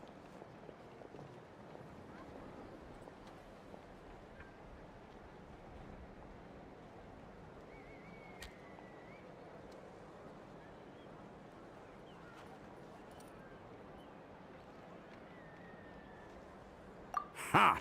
I was just telling her that she's not to go chasing danger with Chaska ever again. Cusco, I understand how you must feel. But it's all thanks to Koya and Chaska's efforts that the airborne workshop didn't come crashing down on our heads. Oh, Paimon almost forgot to ask. They didn't hurt you while we were gone, did they? Thankfully, when her co-conspirators tried to arrest me, I was out coaching Koya and Junan.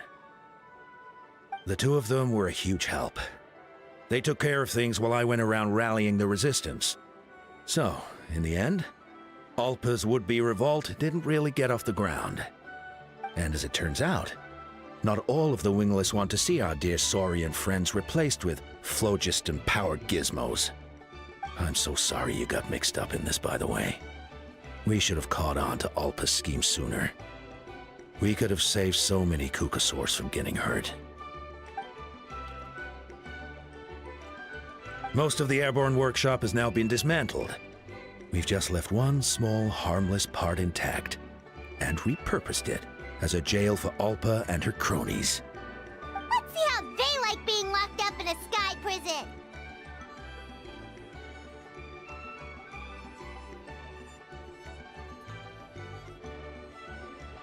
So, it looks like there's just one last conflict left to resolve. Peacemaker, you're up. I said I had to wait until things had blown over, didn't I? And now they have. But I still have no idea what to say. Koya, I just want to say, I'm sorry for how things went down back then.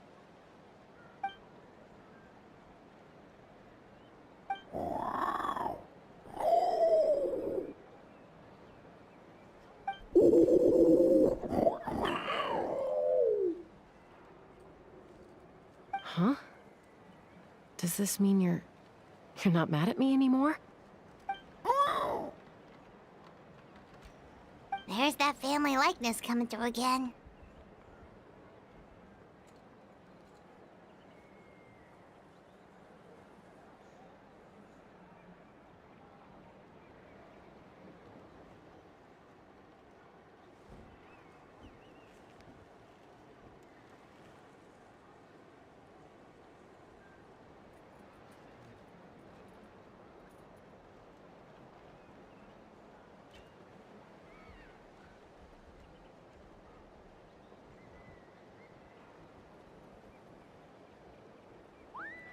But that day, when we ran into each other...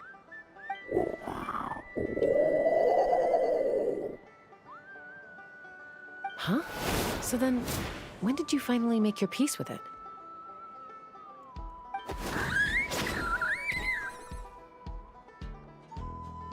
Oh,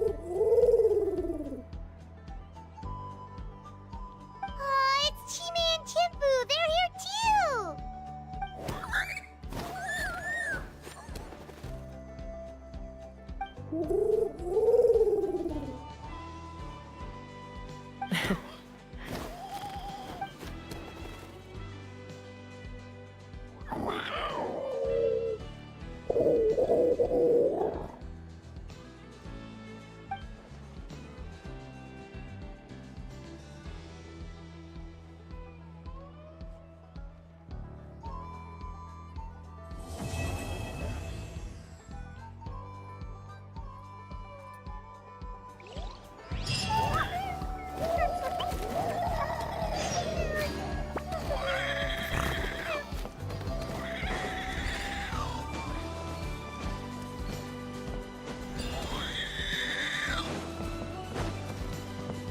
All right.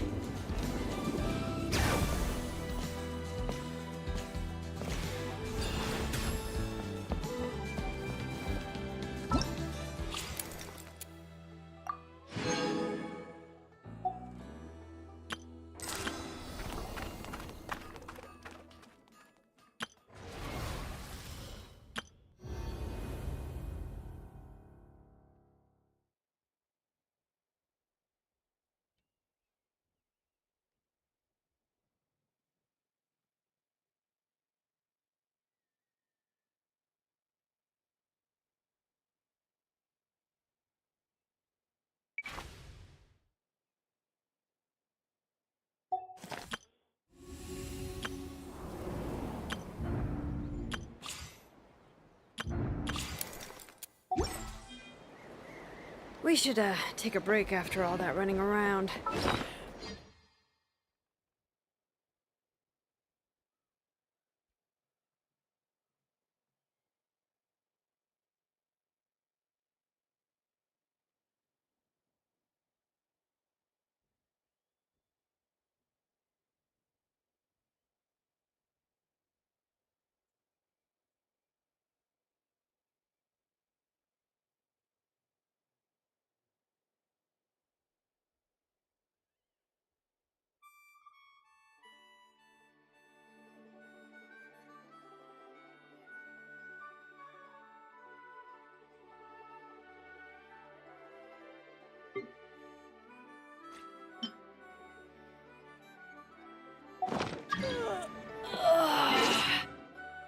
Yeah.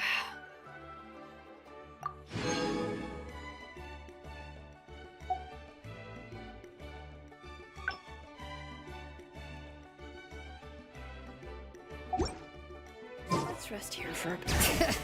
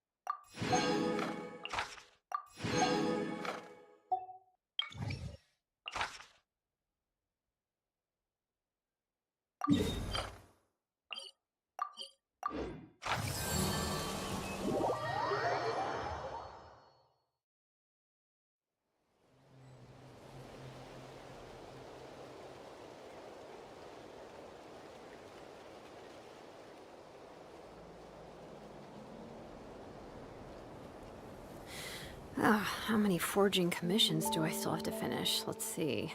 1, 2... not so many as I thought. I'll get to them tomorrow.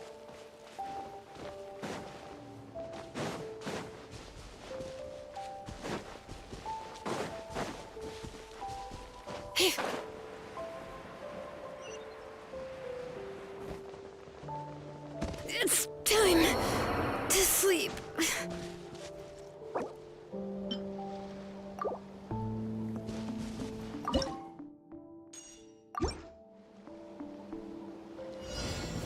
Take a deep breath and grit your teeth. Let's light it up. I'm going in. Clouds high. The birds come. All ice on you. Watch out. Take a look behind the veil. Watch out. Here comes the storm. Into the wind.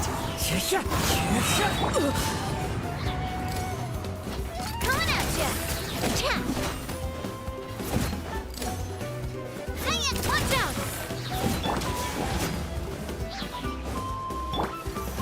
One with nature.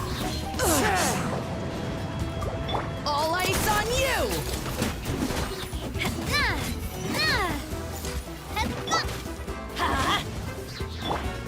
Into the wind. Hey there!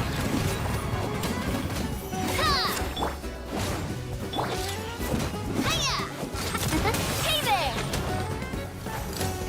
All ice on you. The wind knows me. Let's light it up. Watch out! My weight was not in vain.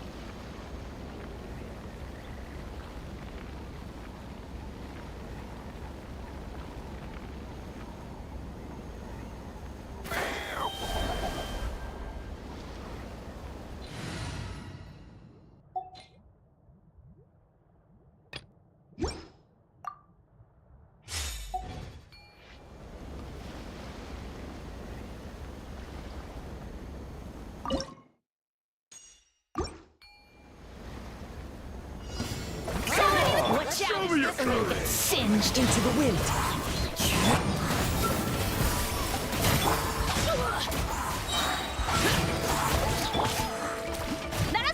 One with nature.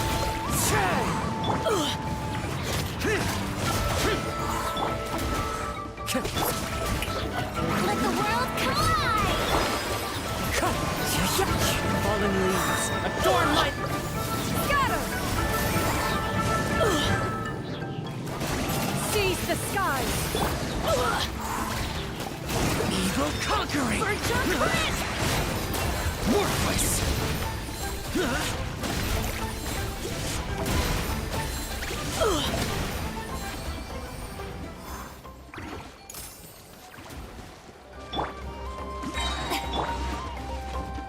Into the wind!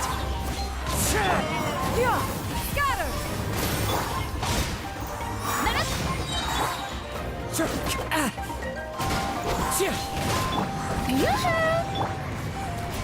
Yeah! Scatter!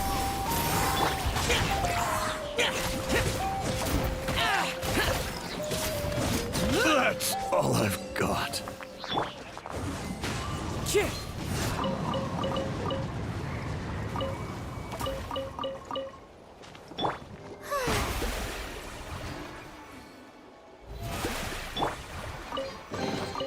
A fateful offering.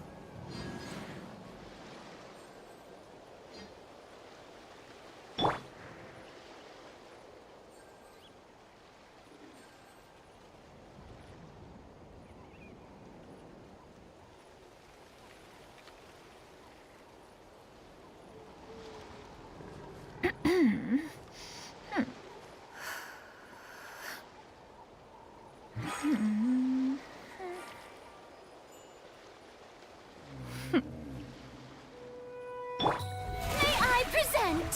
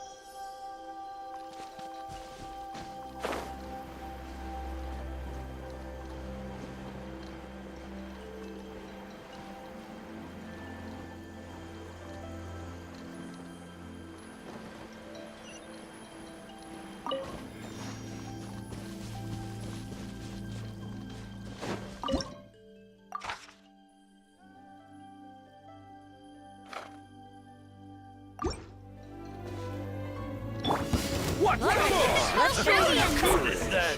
The wind knows me. Yeah! Scatter! Skyward! Out of the way! Into the wind. Blown away! Time to shine! As one with wind and cloud. Skyward!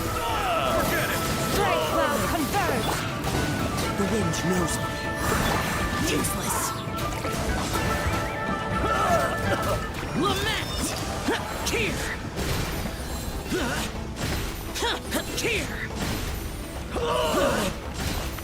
Worthless! Worthless!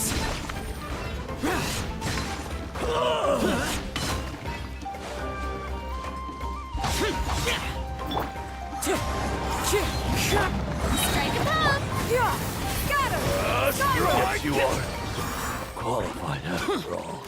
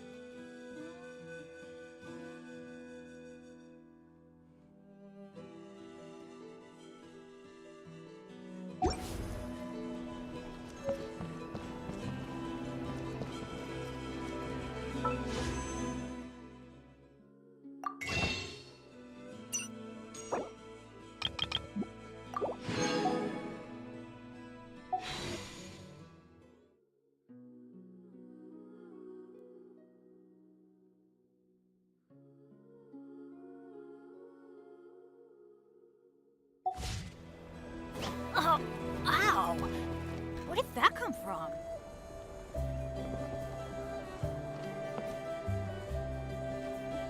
No one's joined me on an adventure in ages.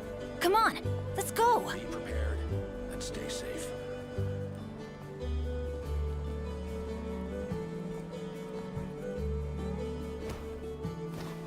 Benny's adventure team, assemble!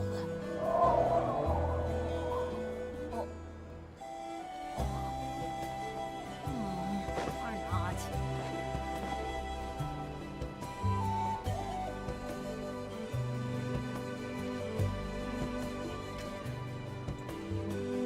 Be prepared and stay safe.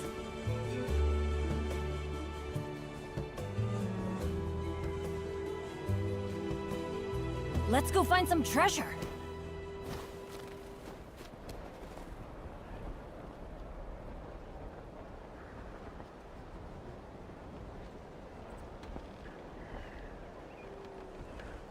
Be prepared and stay safe. Oh, ow! Where did that come from?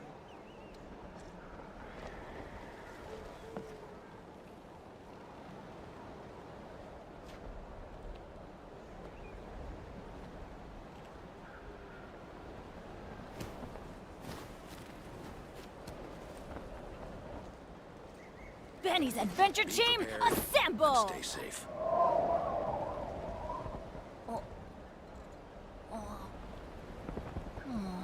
Or not.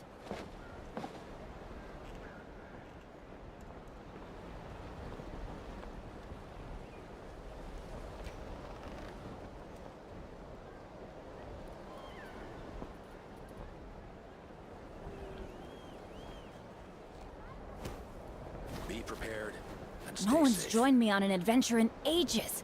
Come on, let's go!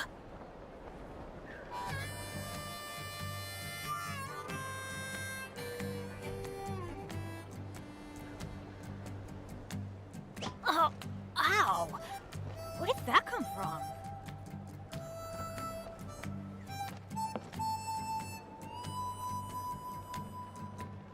Be prepared and stay safe.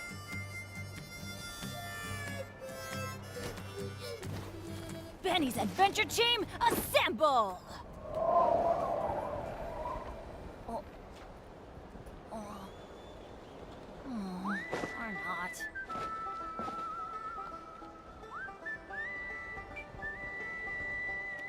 Be prepared and stay safe.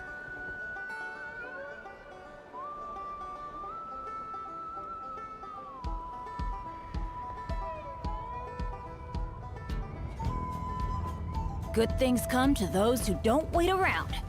That's what they say anyway. Knowing my luck, the opposite is probably true for me.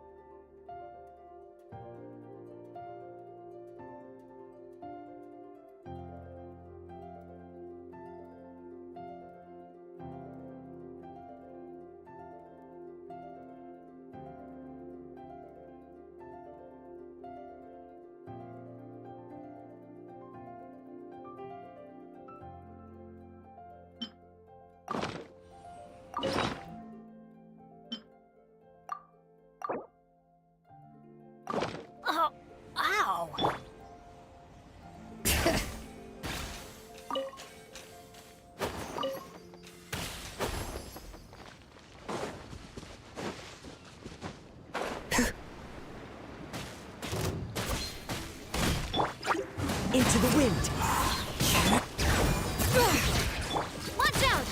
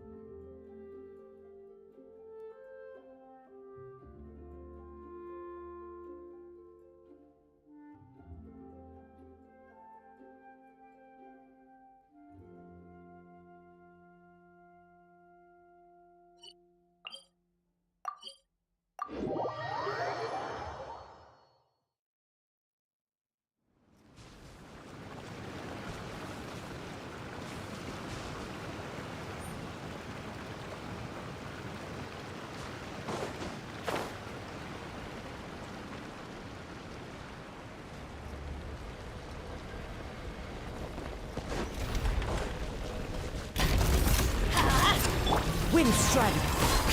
Bring it.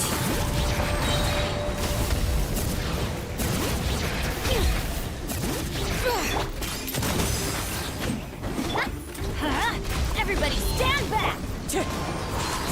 Fallen leaves adorn my... Let the mountain flames boil!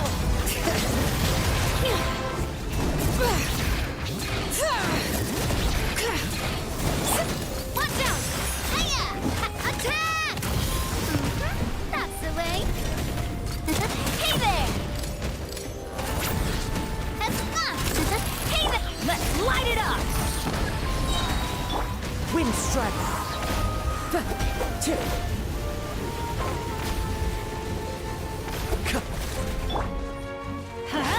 Teamwork is dreamwork!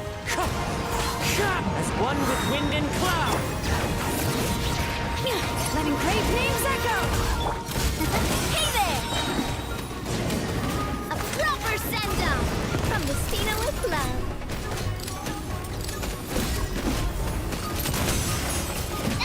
Hiya!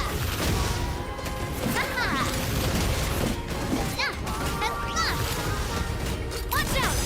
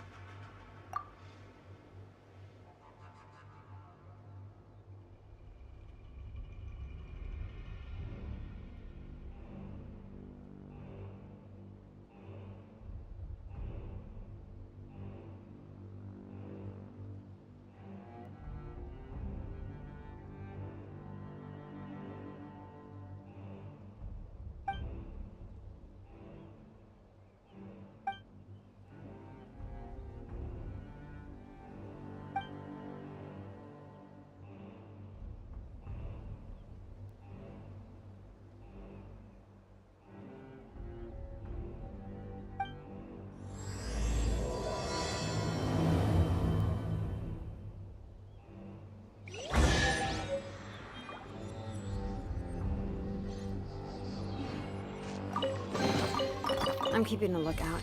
Don't worry, there's no ambush.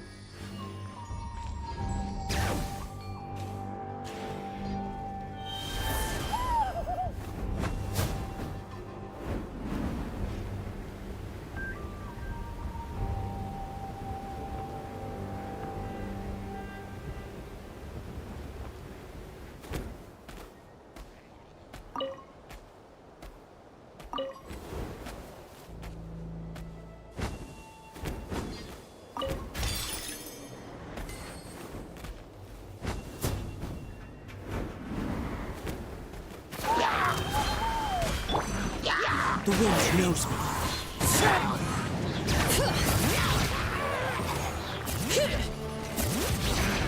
Watch out!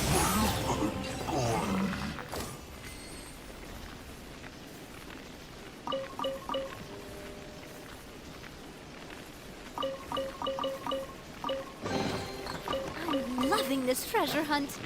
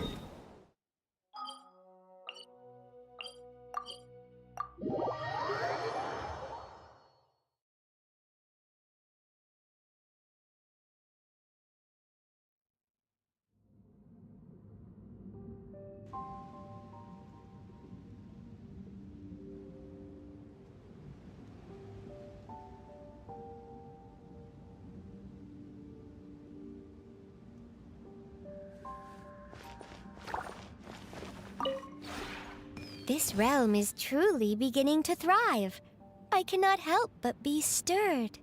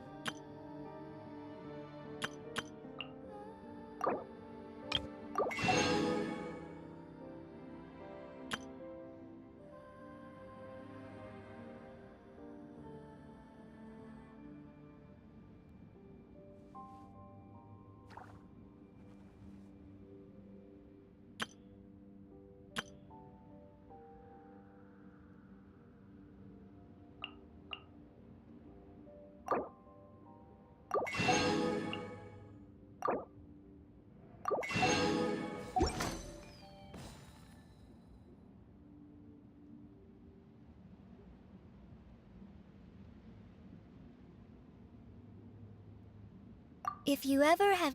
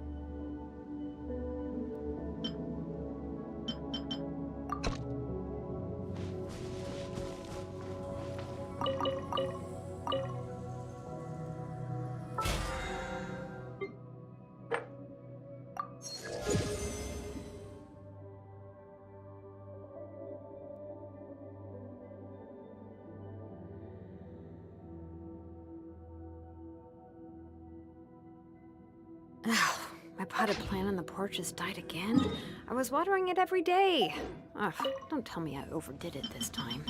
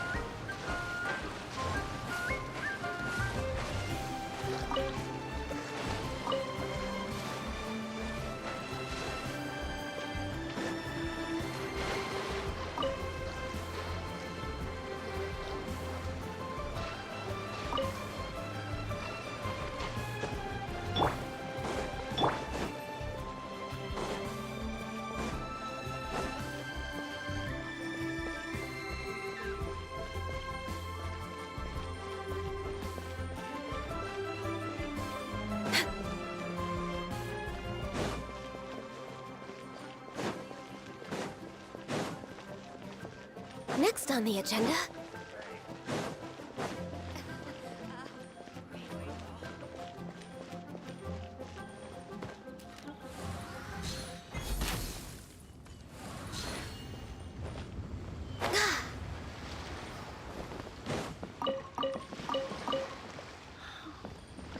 Could that be she's fault?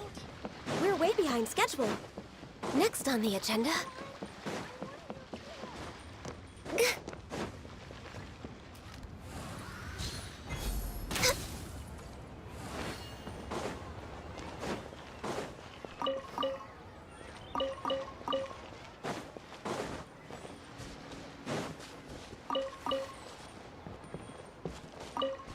We're way behind schedule.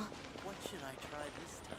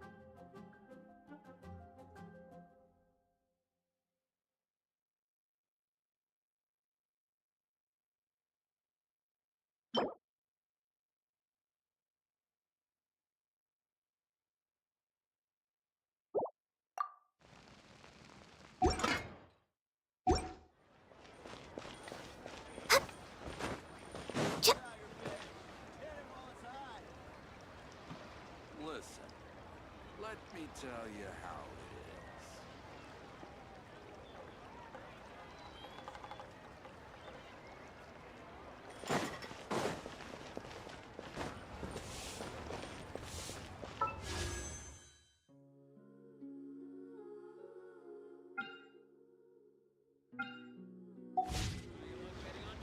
Oh there.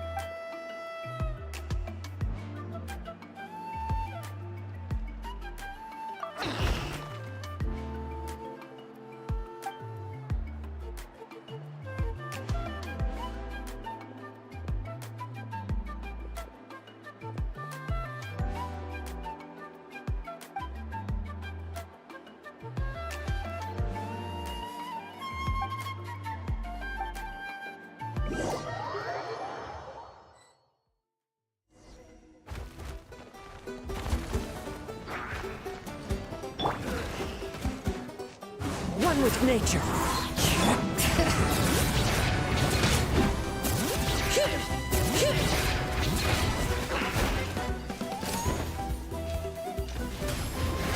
Watch out! Hiya! Hey there! Let's light it up!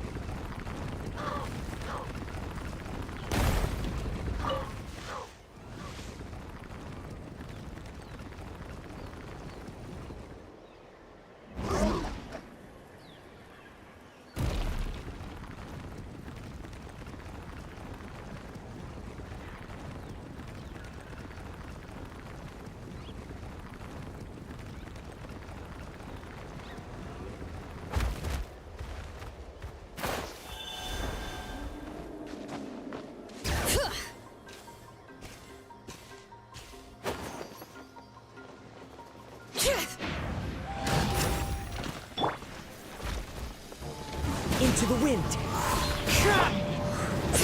Coming at ya! Bring it! Hey-ya!